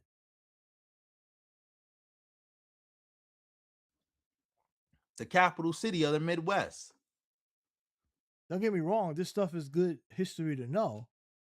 I'm not disputing that because obviously you always want to learn new shit. But I'm just saying, for the sake of the back and forth between Haitians and immigrants and black people, black Americans, this information is not relevant to present day because it's not doing anything.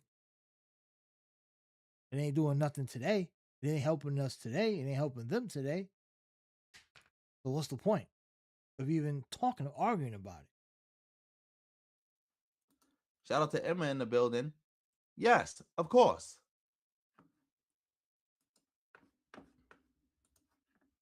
Built a damn thing over here. Okay? Number two, you never even fought for shit over here. You never bled. You never sweat. You never cried. You haven't either, lady. You weren't around when the last time we had wars. You wasn't even alive. So come on, what are we talking about here? I don't understand that part either. You didn't bleed, cry. Unless you were out there in the 60s getting hosed down by the cops, which we know you weren't because you weren't alive back then. Then what are you talking about? You trying to take credit for something you ain't do? You weren't a part of? That make you no different than the people you talking shit against. Because you saying they didn't build shit, they can say you ain't do shit. They'd be right. Now, if you want to sit here and lie and say you built this country, then why the hell you ain't back home building your own country? And they could say that, and they could say, if you build everything and you're the foundation, how come white people run everything? They can play the same game. This is what I don't understand. Do you not hear yourself? Do you not hear yourself? We're literally at the fucking bottom economically, income household compared to the others. Now, of course, there's nuance and there's context to it, of course, like white supremacy and the 400-year head start that they had. I get all that. But if you're the foundation, how did you allow a 400-year head start to the enemy if you were supposed to be the foundation? If you were so big and badass back in the days, as you claim, as they always say, back then we created this, we had that, we owned this, we had patent, blah, blah, blah, blah, blah, blah, blah, blah, blah, blah. We built this, we did that. then how did you get behind 400 years? So they could say the same shit, and that will hit even harder because we know directly right now why their homelands are fucked up because of the United States government and other big superpowers that fuck those places up. So they literally have a right to be here. How do you think they got the status? Because we did them dirty as a country. I don't know. I just don't see this as productive. This back and forth is not productive. Especially considering that we're literally fighting every day. The target, why is Haitians the target? The target needs to be focused on Trump. Trump is the fucking problem here, not the Haitians. By you going against the Haitians, you're literally siding with Trump.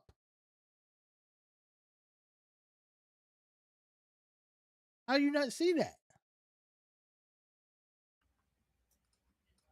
You see how that worked? Somebody could say, well, if that's the case, you saying you built America, then why you ain't build your communities in America?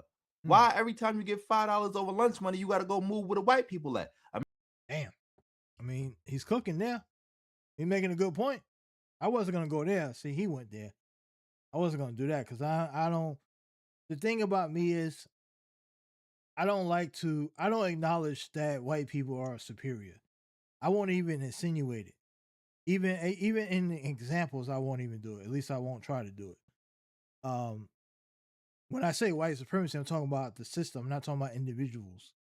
I don't think no white person is superior over a black person. Ever. Never. Okay? I never would think that. Never, never, never, never, never, never, ever. I don't care who the fuck it is. I don't care if it's if I say Elon Musk in a room and a homeless black person in the room, I will still say that Elon Musk is not superior. Even though he's the wealthiest guy in the world. I'll say, fuck you, Elon. You ain't superior to shit. So, no. But I get his point, though. I get what he's talking about. But he's right, though, in theory, about, black people get some money. They do run off to the areas where they were not really wanted instead of building the community that they came from.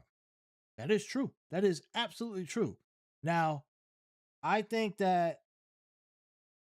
think there is context and nuance to it, but in theory, it is true, and that's something that Haitians could definitely say if they wanted to clap back at Black Americans for what they do. I mean, we could go even further. How about the fact that, and I hate to say this, and I'm not saying this in a degrading way because I don't think there's anything wrong with it per se, but black men especially Black American men, and this is not only exclusively to Black American men because we've seen other groups of black men outside of Black Americans do this as well. But when brothers get some money, they go and start dating white women, and they don't go and get themselves a sister and marry a sister or start a family with a sister. In many cases, now it still happens, but not as much as it probably should. Right? Not as much as it probably should, but it still happens. But we know that the Black immigrant ballers players are definitely, they always almost go white all the time. Every time. Like I rarely see a Black immigrant athlete or entertainer marry a Black female immigrant. We do see Black Americans marry Black women, but there are a pretty high number of Black men who also go after the white girls too. So, especially when they start making some money, so it does happen. But I guess they could use that, but they're not really because they do it. They also do it too. So I guess they're in the same boat. America's your country. You built it. Why you built every part of America but the part you live at? Why I built every part of America but the part you live at? He's got a point there, but like I said, there is nuance to it. There is context, but he's coming from he has a bias. So, he's saying it the way he's saying it, but there is a lot. It's not as simple as for the sake of conversation. There's a lot more to that. So I'm gonna let him cook because he's making good points, but I'm just throwing it out there. While I agree with him, I also understand there's another side to that. Maybe he does too. Maybe he doesn't care because he's biased. He's against this FBA thing. So Inquiring minds want to know. You built the country, but you forgot to build the part you live at. Like, come on now. So we're not going to go there. We're not going to go there because we know who built this country. We know who did that. You ain't built a damn thing here. Now it's time to leave and just do it quietly. It's time to go home. You don't demand our government to keep you. Who the hell do you think you are? No. A lot of energy for no reason. Right? It makes no sense. All this energy should be directed towards the current government. But because the current government is doing this one thing, they ignore everything else that they're doing. And this is almost like the part of how Trump has operated, right? He's like, I'm going to cut off aid, USAID. I'm not going to give black farmers any money. And these are black American farmers, by the way, which would be considered FBA, according to them. They haven't spoken out against that in favor or even defending those black farmers. I'm going to defund HBCUs, historically black colleges, or not give them as much funding. But they'll say, well, those colleges are run by tethers now, right? That's what they'll tell you. Also, like I said, black women, black men will lose their federal jobs. Black unemployment rate will sky up. But they'll say it's up because we're getting rid of all the Haitians, which is not true. That ain't the reason why it's up. It's up because of the policies of the Trump administration. Trump administration decided the small business loans are being ended. And the thing that the FBAs will tell you is that if you get rid of all the black immigrants, then black people could open up stores and take their communities back. But the administration has cut off funding. And without funding, you can't open shit. They literally cut the funding off. They didn't say, oh, we're going to stop giving funding to the immigrants and give them to black people. They cut it off completely. They shut it down. Defunding the schools, getting rid of the Department of Education. Do you think that any of this stuff was going to help black people out? But, we don't care about none of that. Higher prices, higher gas. I mean, you literally have think about this lady right now is making a video about Haitians. But you have a whole fucking city in Indiana that's out of fucking electricity. They've been out for like probably almost 2 weeks now. Gary, Indiana, which is a small black community, majority black community. Guarantee you there's a lot of FBAs in that town. Probably, I would bet. And you're focused on the Haitians. Instead of getting together and calling out Trump and saying you need to do more to help out those brothers and sisters down there in Gary. Where's the organization? Where's the FBA organized crew at? Why haven't they marched up to Gary to make sure that they got the needs what they needed? Nothing. But no. We gotta focus on them Haitians and those black immigrants. They're taking up all the resources. Taking up all the resources. We're talking about resources. Let's talk about the greedy billionaires. Walmart just got fucking billions of dollars in tariff refunds. The same Walmart that already gets government credits when they hire low-income individuals, which most of their employees have to get on food stamps and other government aid because they don't make enough money while at Walmart. So Walmart doubled and tripled dips. That's who you should. They're the fucking welfare queens. Elon Musk is the welfare queen of the United States. Not the Haitians that come here and work and have jobs, and some of them may be able to get on aid.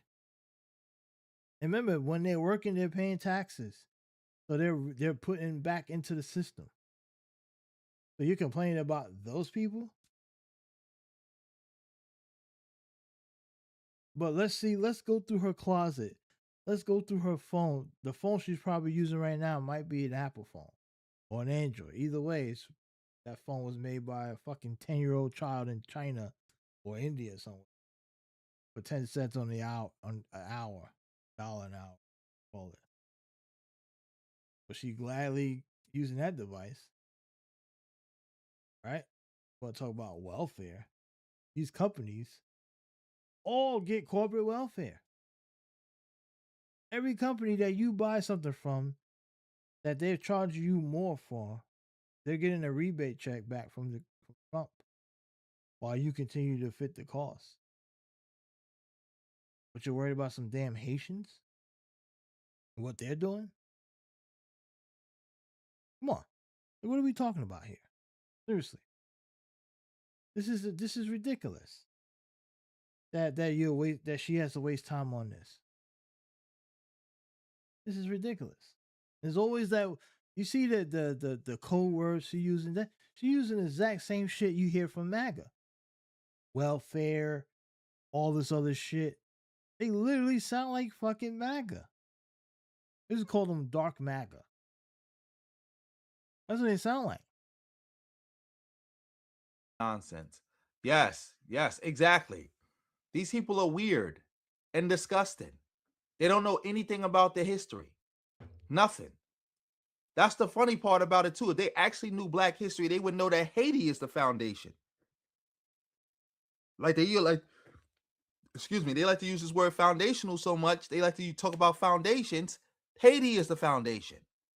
Haiti is the first queen of black liberation. I think I got to make that video over. Haiti, the first queen of black liberation. I think I got to make that video over. Shout out to everybody in the building.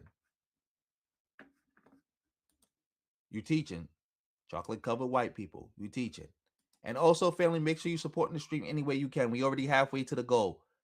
Hopefully we can hit the goal tonight. If we can't, that's all good too. But make sure you support the stream any way you can. Come through with a like, with a share, with subscribing to the channel. Because that's what we hearing right now. A bunch of IDP babble. This is United States of America. You don't demand our government to keep you here. We have laws on this land. We have laws on this land. We have laws on this land. And the law says you have to leave. And the law says you have to leave. You don't demand our government to keep you here. We have laws on this land, and the law says you gotta go.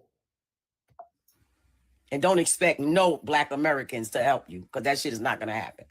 And how you disrespected the country. Now, since y'all all... How they disrespected the country? What the hell is she talking about? I still haven't found how they disrespected the country. What we do know is that in the attempt to beef up the deportation numbers, they started to strip away the status of people who were granted the status And we're doing everything by the book, which is the right of the administration. Elections have consequences, right? We talk about that. And but these people were working. They were going to school. They were doing whatever they were doing. How they disrespect the country by getting TPS? I mean, I don't understand that. Look, you want to be okay, look, here's the deal. You want to be against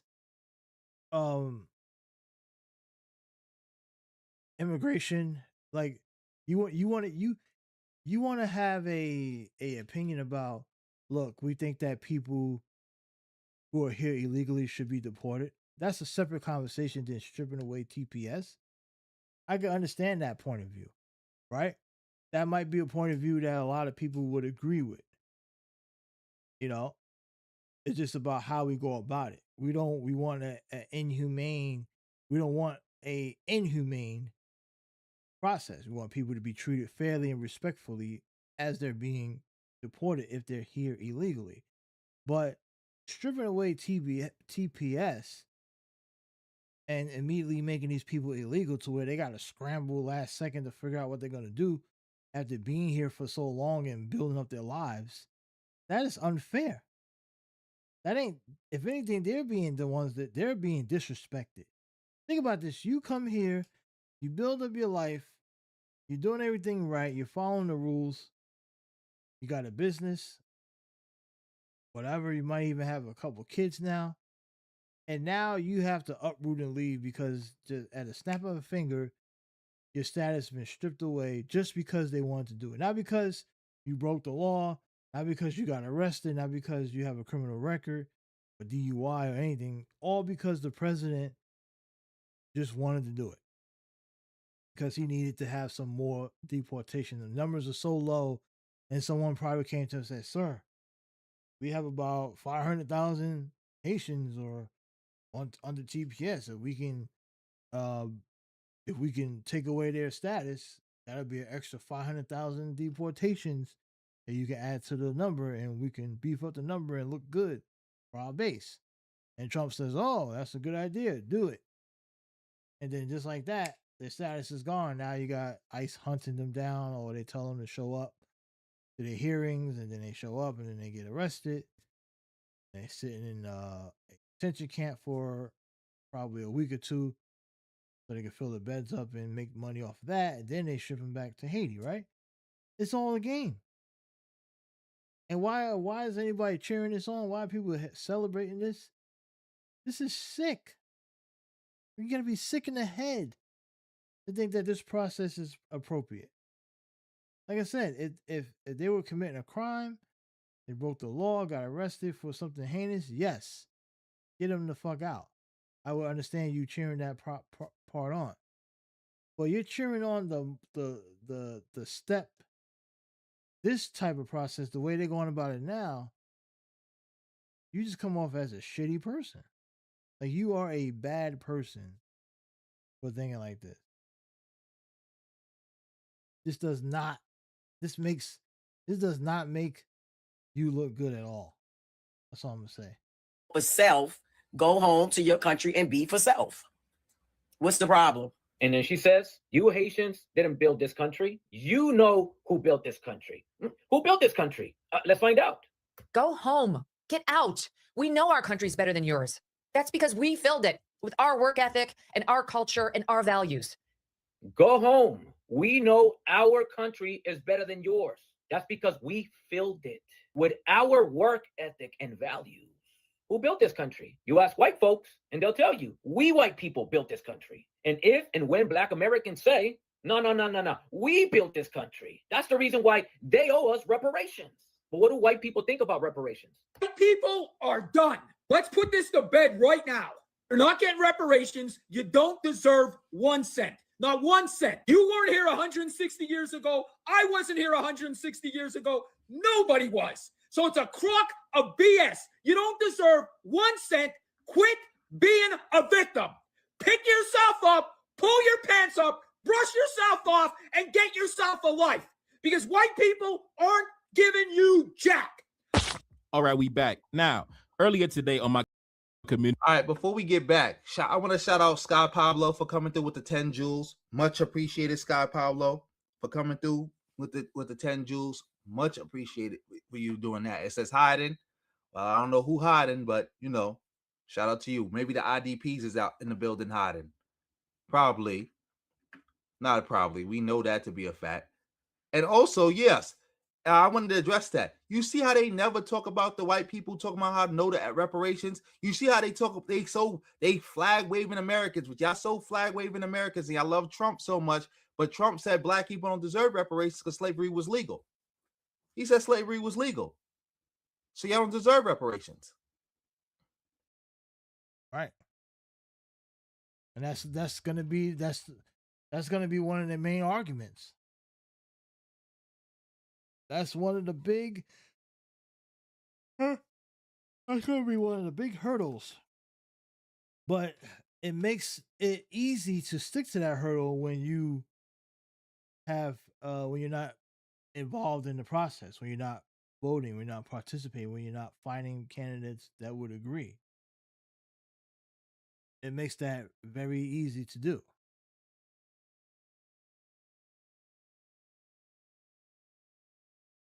And that's exactly what the Supreme Court would probably say if that case ever reached Supreme Court.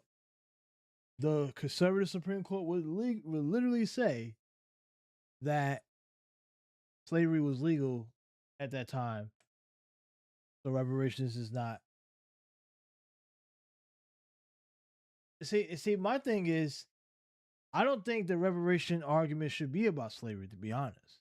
I think that's part of it. But there is a extra dilemma that needs to be added. If slavery is the full argument, yeah, you're going to lose that easily. You're going to fucking lose that. It needs to only be a portion of it. It needs to be only a portion of it.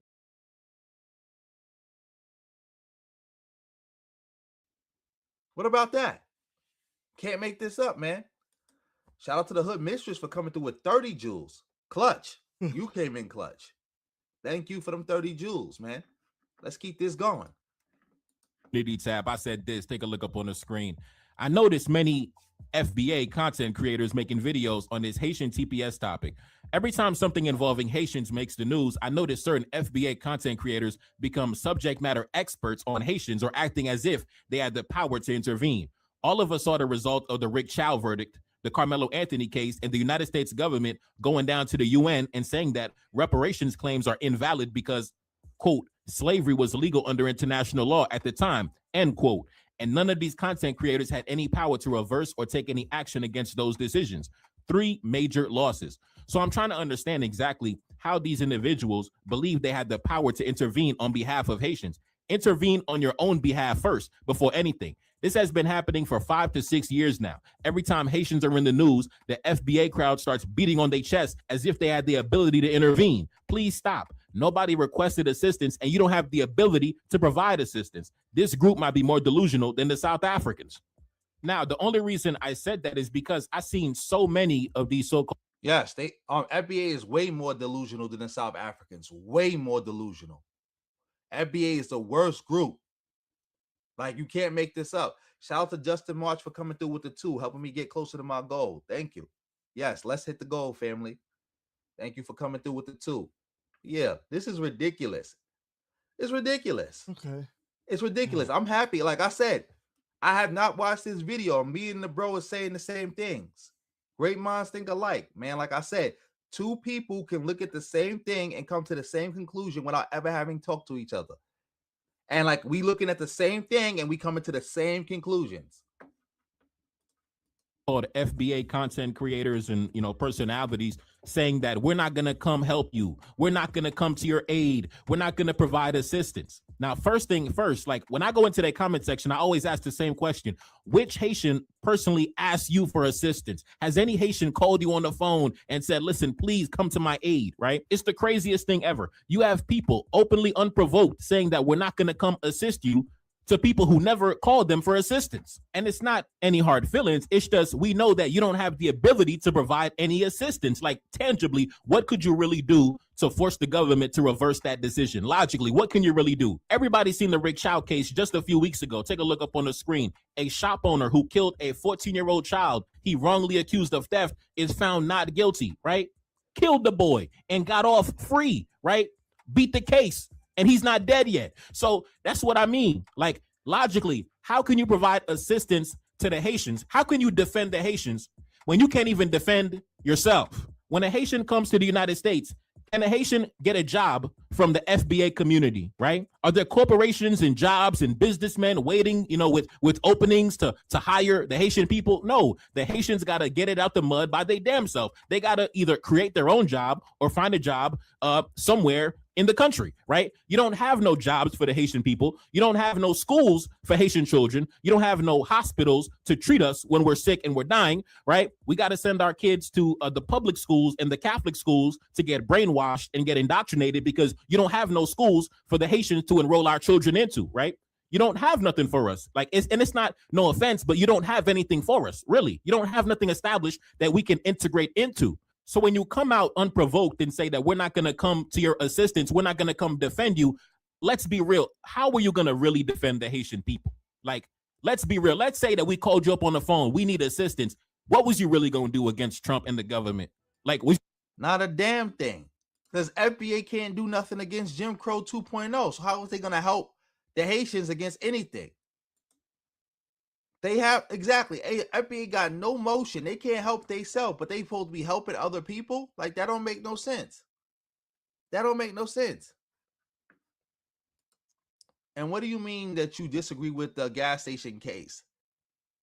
So you on the side of Rick Chow, whatever his name is, the racist, who done shot like 5 different black people already? Shot 5 different black people already for accusing them of stuff that they didn't do? And was fighting with black kids? Ain't there a video of Rick Chow having like a fist fight with a black kid that he was accusing of stealing, who wasn't stealing? Got to get it together, man. Got to get it together. And we already know that IDPs do not live in our reality. They live in an alternate reality. But yeah, let's keep this going. Shout out to everybody in the building.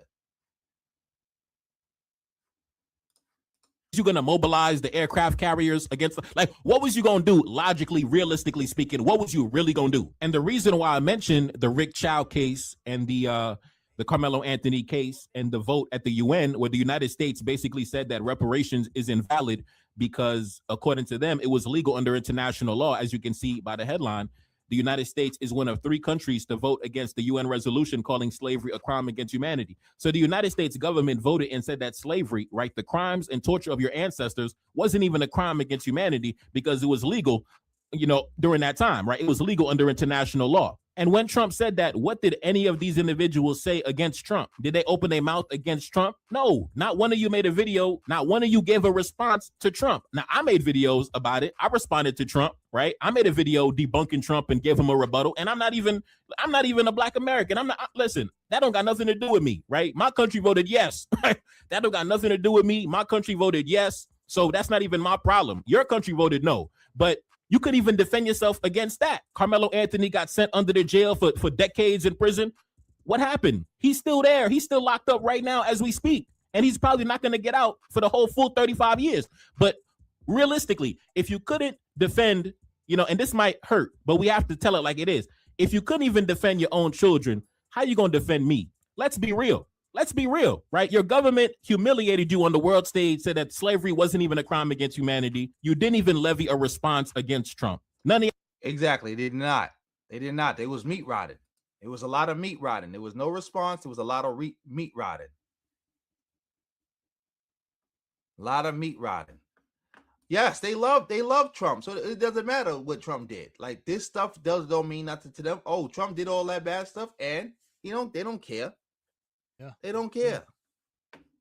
He's right. He's absolutely right. We're gonna stop it right there. I'm done. Fucking tired. Fucking dozing off and shit. I was only supposed to be here for a couple hours, but these lives are too long, man. They're like fucking marathons. But anyway, we'll keep up on this tomorrow, probably. If not this, something else. But yeah, that's all I got, guys. Look, we got to stop the fighting. Infighting has to stop. It really does. Focus on the real threat. The right wing in America is the real threat to black people, not Haitians and not immigrants. Right? Gotta say.